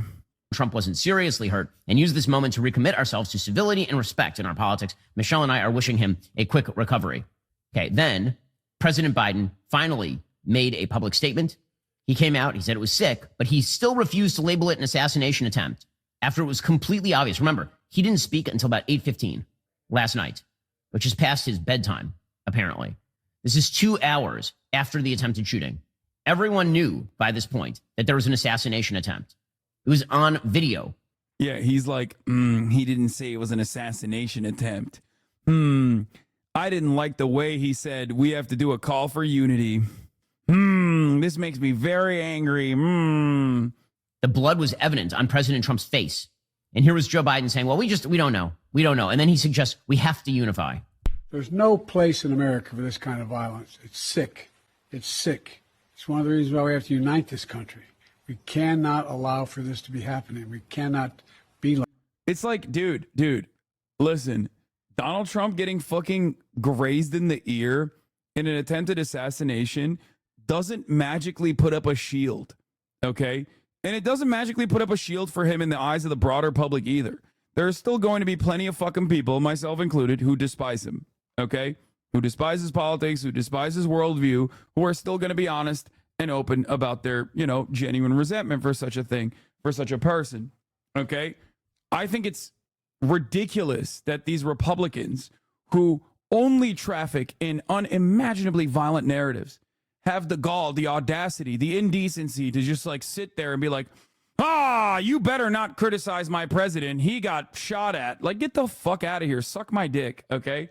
Especially when like assassination attempts or fucking genuine violence occurs against Democratic elected representatives, you know, or entire populations of people in forms of like mass shootings and whatever. And Republicans immediately rush to either neutralize it by claiming that it was actually a lone wolf that was irrelevant. It was just some random crazy guy, even though the random crazy guy literally wrote a manifesto about why he's doing it. Or even when like Nancy Pelosi's husband was fucking hammered in the brain by David DePipe, they make jokes about it instantly. Like they make jokes about it instantly. So the idea that like these guys have any fucking leg to stand on in this regard is so stupid. Okay, Donald Trump himself loved the Paul Pelosi situation. He joked about it. Donald Trump Jr. posted a fucking photo of underwear and a hammer being like, I'm doing a Paul Pelosi cosplay this Halloween. Like, come on. You did the same thing? Exactly. I do. But the difference is I am not the one being like, wow, it's time for everybody to dial it back. Like, the fuck? Yes, I did. Doesn't that literally show you that I'm equal opportunity on that regard? Like, I'm saying I made fun of the fucking Paul Pelosi situation because it was funny. I made fun of the dumbasses who claimed that this guy was like actually not some right-wing loser, but instead was like a gay lover of Paul Pelosi. Yeah, David DePepe. Yeah. The attempt to twist the Paul Pelosi attack into a broader story about supposed extremism in the Republican rhetoric, so vote Dem, is so transparently opportunistic and pathetic. Everyone can see what you're doing, Democrats, and the media is disgusting. Yes, they should instead keep saying Paul Pelosi was having gay sex with the QAnon Republican guy who wanted to kill Nancy Pelosi. Look at Ben Shapiro. Look at Ben Shapiro. Back then, I'm going to retweet this for no reason. That was in 2022, man. Like this. We cannot condone this. Mr. President, do you think this was an assassination attempt? I don't know enough to. I have an opinion, but I don't have any facts. So I want to make sure we have all the facts before I make some comment.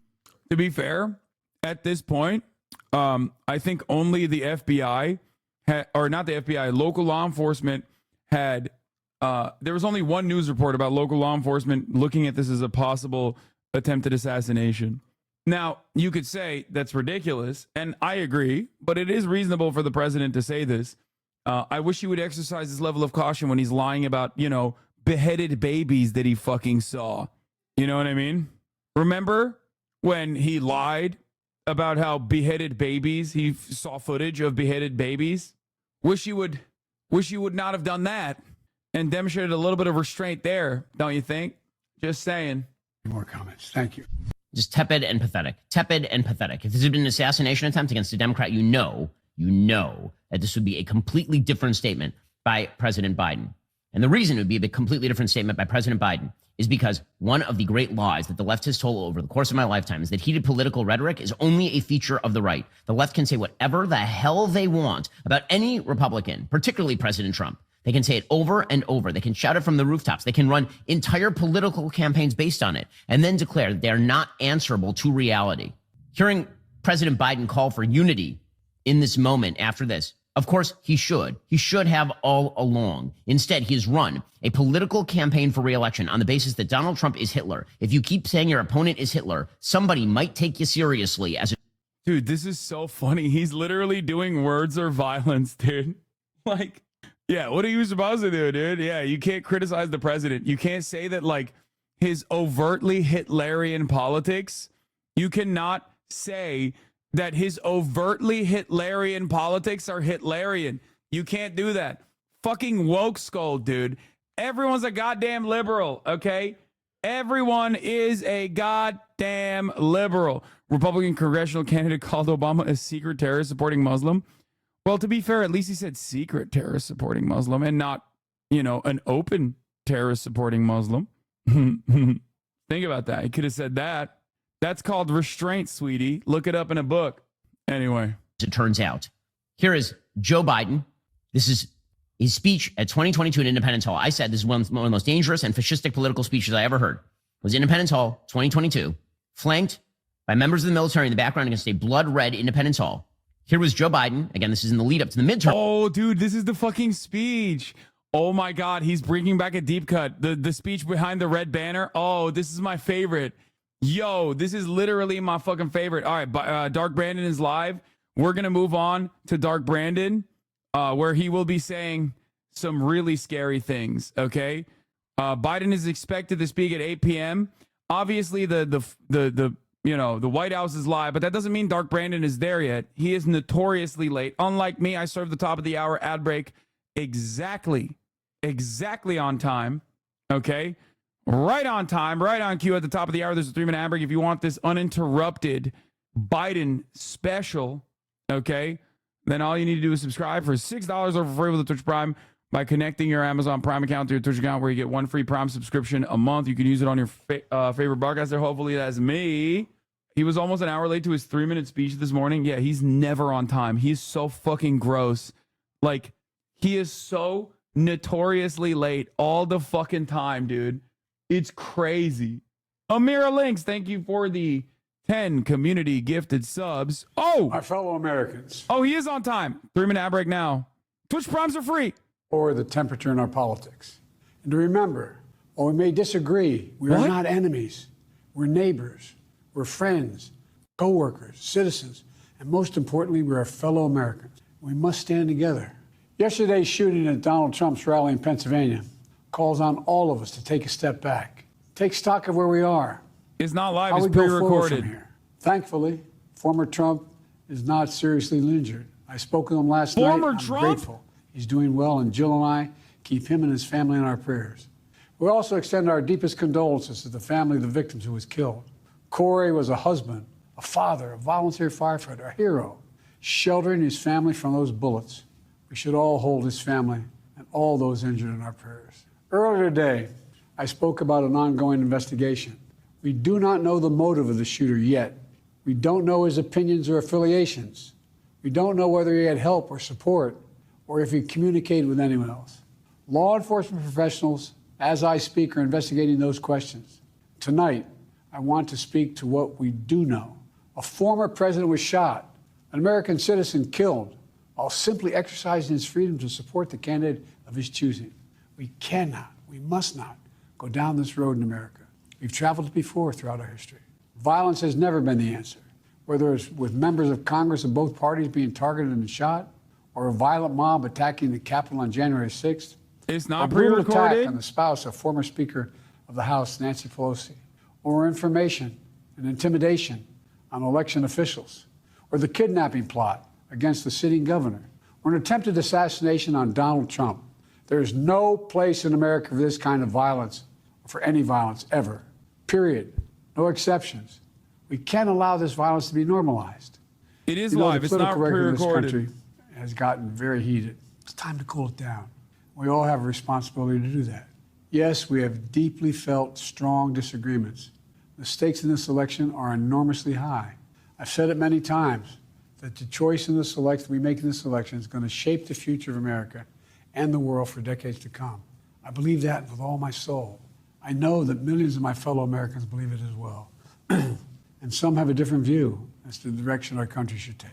Disagreement is inevitable in America. It's part of human nature. But politics must never be a literal battlefield, and God forbid, a killing field. I believe politics ought to be an arena for peaceful debate, to pursue justice, to make decisions guided by the Declaration of Independence and our Constitution. We stand for an America, not of extremism and fury, but of decency and grace. All of us now face the time of testing as the election approaches. And the higher the stakes, the more fervent the passions become. This places an added burden on each of us to ensure that no matter how strong our convictions, we must never descend into violence. The Republican convention will start tomorrow. I have no doubt they'll criticize my record and offer their own vision for this country. Thread. I'll be And I'm traveling gonna this do week making the something case for our crazy. record and the vision, my vision of the country, our vision. I'll continue to speak out strongly for our democracy, stand up for our Constitution. He's about to say, don't rule of show law, up to work tomorrow. to call for action at the ballot box. No violence on our streets. That's how democracy should work. We debate and disagree. We compare and contrast the character of the candidates, the records, the issues, the agenda, the vision for America. But in America, we resolve our differences at the battle box.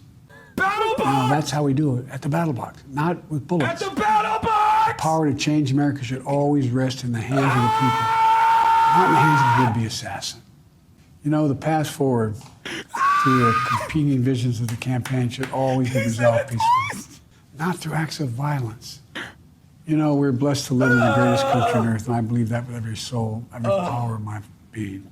So tonight, I'm asking every American to recommit, to make America, think about it. What's made America so special? Here in America, everyone must be treated with dignity and respect, and hate must have no safe harbor.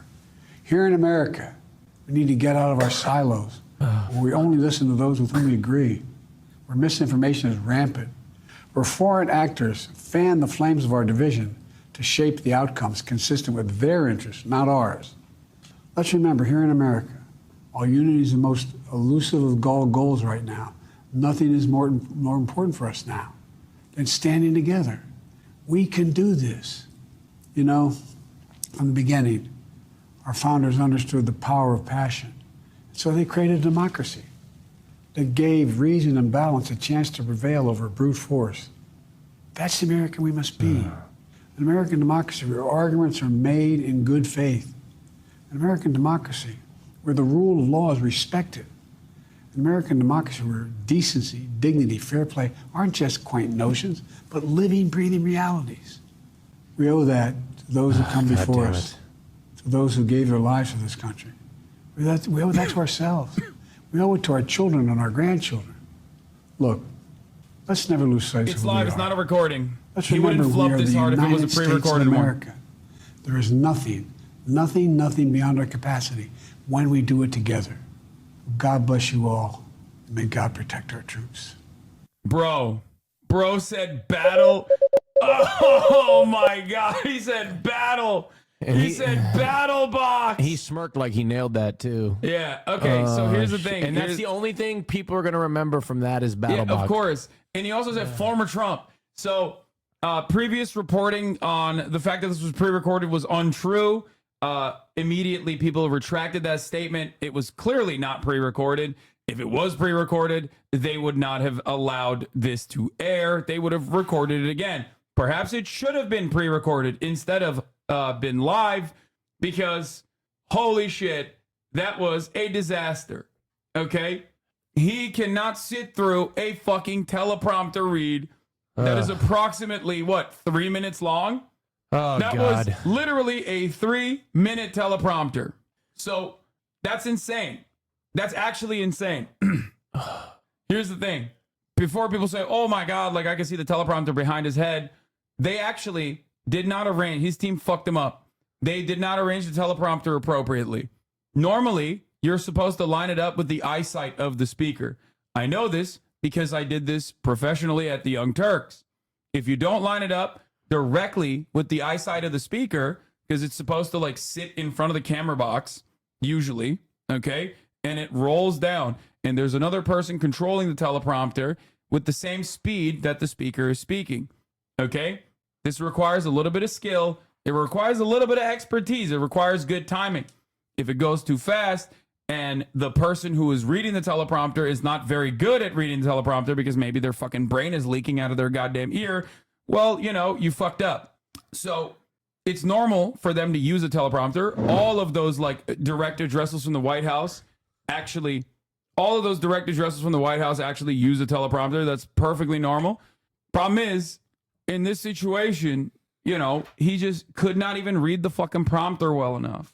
Reading a prompter, I read a prompter for all Name Your Prize shows, and I can tell you I'm really bad at it. And I'm about 56 years younger than Biden. And it's difficult, but I'm also not the president of the United States either. So if he can't do that, then I don't know what we're doing, really. To be honest, I really don't. I truly don't, and I can't really stay quiet anymore. I can't really stay quiet. I don't know what the fuck we're doing. This is literally our messaging. He called me this morning in a state of panic. He's like, what is going on right now? The Democratic Party is a fucking clown show, and he's the Democratic Party's most loyal soldier. Look, you literally have your voice of your party trying to articulate your agenda, and every time that voice speaks, people aren't listening to the agenda. They're listening to what is the next word he's going to flub, and then that becomes the headline. It is impossible to campaign and articulate and spread a message, and you cannot have your surrogates do it for you. You cannot have your surrogates do it for you. When people don't care about your surrogates, your vice president, Barack Obama, you are at the top of the fucking ticket. And if you can't articulate the message, perception is reality. Whether it doesn't matter. It doesn't matter. Overreacting, he did fine. Dude, people that are saying overreacting, he did fine. If Donald Trump had that moment, that would be the headline from BuzzFeed down to every single liberal media outlet. This motherfucker tweeted Covfefe one time, and that drove the news cycle for a week. Okay? Look, that drove the news cycle for a fucking week. I bet my soul no headline on mainstream media will say battle box. Yeah, you want to know why they won't say that? Because Donald Trump was victim to an attempted assassination. So yes, it's old news that Brandon is flubbing.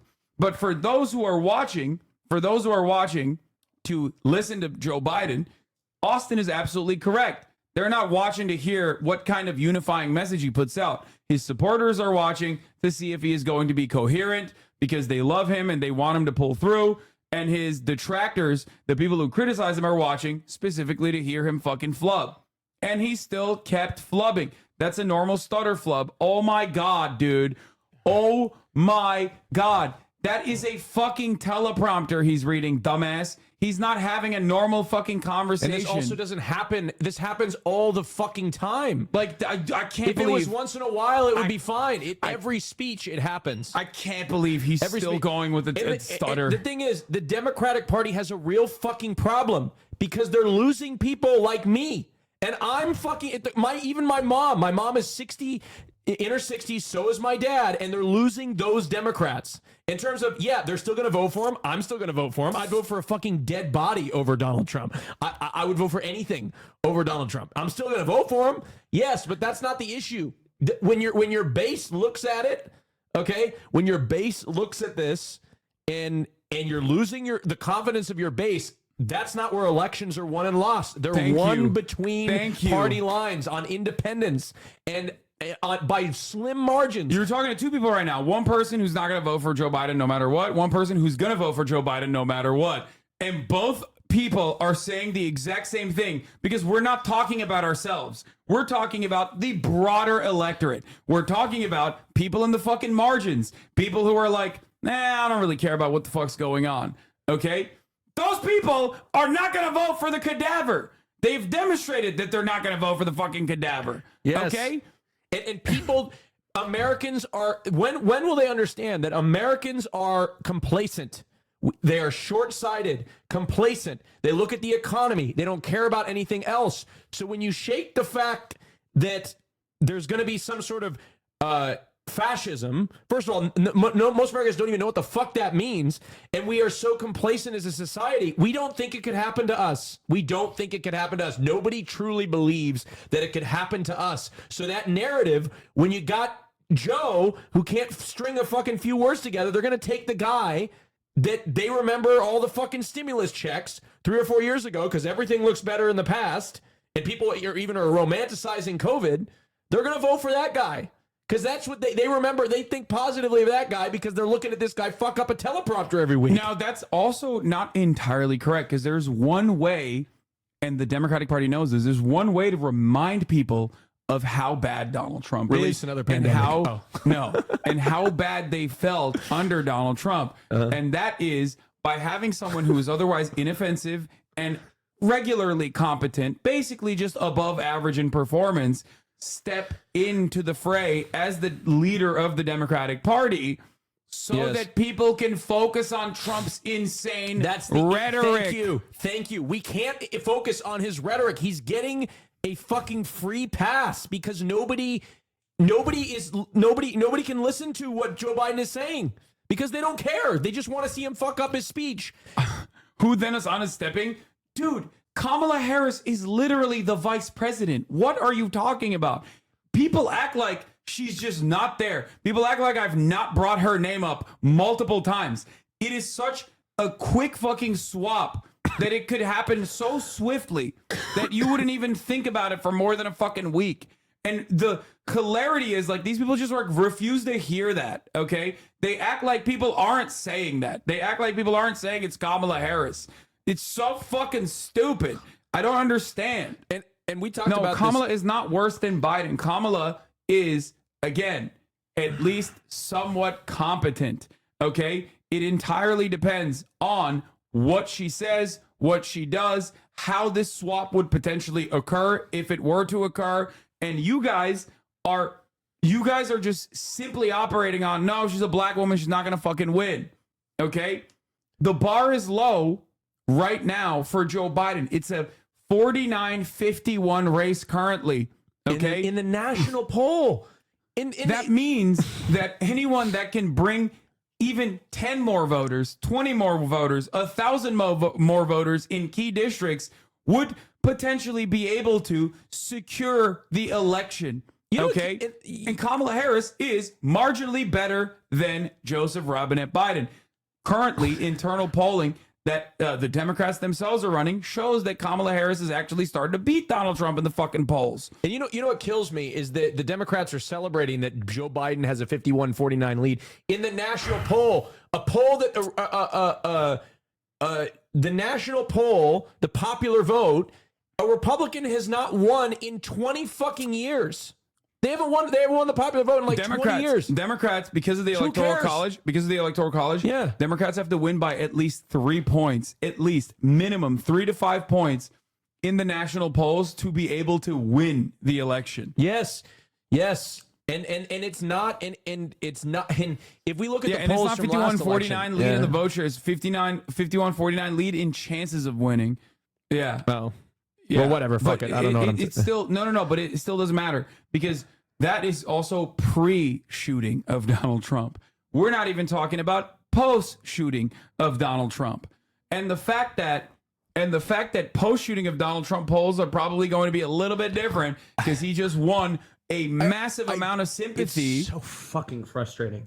It's so fucking frustrating because it's like watching football and your quarterback has thrown 50 interceptions and there's a backup quarterback that is sitting on the bench that's perfectly capable and you won't fucking put him in the game. It's like we're already down by 40. Who gives a shit? Just put them in. Who cares? It can't get worse. And it can't get worse. No, but the thing you know what I mean? But the thing is, it's not even that. Like the situation is like if you were playing against the second team of like you're a Super Bowl winner, you are coming off the heels of like a potential like. Analysts are saying you are slated to wipe the floor with the second team that you're playing against. And you're still playing a close game for no fucking reason because of your quarterback. Yeah, because no reason at all. No reason at all. Like, it's selfish.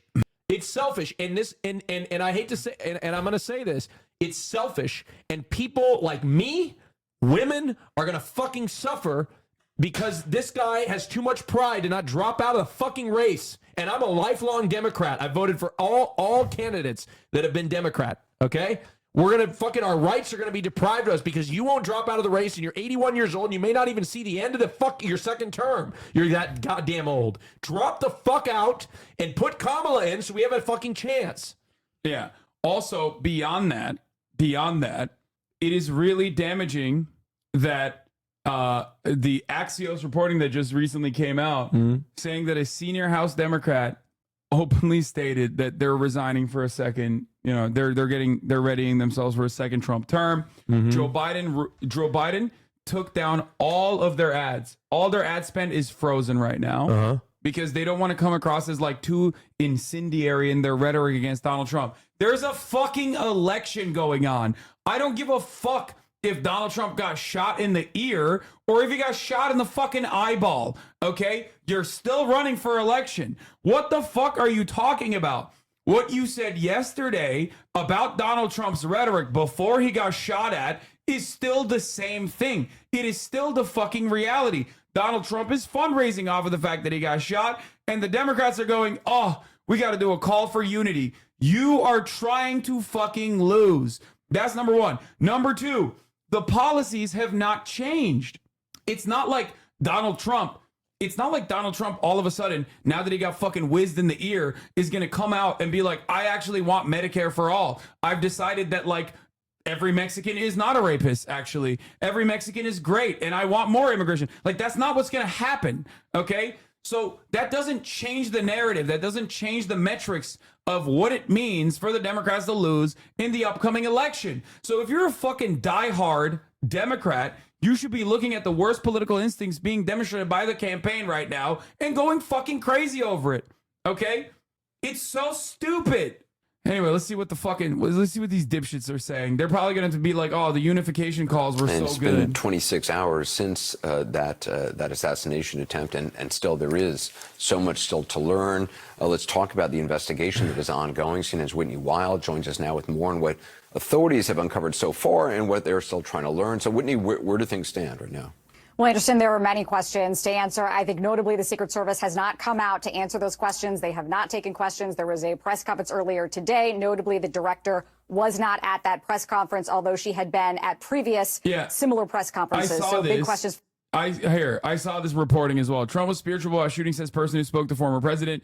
A person who spoke to Trump in the last 12 hours said he was almost spiritual at the situation, and that's totally not normal for him. He thinks he was handed a gift from God. He can't believe it. The person said that Trump is telling his team that they need to do unity at the convention. The convention now becomes more about his courage and resilience, the person said. They want speakers to dial it down, not dial it up. That is actually exactly what the Republicans need to do in order to fucking win back those moderates and independent voters that desperately ran away. It is actually a brilliant political strategy from the Republican Party. And if the Democrats also go along with the unity calls, okay, then all of a sudden they've effectively completely neutralized the only argument they have beyond abortion as to why you should vote for the Democratic Party. Not for, like, obviously people in this community. I'm talking about motherfucking dudes living in the suburbs. I'm talking about the Connecticut suburbs where people live in McMansions, educated white voters that historically have voted for the Republican Party but didn't vote for the Republican Party last election because they think Trump spells chaos and disorder. Those guys are going to look at the situation and they want Donald Trump to be more moderate. They voted for him in 2020 because Donald Trump was more moderate, and in 2016, because Donald Trump presented himself as a moderate on a lot of issues, and he was an outsider, and that's why they willingly voted for him. They recognized he was not that person that he claimed to be and was too chaotic and too crazy, and abortion went away as a consequence of that. But now Republicans are going to be fucking going against that narrative so aggressively with this move. And if the Democrats don't show that the Republican rhetoric is actually what is divisive and actually what is violent through campaign ads, and showcase that, like, Trump's change of pace here is ultimately meaningless because what it spells for the country is genuinely damaging for our federal agencies and everything else, then, you know, it's done. It's a done deal. Look, every dumbass in the chat, including Neek Skit, my favorite dumbass in the chat, goes, isn't it a good thing that Trump is more moderate? Maybe this horrible event is bringing our country together. Yeah, dude, I'm going to jiggle some keys later to fucking grab your attention, okay? These are easily tricked adults. And unfortunately for many of us, there are so many of these fucking dudes in the country, okay? So many dudes in the country that are going to go, oh, maybe he did have a beautiful story. Everybody loves a beautiful story. This guy got shot at. He had a spiritual change. I started to cry reading that. Yeah, he got a spiritual, he reflected on his attitude. I'll be completely honest. It's a real thought that I had in my head, but I'm conscious and aware of, like, the realities of politics now, but that's a real thought in my head. And when I have those real thoughts and feelings and emotions, I realize that most Americans don't have guardrails to protect themselves from believing in things when they see things. I mean, it's just, I don't know. We don't have any, if the Democrats don't change candidates, I think it's over. Big time over. And I feel so confident in that. And it's so perfect because, like, I tweeted this earlier this morning when the Democrats said, like, top Democrats that were interested in taking Biden out of the race are now reconsidering that because they feel like it's not the right moment. It's not the right opportunity because, you know, the unity message is what's more important. Top Democratic sources believe that Democrats who have thoughts about challenging President Biden are now standing down because of this fragile political moment. And to which I said, dropping out with a swift replacement would single-handedly change the narrative from Trump's martyrdom. Yes, and I called you this morning to talk about this. And it's fucking crazy that they're just like, no, we're not going to do it. It wouldn't be good to have happen right now, but after the Republican National Convention, swap out the candidates. It would change the cycle. The Republicans would have no choice but to attack that candidate, and then we would sort of normalize the election cycle again. What do you mean unity? Like, that's the question I want to ask people. What do you mean unity? Unity under what exactly? Does that mean we're gonna do like a Biden president, Vice President Trump ticket? Like, is that what this is? Like, what do you mean unity? You can't compromise on the rights of people, right? There's no half legal gay marriage. Well, tell that to the fucking Democratic Party because they constantly. What I'm trying to say is like that, but you can't do that. You like everybody's like, we need to meet in the middle. We need to meet in the middle. What? Meet in the middle on my fucking rights, you son of a bitch? I can't get married? No, we need unity. I can get half married? Oh, women can control half their bodies? There's no compromising on these issues. There's no middle ground on the issue. No, you don't understand. Unity means like instead of deporting, instead of putting concentration camps, building concentration camps and like doing door knocking operations in every fucking Hispanic community in an effort to deport 20 million migrants, we do that to 10 million. Well, that's unity. Unity between a knife and my back, okay? You want to put it all the way in. I say half measures is fine. Put it halfway in. Yeah. There's no compromising on the rights of people. There's just not. There's no compromising, and there's no middle ground. It's either you give them rights or you deprive them. There's no middle ground of it, okay? So that's why it kills me when people come out and they're like, I'm a centrist and we should do both sides. No, motherfucker. There's no both sides of these arguments. It's so stupid. There's no both sides of these arguments. All right, let's hear what they're doing now. They're still covering the fucking the shooting now. There was a likelihood that this long-range threat may present itself. So why? Also, the funniest part is that, by the way, thoughts and prayers are coming from the Democratic Party. Meanwhile, Republicans are literally like claiming that actually this guy who his former classmates are saying was a Republican, who is a registered voter for the Republican Party, that guy actually shot Donald Trump because of the Democrats and their incisive, violent rhetoric against Donald Trump. Literally, dude, fucking 2 years ago, he stood in front of the Capitol and told them to march on it. And then they broke into the Capitol. Like, what do you mean? Yeah, no, it's just no. But that wasn't right there. See, that wasn't violent. That wasn't violent rhetoric. You don't understand. Okay, that wasn't. It was 3 years ago, by the way. But that wasn't violent rhetoric. He was just he just wanted to kiss Nancy Pelosi. And when he was saying hang Mike Pence, he was actually he meant like Mike Pence is hung. Yeah, like he has a big penis. That's what he was saying. Oh my God! I just oh my God. Anyway, the RNC right now, we do it on a day-to-day basis with all of our protectees. The instructions, though, of what you're asking of those local law enforcement officers is extremely important, right? What type of general or post orders were given, specifically for that area to local law enforcement? The fact that an officer had to climb up to that roof and then saw that threat should never have happened. There should have been officers on the roof of those buildings if they were within that danger close proximity, or at least that entire area should have been basically cordoned off and no one allowed near those buildings to even get up on it. For being a woman. This is about reducing that risk. It's risk management, and you have to be able to eliminate those threats and vulnerabilities right away. Like there's DEI, to John's point, the direction to those local officers is absolutely essential, right? They have to know what they're expected to do if they see something suspicious. In this case, as soon as they received a report from an attendee that there was somebody on the roof, particularly a report that may have included the fact that the person on the roof was seen with a gun, that has to be radioed in to the command post immediately so that the Secret Service can then alert the counter snipers or whoever is responsible for taking care of that threat. So, we don't know if that even happened here. If their response was simply limited to, well, you boost me up and I'll take a peak over the roof. One of the eyewitnesses talked to Aaron Burnett in the last hour was saying that they had engaged with local law enforcement saying there's a guy on the roof, and the local police were saying where they were close to the building and therefore couldn't actually see what the people who were pointing to the guy could see because of the angle of the building. Yeah, I mean, it's just a series of really unfortunate decisions.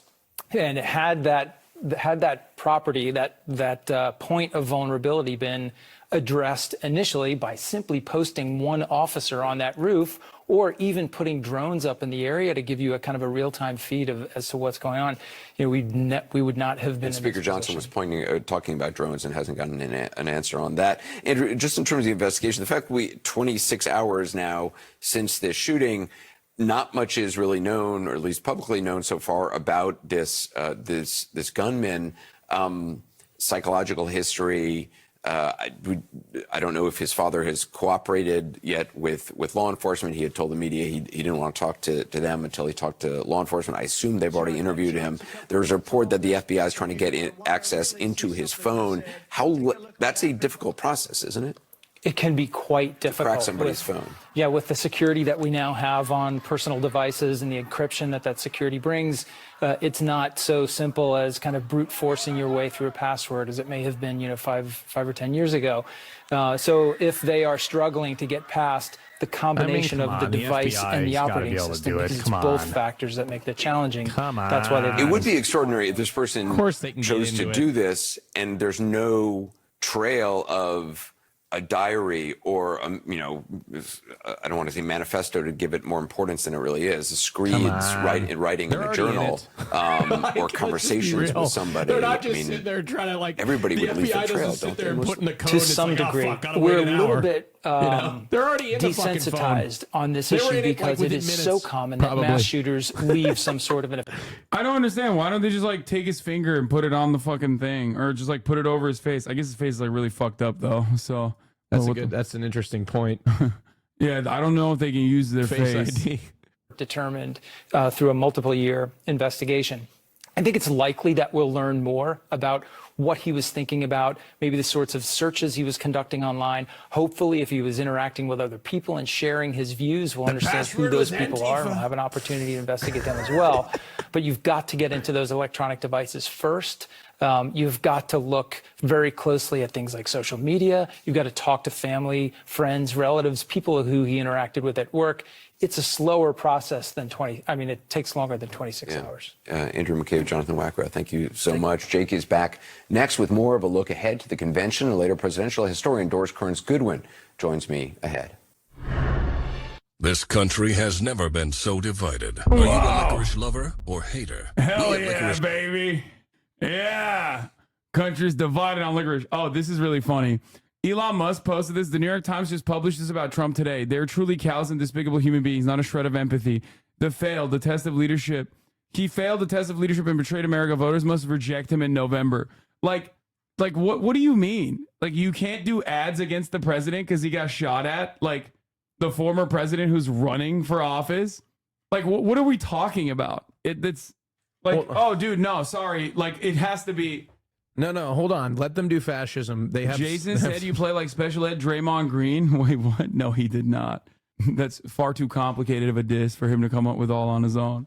Anyway, as I was saying, what? Oh, sorry. What's the logical conclusion here? Okay, but that he just has to be president now. You can't say anything. You can run for president. You can run for president against the guy who got shot at, but you can't say anything. You're not allowed to do campaign ads against the guy who just got shot at. If this happened to Biden, Republicans would be running ads saying that Biden's gay or some shit, and he's Mexican. Republicans would be like, yeah, dude. If liberals operated like the Republican Party, they would be saying that the dude who shot Trump is Trump's gay lover.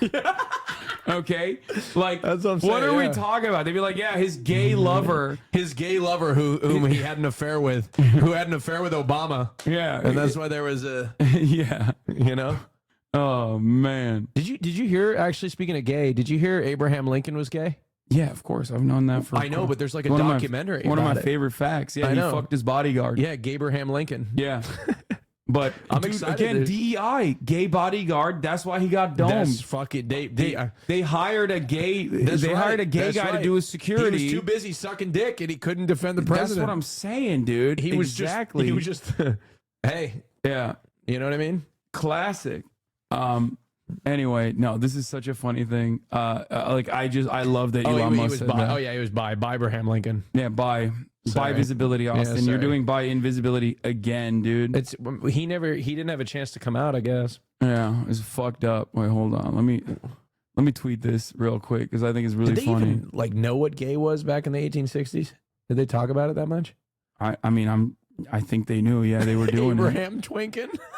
Abraham Twinkin. That's awesome. There's a doc. Oh, them.us. Okay, nice. Abraham Twinkin. Wait, is it just gonna be you, me, and Lily? Should we have the Aussie boys on again? What do you think? Sure. We can have them on. You don't want to have them on? No, Okay, of course I it's- do. Oh. Fucking righto. Yeah. Fucking okay. righto. Love the Aussie boys. Right, boys? His wifey was Mary. In the 1960s, they studied homosexuality. Why'd you say it like a threat? Oh, here, you wanna get back to this beautiful thing? What's Ben doing these days? Ben was fucking complaining about. Is this the guy that gets a lot of pussy or something? Or says What? he gets a lot of pussy? I don't know what you mean by that. I don't know what attempt of a joke that was, but here's Ben Shapiro talking Or about. no, he struggles to like fend off all the pussy he's Yeah. getting. Okay.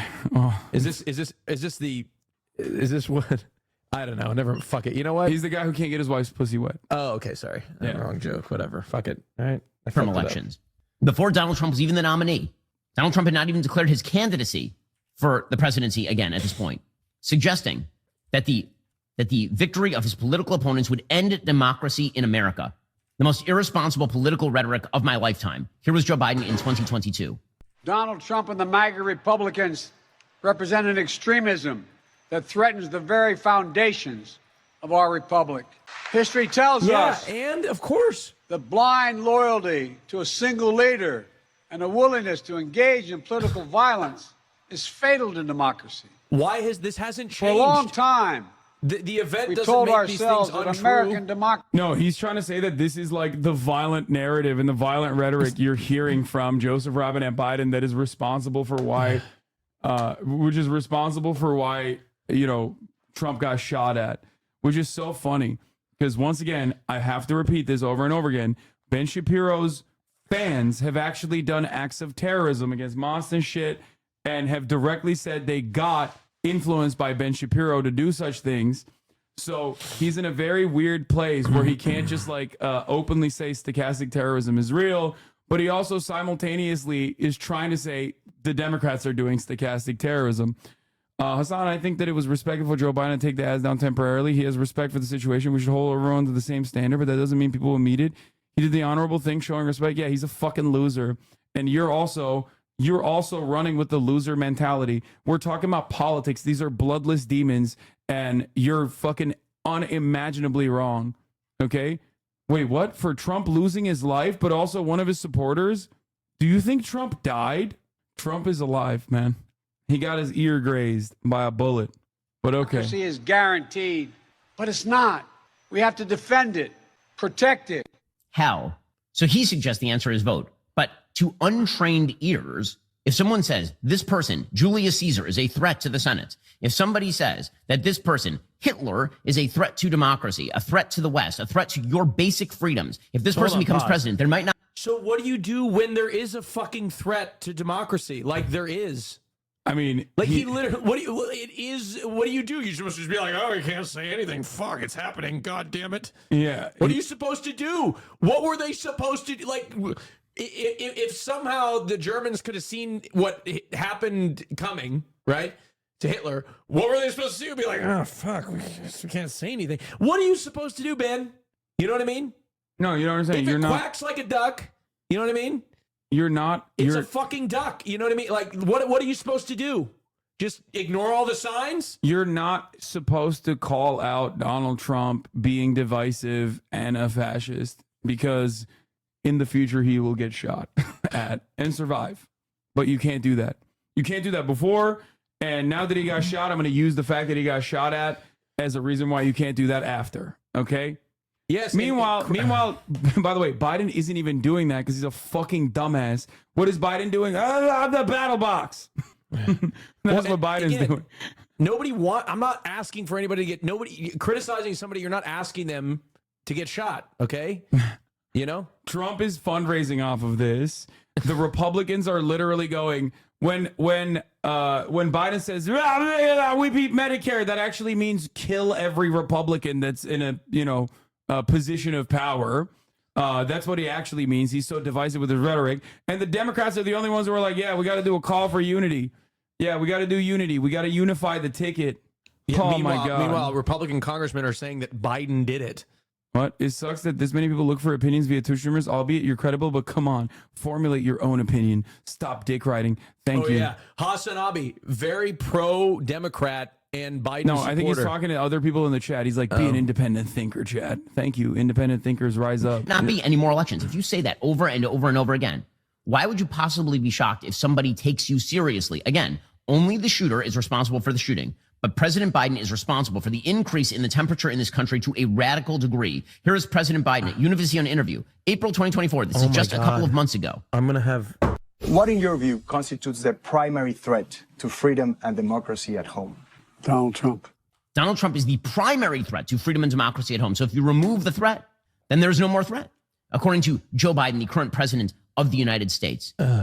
Absolute insanity. Absolute insanity. I can't believe Republicans. This is a guy that Donald Trump started his campaign by calling Mexicans rapists and locking Hillary Clinton up, throwing her in prison, and now all of a sudden we're supposed to feel, like we shouldn't be able to be critical. It's so funny that it's like Biden's statements are always so goddamn measured to a fault.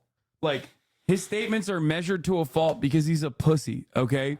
That's how every fucking Democrat is. Unless he's talking about like socialism or some shit, in which case, or Hamas, or Palestinian babies, okay? He's gonna have all the smoke for those categories, all right? But when it comes to like a Republican or Strom Thurmond, for example, who was a segregationist, he's got nice words for those guys always, okay? And it's crazy that even in spite of Biden's, tepid, middle of the ground narrative where he's still like, but like Trump is a very dangerous guy. He's a very violent guy. Ben still turns around and goes, did you pop that? It looks like cum. What the fuck? You just came all over your fucking England jersey. Have you done this before? Yes. Wait, don't throw it over there. I don't want it to spill everywhere. What is inside this? I don't know, but no, keep going. Keep going. It's coming, football's coming home. It's coming home. It's coming home. It's coming, football's coming home. It's coming home. It's coming home. It's coming, football's coming home. I want to emphasize, find hope at home. At the same time, who are thinking about making that dangerous trek to the United States-Mexico border, do not come. Do not come. Do not come. Go border. Do not come. Do not come.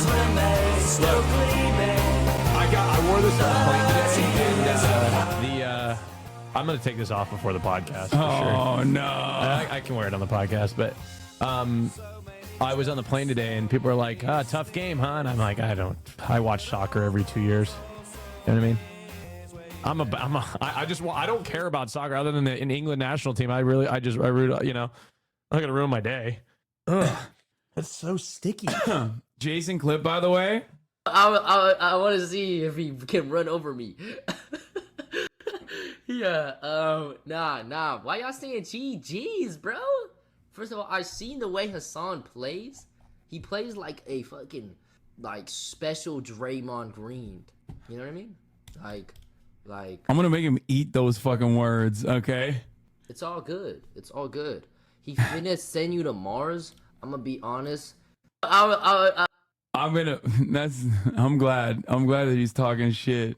I will, I'm gonna step away for a moment. Why? I just gotta go to the bathroom. Oh, and I also want to change my shirt. Why are you okay? Get this shit sorted on the court, brother. Oh yeah, no, I will. Was I gonna choke out Jason? No, of course not. That would lean into the Draymond Green allegations. Did you play basketball with Chris DiStefano? He's a D1 baller. Oh, I didn't know that. He said you're gonna get triple single man. How tall are you? I'm 6'4". He said your ass got to milk Trump for 3 more days. That's why we ain't seen it yet. Yeah, I'm sorry that as a political commentator, I have to do political commentary when the fucking former president gets assassinated. It's not like I'm over here fucking almost gets assassinated. I'm not going to fucking not do my job. You know what I mean? Zoil didn't take the loss that good. Oh, I saw. Feel bad.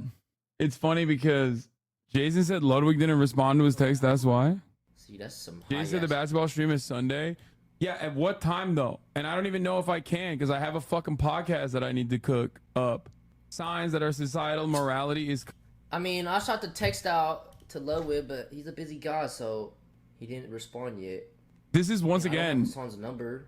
This is once again entirely on. This is entirely the fault of Ludwig. Okay, where'd this dude come from? He is now a member of. He is now a member of FaZe, but before he was on Cutie's Christmas special. He's the guy who was singing Feliz Navidad. My question is, how is the honorable thing perceived as weak? Are all upcoming and present politicians supposed to adopt this dog-eating dog mentality? What are you talking about? You're like imagining a universe that doesn't exist. It's politics. Of course it's dog eat dog. What the fuck are you talking about? Hello? Yes, dude. Also, I'm not even saying that do the dishonorable thing. You've already made the assertion that like Biden falling on a sword, not like dropping out, by the way, which would be the honorable thing, but Biden basically saying like, oh man, I can't criticize Donald Trump anymore during a fucking election where they're super close and Trump is probably going to wipe the floor with him now that he got almost assassinated. You're out of your fucking mind. What do you mean? The honorable thing is to win, okay? And it's not just to win, but to win decisively and to actually put forward a bold, declarative, progressive agenda that will genuinely improve the material conditions of the American working class. That is the honorable thing to do, okay? The fuck do you mean? Oh, man. Oh, the honorable thing to do is just basically to give up? Is that what it is? The honorable thing to do is to give up and let fucking fascism thrive? How honorable. I'm glad that Germany did the honorable thing in the 1930s, late 1930s. It was so honorable. And what followed was even more honorable, I guess. You should do all the things he says he will do next term, but now, yeah, good luck. Democrats follow like this weird rule book that no one else follows, okay? And then they're shocked when the other side doesn't play by those rules at all and wipes the fucking floor with them. Oh, I lost, but at least I lost in a moral way, in a way where I retained the moral high ground. Like, who gives a fuck, dude? What are you talking about? Is politics about, actual changes? Or is politics just like team sport that has no tangible material harm when the other side wins? Okay? Like, oh man, it made me feel good though. Made me feel really good. Okay, nice, dude. Then I guess it doesn't matter who you vote for. You know what I mean? At the end of the day, at the top of the hour, there's a 3-minute ad break coming for you no matter what. And Amira Links is gifting 5 tier 1 gifted subs and allowing 5 people to no longer see those ads. You know what I'm saying? You think there's a good chance that Biden is dropping out by this time next week? I hope. Fingers crossed. I'm hoping for that outcome. Thank you, Anonymous Gifter, for the 5 gifted subs. I mean, that would be the best possible thing post RNC. Change the narrative. Trump will be on stage tomorrow. VP pick imminent. It's fucking Jason Derulo. It's JD Vance. That's the VP pick for sure. I generally dislike conservatives, but liberal fecklessness drives me up the wall. I'm starting to hate them. I mean, I do. I welcome. I've been there for some time. Anxiety Fox, thank you for the 5 tier 1 gifted subs. Where is it? Here's the 3-minute ad break now. Yeah. Technically, Joe Biden said, I'll drop only if God tells me to drop. And what is more divine intervention than the person he's running against fucking surviving an assassination by like 3 millimeters? I think God is basically telling Joe Biden to drop. There you go. Here are the Pod Johns, by the way, a part of the Bernie or Bust coalition now. 2 choices for the anti-Trump coalition. If we resign ourselves to a second Trump presidency 4 months before Election Day, we'll definitely get a second Trump presidency. If everyone from the Democratic nominee on down works hard to persuade undecided Americans that they're better off with us, we might not get a second Trump presidency. I think we should try. Yes, I saw the new Brandon speech. He said he said battle bot. He said battle box instead of ballot box. And then he paused and said battle box again. He said battle bus. He said battle bots. Yeah. JD Vance, by the way, Trump's VP pick, is literally running around saying today's not just some isolated incident. The central premise of the Biden campaign is that President Donald's an authoritarian fascist who must be stopped at all costs. That rhetoric led directly to President Trump's attempted assassination. Copa America starting in 17 minutes? I don't care, dude. What do you want me to do? Fucking watch Copa America on stream get banned? I'm like, what are you talking about? Dude, look at this. Look at what I'm about to post on my Twitter. Hold on. Check this space. Check this space real quick. Okay, watch this space, baby. Unk posting. I had to screenshot. It takes a while. Look at that. Motherfucker talking about like, oh, the central premise, the rhetoric led directly to President Trump's, attempted assassination. Wasn't JD Vance a huge Dem before? He was never like a Dem, but he was a massive fucking liberal. What? Wait. What? Wait. So then the right thing to do is for politicians to lie and attempt to be cunning in order to win? Dude, you're putting words in my mouth. I'm not even saying lie. Saying Trump is a fascist is not a lie. Shut the fuck up. What battle are you fighting? Like, what are you saying? I already ran the ad break, man. I ran it. I ran it already. Chatter is just like fucking shadow boxing, but against what? I don't know. Yeah, this is the guy who thought Trump was also, where's the ad break? I ran it already. Is it like bait? Is that what he's trying to do? He's battle boxing. Your words carry weight. Be more serious. It's not funny to tweet what you do. A lot of your Twitter followers follow you on Twitch. Your words carry weight. Be more serious. Wait, what? Dude, what is happening? We're going to put a pause on boomers watching and being able to type in the chat, I think. Chat's wildin'. Be more serious.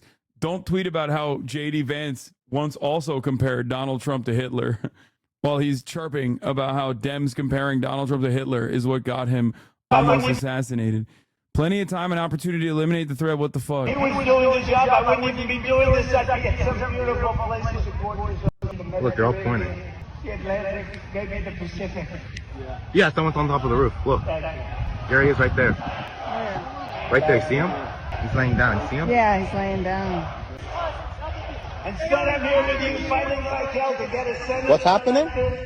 And to make sure we take back the White House, because if we do, we're going to make America. We're going to make it. Yeah, look. And There he it's is. not easy, because we have millions and millions of people in our country that shouldn't be here. Dangerous people. Criminals. We have criminals. We have drug dealers. We have people that should not be here. Right on the roof. It's much tougher than it happens. You went right on the roof with that. He was doing. The FBI yesterday was like, hey, send us all your footage. Today they're going to be like, actually, you sent too much footage. I don't want to see it. You've sent us too much footage. A lot of it is showing how fucking insanely incompetent we are. Perhaps it's best not to send footage anymore. Don't send the footage any longer. We've seen enough. They got defunded, folks. Anyway. Probably 20 million. And you know, that's a. He's also literally talking about like 20 million immigrants invading the country moments before he gets shot. Like, that's why I just can't. I think it's just as funny as people running around being like, yeah, I can't stand how fucking unimaginably violent and divisive politics has become in this country, while they're wearing like a t-shirt that says kill Joe Biden. No joking, careful. No, I'm gonna keep joking. I don't give a fuck. That chart's a couple of months old, and if you want to really see something that's sad, take a look at what happened. Dude, I don't know what's going on in Copa America, but I'm probably not gonna look at the riots right now. Okay. What do you want me to do, man? Yeah, multiple reports of people let in without ticket verification. Fears of further injury from those crowded and alliance children among them. I have no idea how this game will go on tonight in Copa America. Oh my God, there's a dog there. Oh no. What is going on here? People are getting into the Copa America through the ventilation system? What is going on here? What the heck? Is this Miami? Is this happening in Miami? Yeah. No need to say anything else. Politics must never be a literal battlefield. Politics must never be a literal battlefield, and God forbid. Politics must never be a literal battlefield, and God forbid. Bunch of undocumented illegals trying to watch the game. Yeah, no, totally. That's the takeaway here. That's what I was saying. And not that Miami is a fucking clown show of mismanagement and a libertarian nightmare in real time, you know? What is going on here? People are getting into the Copa America through the ventilation system? What is going on? I mean, technically, if they don't have tickets, brother, this is so fucking Miami. It's not even, dude. It's just this is every aspect of Florida existence. Okay, how so? So many people fleeing persecution live there though. Are people just like trying to debate me at the top of the hour? Is that what's going on? These are Trump voters, man. Finally, Mexicans not on the spotlight for once. You think Republicans are going to look at this and not say Mexicans are responsible? Brother, Americans think every Asian person is Chinese unless they're brown. Okay, then they're Indian. And every Latino person is Mexican. Do you understand? You could be Spanish from Spain and they'll be like, yeah, look at the Mexicans, dude. Yeah, motherfuckers are probably already running the narrative that these are all undocumented migrants and this is what happens. Argentina is white though. Not if you're an American. Not if you're an American racist. Anyway, an Argentinian player had to go to the gate to get his family inside because it was so chaotic. A man with credentials who went through the media entrance was taken to the ground and has been handcuffed. AOC just called Trump a fascist. I don't care what AOC is saying. Please. I think AOC legitimately thinks that Biden is going to give them a layup on the bet that they're taking, that they're going to be able to genuinely change Brandon's agenda for sticking by the Brandon team. Copa is more important. Shut up. People being like, oh, AOC no longer a friend of the broadcast are so fucking like parasocial brained. Like there's other stuff to discuss right now. Okay. I'm curious, what has he told you? When can we expect to see him on the stage? You know, I think that I think President Trump is going to be seen in Milwaukee tomorrow night, Monday night, and I can't tell you how excited.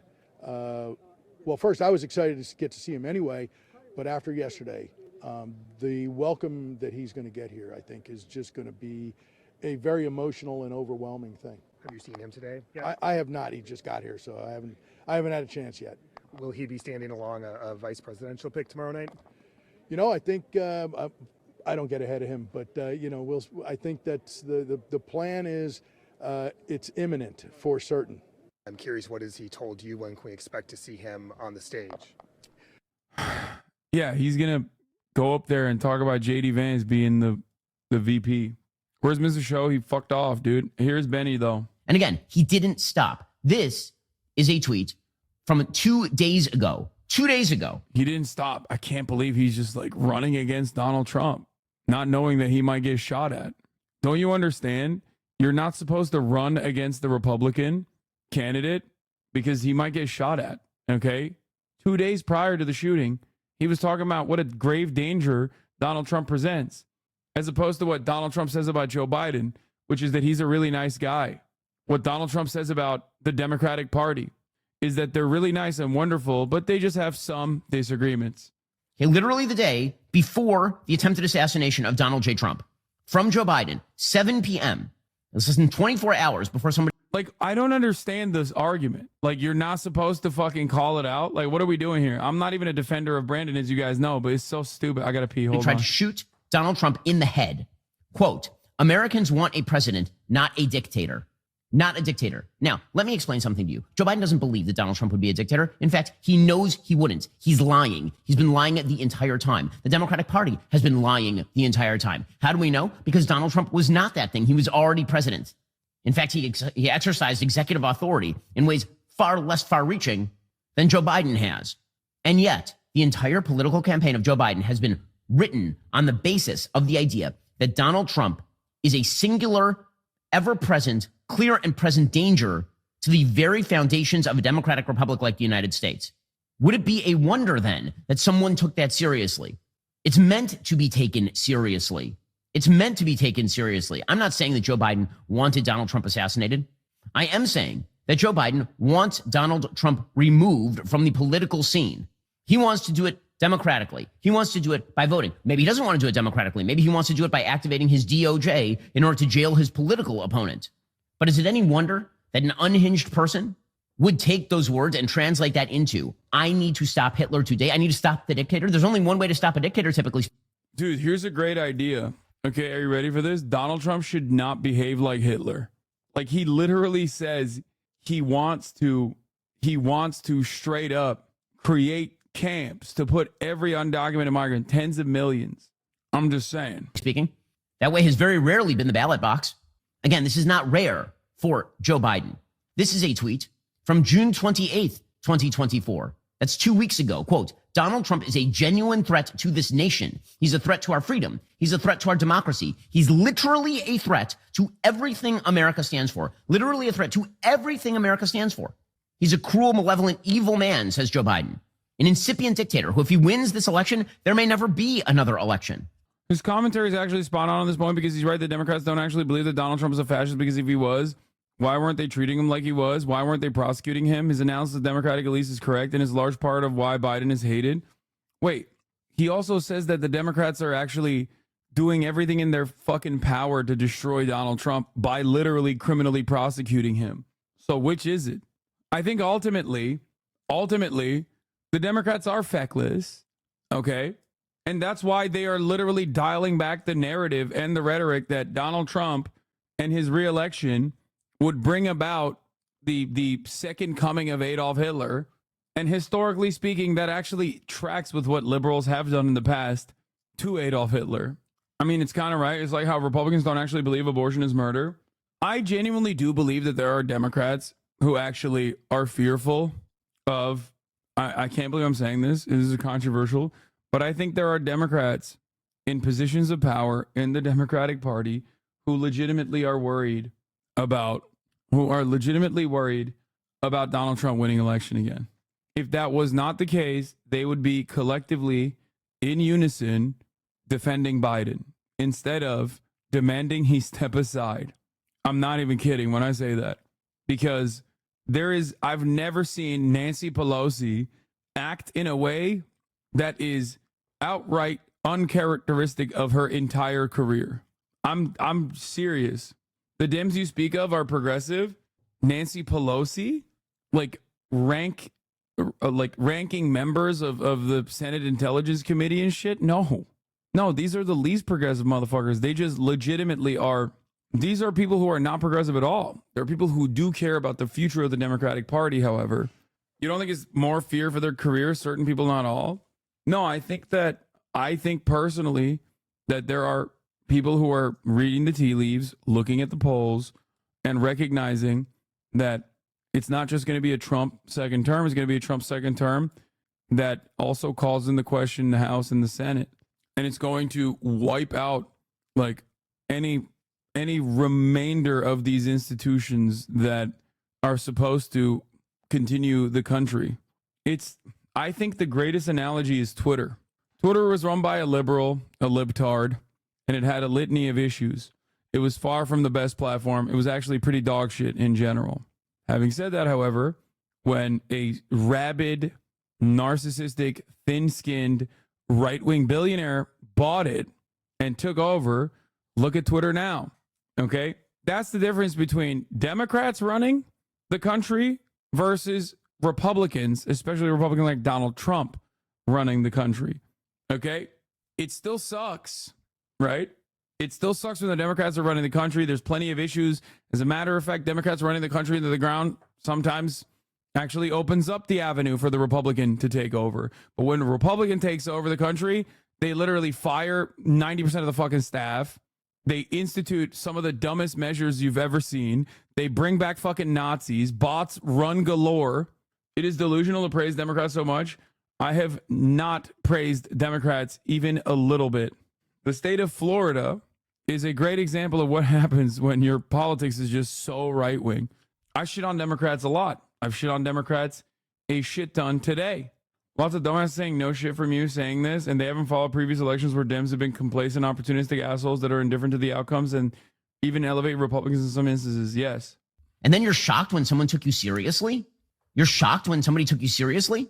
Just last week, after the Supreme Court made what is a fairly routine decision about presidential immunity that was wildly misinterpreted and deliberately misinterpreted by the dissent, Sonia Sotomayor, to suggest that Donald Trump might have the ability to activate SEAL Team 6 to kill his political opponents, the Biden-Harris campaign put out a statement, quote, today's ruling doesn't change the facts, so let's be... It's so funny that, this supposed constitutional conservative is less mad about the Supreme Court decision that gives God King divine powers to the fucking president. Okay? He's less mad about that and more mad about like someone dissenting against that and saying, here are some of the things that would be considered within the purview of an official presidential act. And the prosecution of said acts has now been made significantly harder, if not impossible, to prosecute as a consequence of the Supreme Court decision.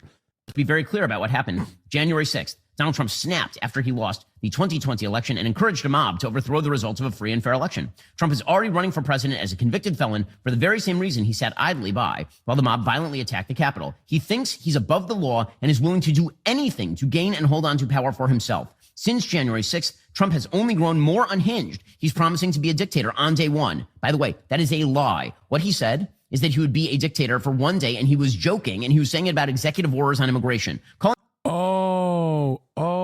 Dude, it was just a joke, dude. Oh, dude, my bad. Biden was joking when he said Donald Trump was a dictator. Oh, it's just a silly prank, bro. What the fuck? You guys are so dumb.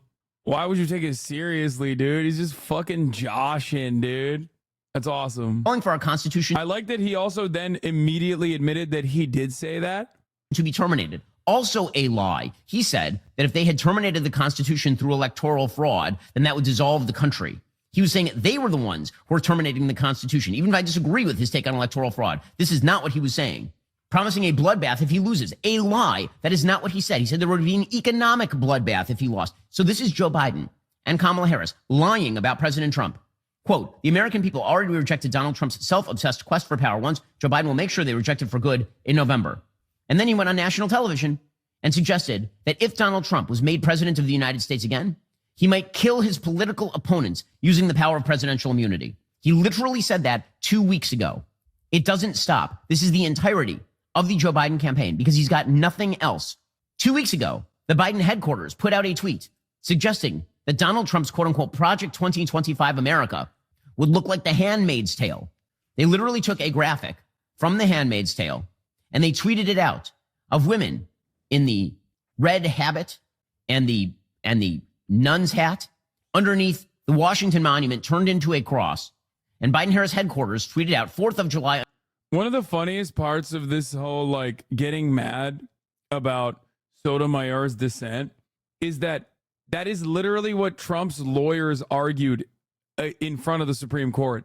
They asked Trump's lawyers in front of the Supreme Court, if this decision happens, that means that the president could technically put out a hit on a political rival by bringing forward SEAL Team 6 as an official presidential act. And his lawyer verbatim said, yes, I believe that is possible. So it's not like Sotomayor brought this up out of nowhere. Also, 4th of July under Trump's Project 2025, like this, how is this in any way, shape, or form an unacceptable rhetoric?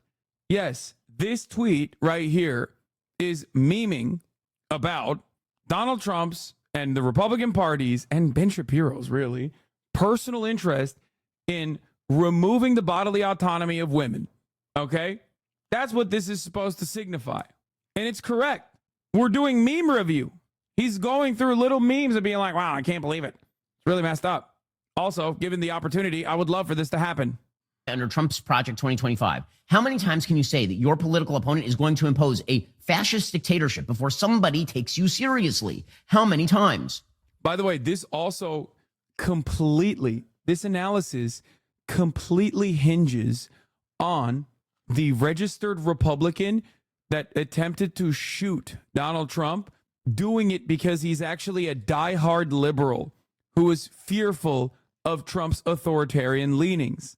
A fact that we do not know yet, okay? We have no evidence for this. We don't. We are just purely running on Ben Shapiro's opinion.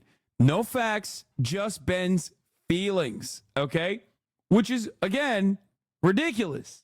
Like, maybe he did say that, okay? Maybe he's like, maybe we're going to find out his motive and it's like, yeah, he's a registered Republican who was wearing a fucking gun YouTuber shirt and shot at Donald Trump specifically because he somehow decided like America's going to be an authoritarian nightmare under his reign or something. Okay, maybe that's the case. I'm not ruling that out. But currently, as it stands, the information that we have about his background from his former classmates saying he was a right-winger, and also the fact that he was a registered Republican, it kind of moves the likelihood of this person being like a liberal shooter for Brandon, okay, a little in the less likely category. The lies that they have told about President Trump are insane and disgusting and vile. They've always been insane, disgusting, and vile. President Trump was already president. We know that these are lies, and they keep pushing them. Joe Biden put out an ad on race just a couple of days ago in which he suggested that President Trump hates black people.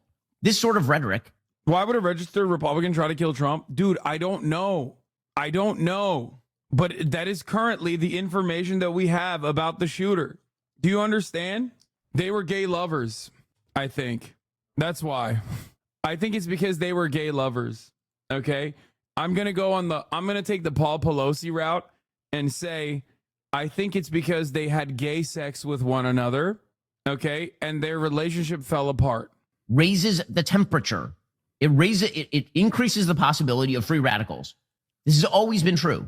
Here's an ad that Joe Biden just put out. And again, it is just chock filled with lies and the impression that Donald Trump is a racist, bigoted dictator would-be. Joe Biden, and I approve this message. Of course I hate these people. Donald Trump disrespecting black folk is nothing new. He was sued for refusing to rent his apartments to black families and called for the execution of 5.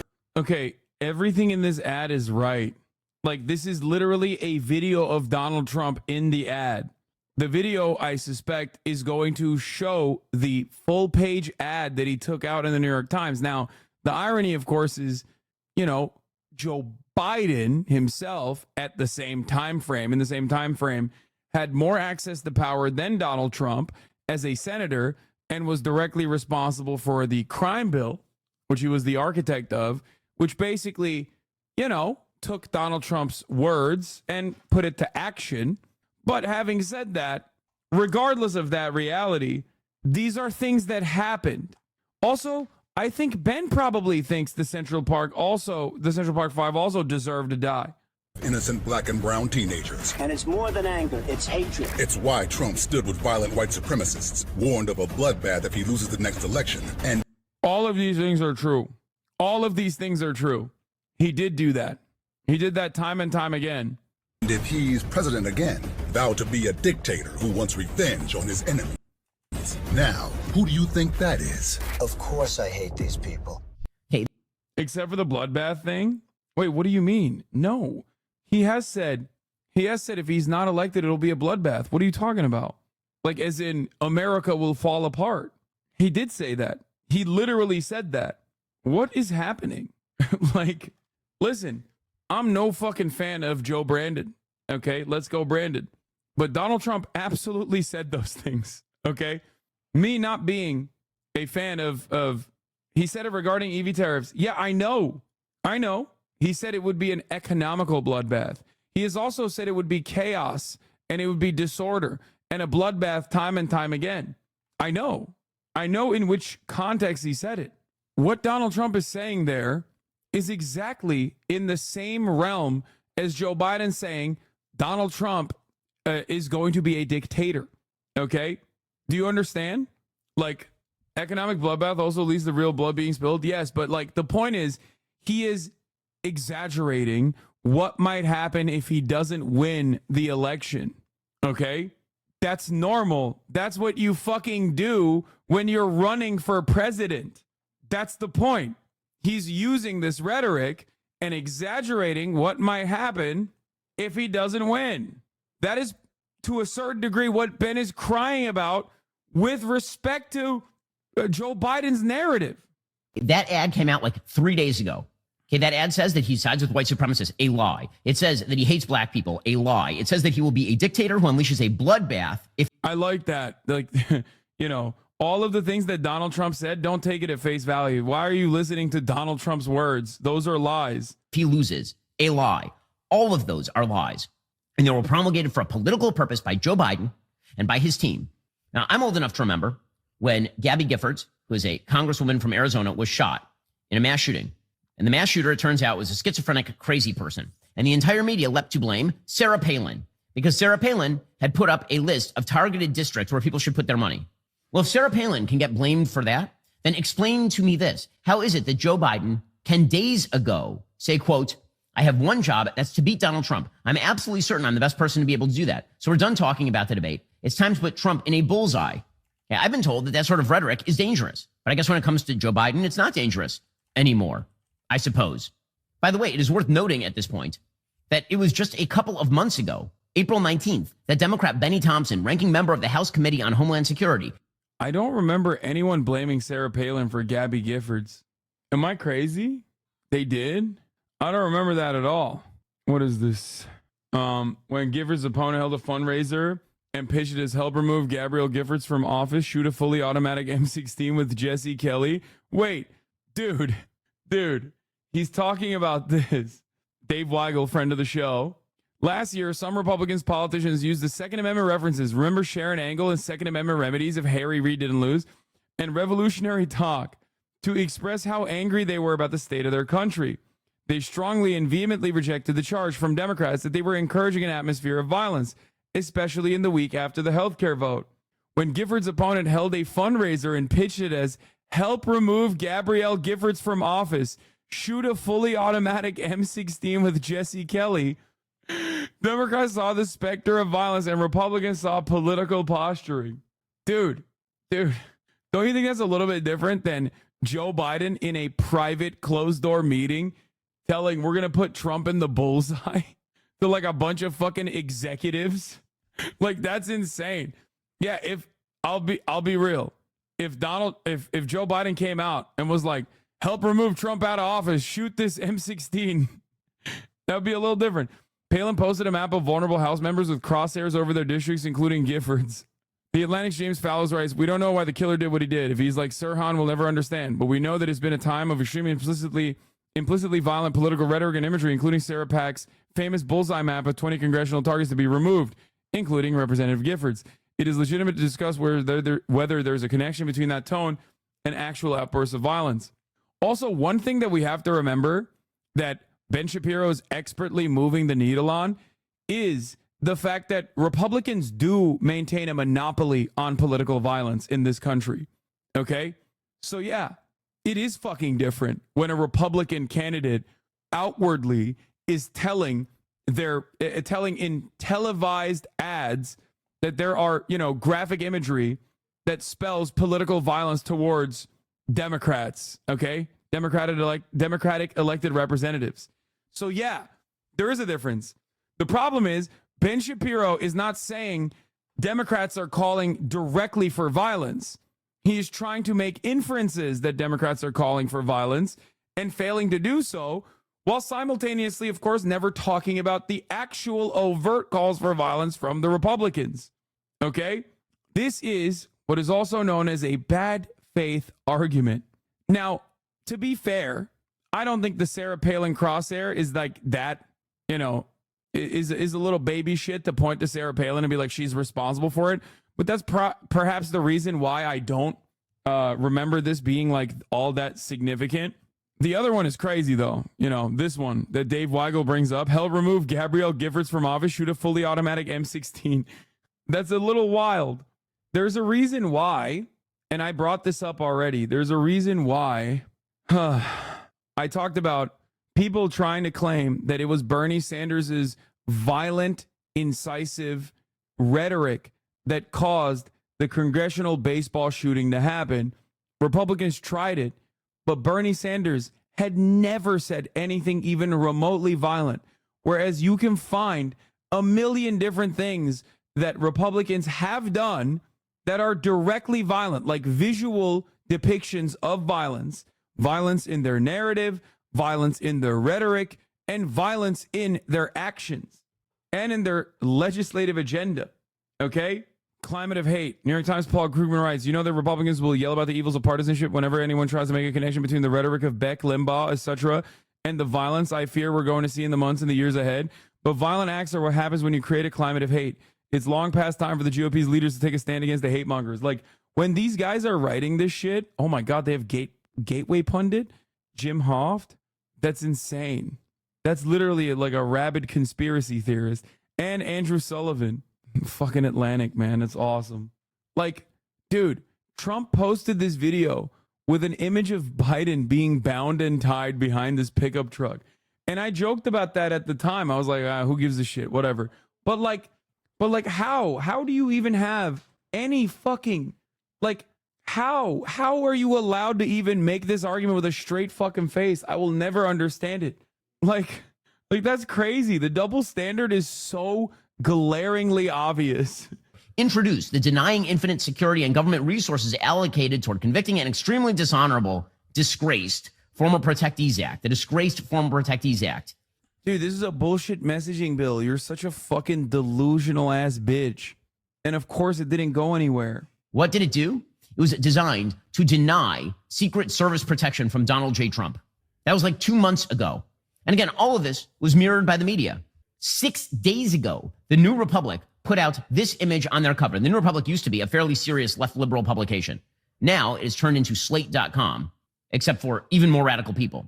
The cover, for those who can't see it, says the New Republic, American fascism, in sort of the old style German Hitler font, American fascism, what it would look like. And it is a picture of Donald Trump's face merged with the face of Adolf Hitler, with the Hitler model.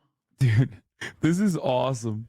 This literally is being like, they're calling him Mango Mussolini. It's so unacceptable.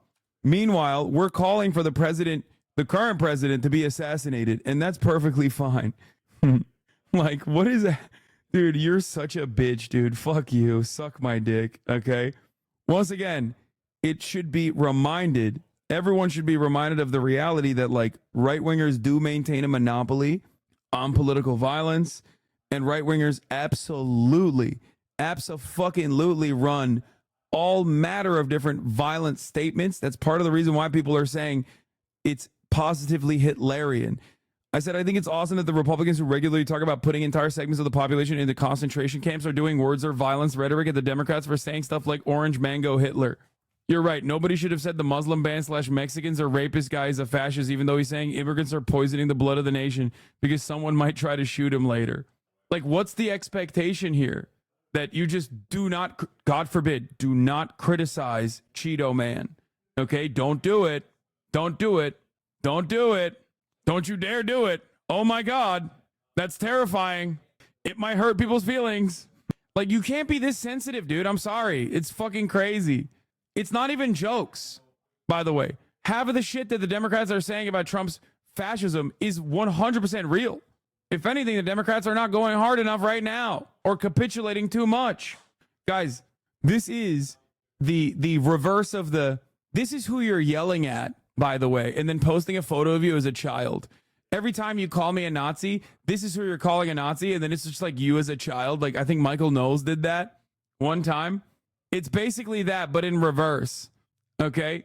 Don't ever criticize a sitting representative if they're Republican for the things that they have said and the things that they have done and the things that they promised to do, because one day they will die from old age, cancer, or maybe someone will shoot at them, but they will die nonetheless. So how dare you be mean to them? How dare you actually call their policy agenda? How dare you call it out? It's great. Yeah. When you call me an alt-right fascist, this is whom you're speaking to. What segments of the population are they saying they'll put in concentration camps? Undocumented migrants. How do you think you process the mass deportation of 20 million, or less than 20 million, but like 10 plus million people? How do you do that? How do you do that? Like, that's a clear-cut policy of the next Trump agenda. How do you do that? Do you just say voluntarily, please leave? Is that how that goes? Go ahead. You sound a little like a Weimar socialite. I think you meant socialist, in which case you wouldn't be wrong. I would imagine you would use whatever apparatus is already set up. Yes. Okay. Work through it step by step. The apparatus that currently exists is immigration processing centers, detention facilities, aka concentration camps. Okay. Where you concentrate certain sects of the population into an area. Okay. Is it the INS? Bro, it is not fucking 2000 right now. It is not the INS anymore. It's called ICE. It's called CBP. It's called the Department of Homeland Security. Okay? They not only have Customs and Border Patrol, but they also have BORTAC, which is the Special Weapons and Tactics Division of the CBP. BORTAC gets to operate within 100 miles of every fucking American border. That is where 85% of the United States population resides. Okay? This would mean every waterway, every port of entry, or not 100, it might be 200 miles. Regardless, it's every major city. It's where most of the population lives. Okay? This would mean in order to process, in order to find, in order to do this policy, you would have to institute one of the craziest, no, it's not MaxTac, it's BORTAC. BORTAC is the Border Patrol SWAT. Okay? This would mean that you would need to institute the existing surveillance state that already is there. You would need to apply the surveillance state, completely eroding the any matter of unwarranted surveillance protocols that exist in the Constitution, which, by the way, the reason why I brought up the Constitution-free zones is because legally they can do that. BORTAC and Customs and Border Patrol can do that within 200 miles of every fucking waterway, every border where 85% of the country resides. This would mean that they could do warrantless surveillance and dragnet protocols, as they tried and did under the Trump administration in a couple different instances. Okay? This would mean guys geared up in full-blown military outfits going in door by door, knocking on doors, busting through fucking doors, and apprehending every single person that is potentially undocumented. This would mean processing them swiftly. We're talking about 10 million plus people. How do you process them swiftly? You process them in the exact same way that you would do this in El Salvador. COJET, or COSET, however you call it, in El Salvador does this right now. Anyone who's suspected of even having any kind of association with MS-13, which includes like shopkeepers and shit. What? I mean, hold on. I'll talk in a second. Hold on. Let me finish this and then I'll talk to them. Okay. This, you're not going to be able to process them. You're not going to be able to process them expediently, one by one. So you have to do mass processing, which means you're going to have 200 people, 300 people in one room with one judge deciding, yeah, you're all guilty. Okay, guilty of the crime of not having sufficient paperwork. Then you would have to put them inside of camps, inside of facilities, inside of detention centers. But unfortunately, the current facilities are already overflowing. So you'd have to build new facilities to put them, possibly with, less amenities, even though the current existing facilities are dog shit to begin with. You have at this point thrown out all matter of human rights. Why and how will you be able to do this? Because you've dehumanized these people anyway through your rhetoric, calling them undocumented, saying they are responsible for crimes, violent crimes. Okay. Oh, okay. I didn't know you considered immigration facilities concentration camps. What do you think an immigration facility looks like? What do you think a concentration camp looks like? Nazis painted flowers in the gas chambers of the concentration camps. They did that for a reason. Okay. They did that so people, until the very last moment, would not be fearful of their fucking lives. Ultimately, it doesn't matter what they look like. The name doesn't matter. You can call it immigration overflow centers if you want.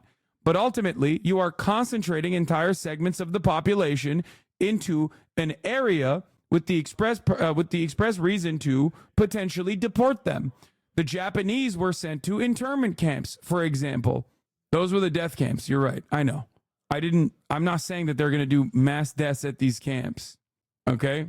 Lol, chat is wild, telling me to delete and such. Okay, let me ask you a separate question. If you think words are hurtful and they can hurt your feelings because some people told you to delete yourself for the, defense that you're running for overwhelming fascist rhetoric, don't you think that it's a little bit more damaging if someone who is running for president is saying infinitely worse shit about 10 million plus people that are living in this country right now with direct intent to put them in the situation that I just mentioned? I just said it's wild. I'm not particularly hurt. No, you brought it up because you want to fucking you want to present yourself as a victim here. Okay? You are demonstrating zero empathy for tens of millions of people while simultaneously demanding that people give you empathy because you saw something that hurts your fucking feelings.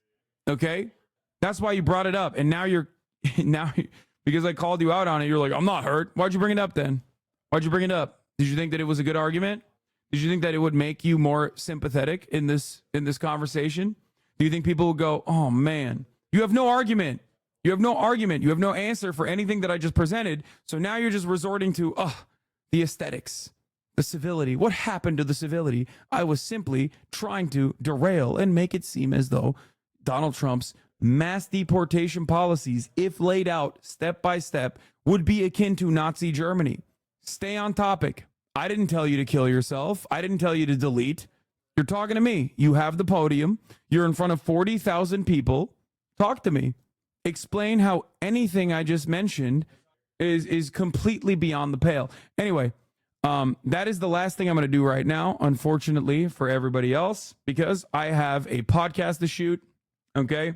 But I hope that was understandable for others. You know, if it walks like a Nazi, it talks like a Nazi, it might be a Nazi. And in the case of Donald Trump, calling him a fascist is not beyond the pale.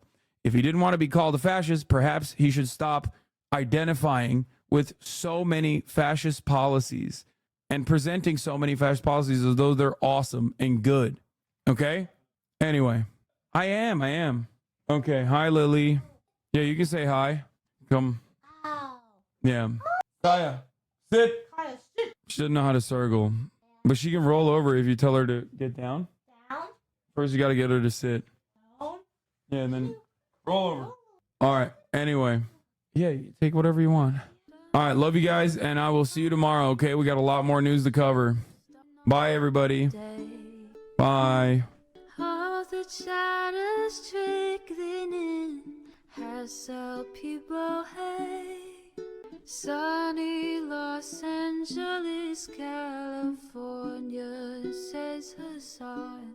The starlight to the starlight to the topic just begun. There he is again, Hassan is streaming, Hassan is streaming. There he is again, Hassan is streaming, Hassan is streaming. Reviewing the P.O. box, Uncle Uger's face. Sat in Discord at your prop, great names take on breaks. Tiny Bernie Sanders, LGBTQ Air Force. The whole left at your fingertips, Ane at your door. H3 crowded up, the Young Turks online show. 3 full fucking years of this, plenty more to go. 90-day fiance talks of champagne bourgeoisie. A Trump rally live reaction on mass riot at DC. There he is again, Hassan is streaming, Hassan is streaming. There he is again, Hassan is streaming, Hassan is streaming. Reading live stream fail comments, Austin show chat advice, and all the ways the right-wing pipeline can suck you in online. JCS react, Lord frame gets broken, cover blown. A full-blown mass pandemic, monster streaming at your home. Total radicalization coming out to find. The system you were taught to trust in was broken the whole time. All these daily streams, whether big or whether small, have helped me and so many find the meaning through it all.